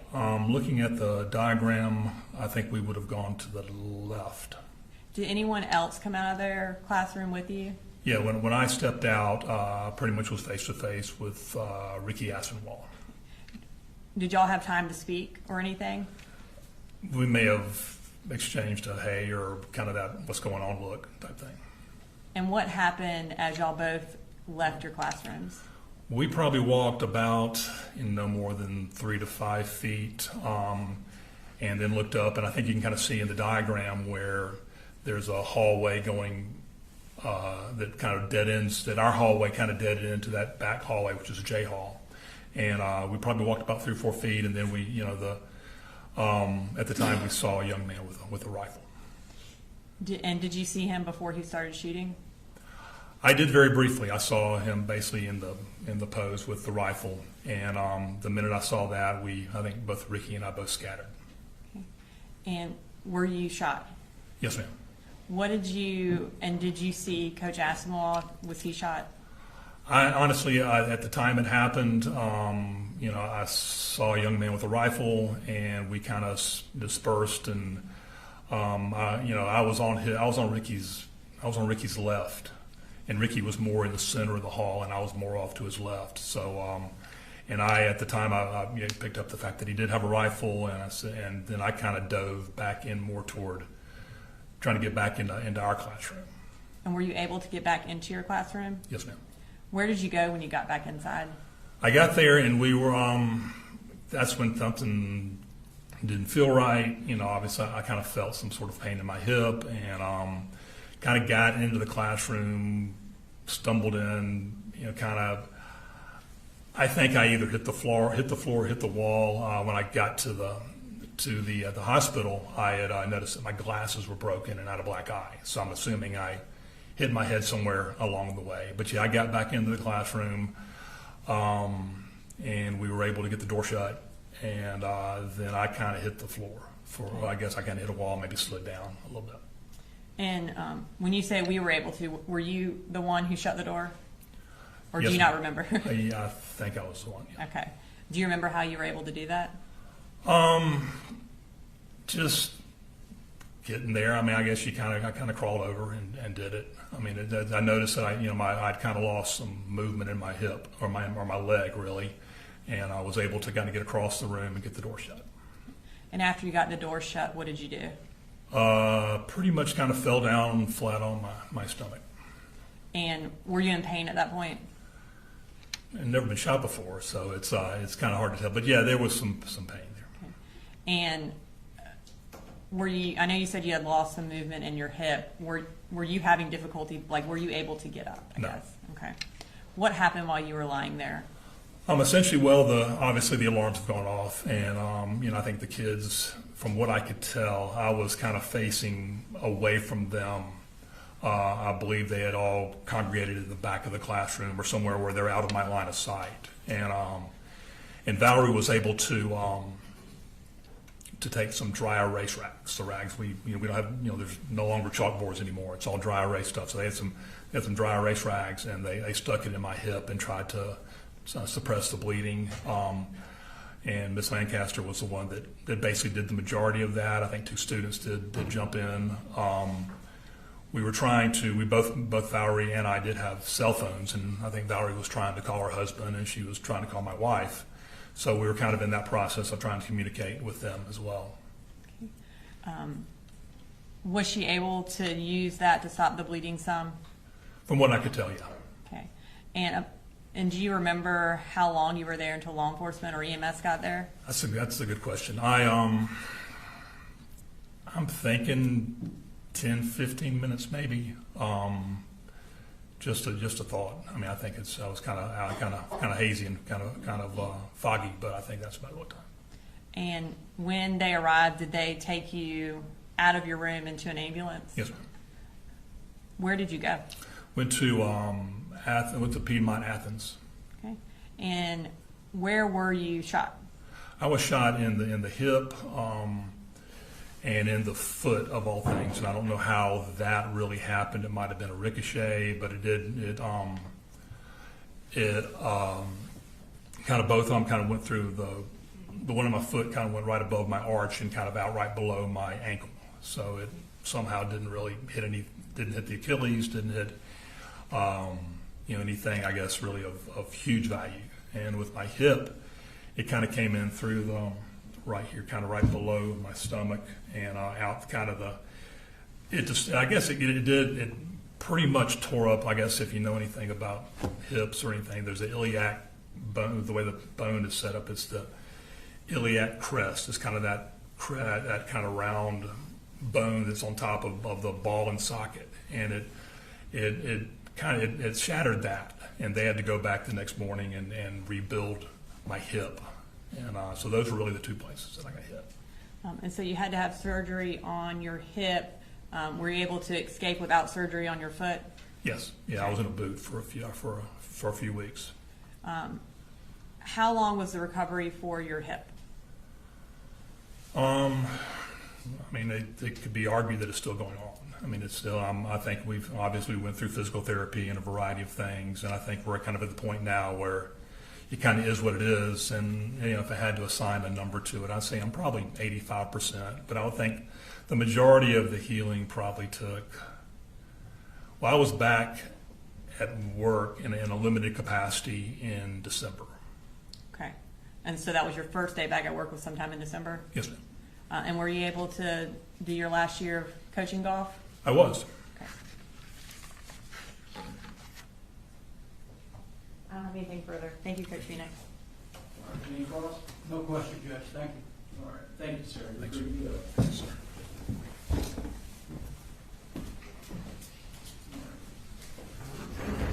Do I understand there are no additional witnesses today?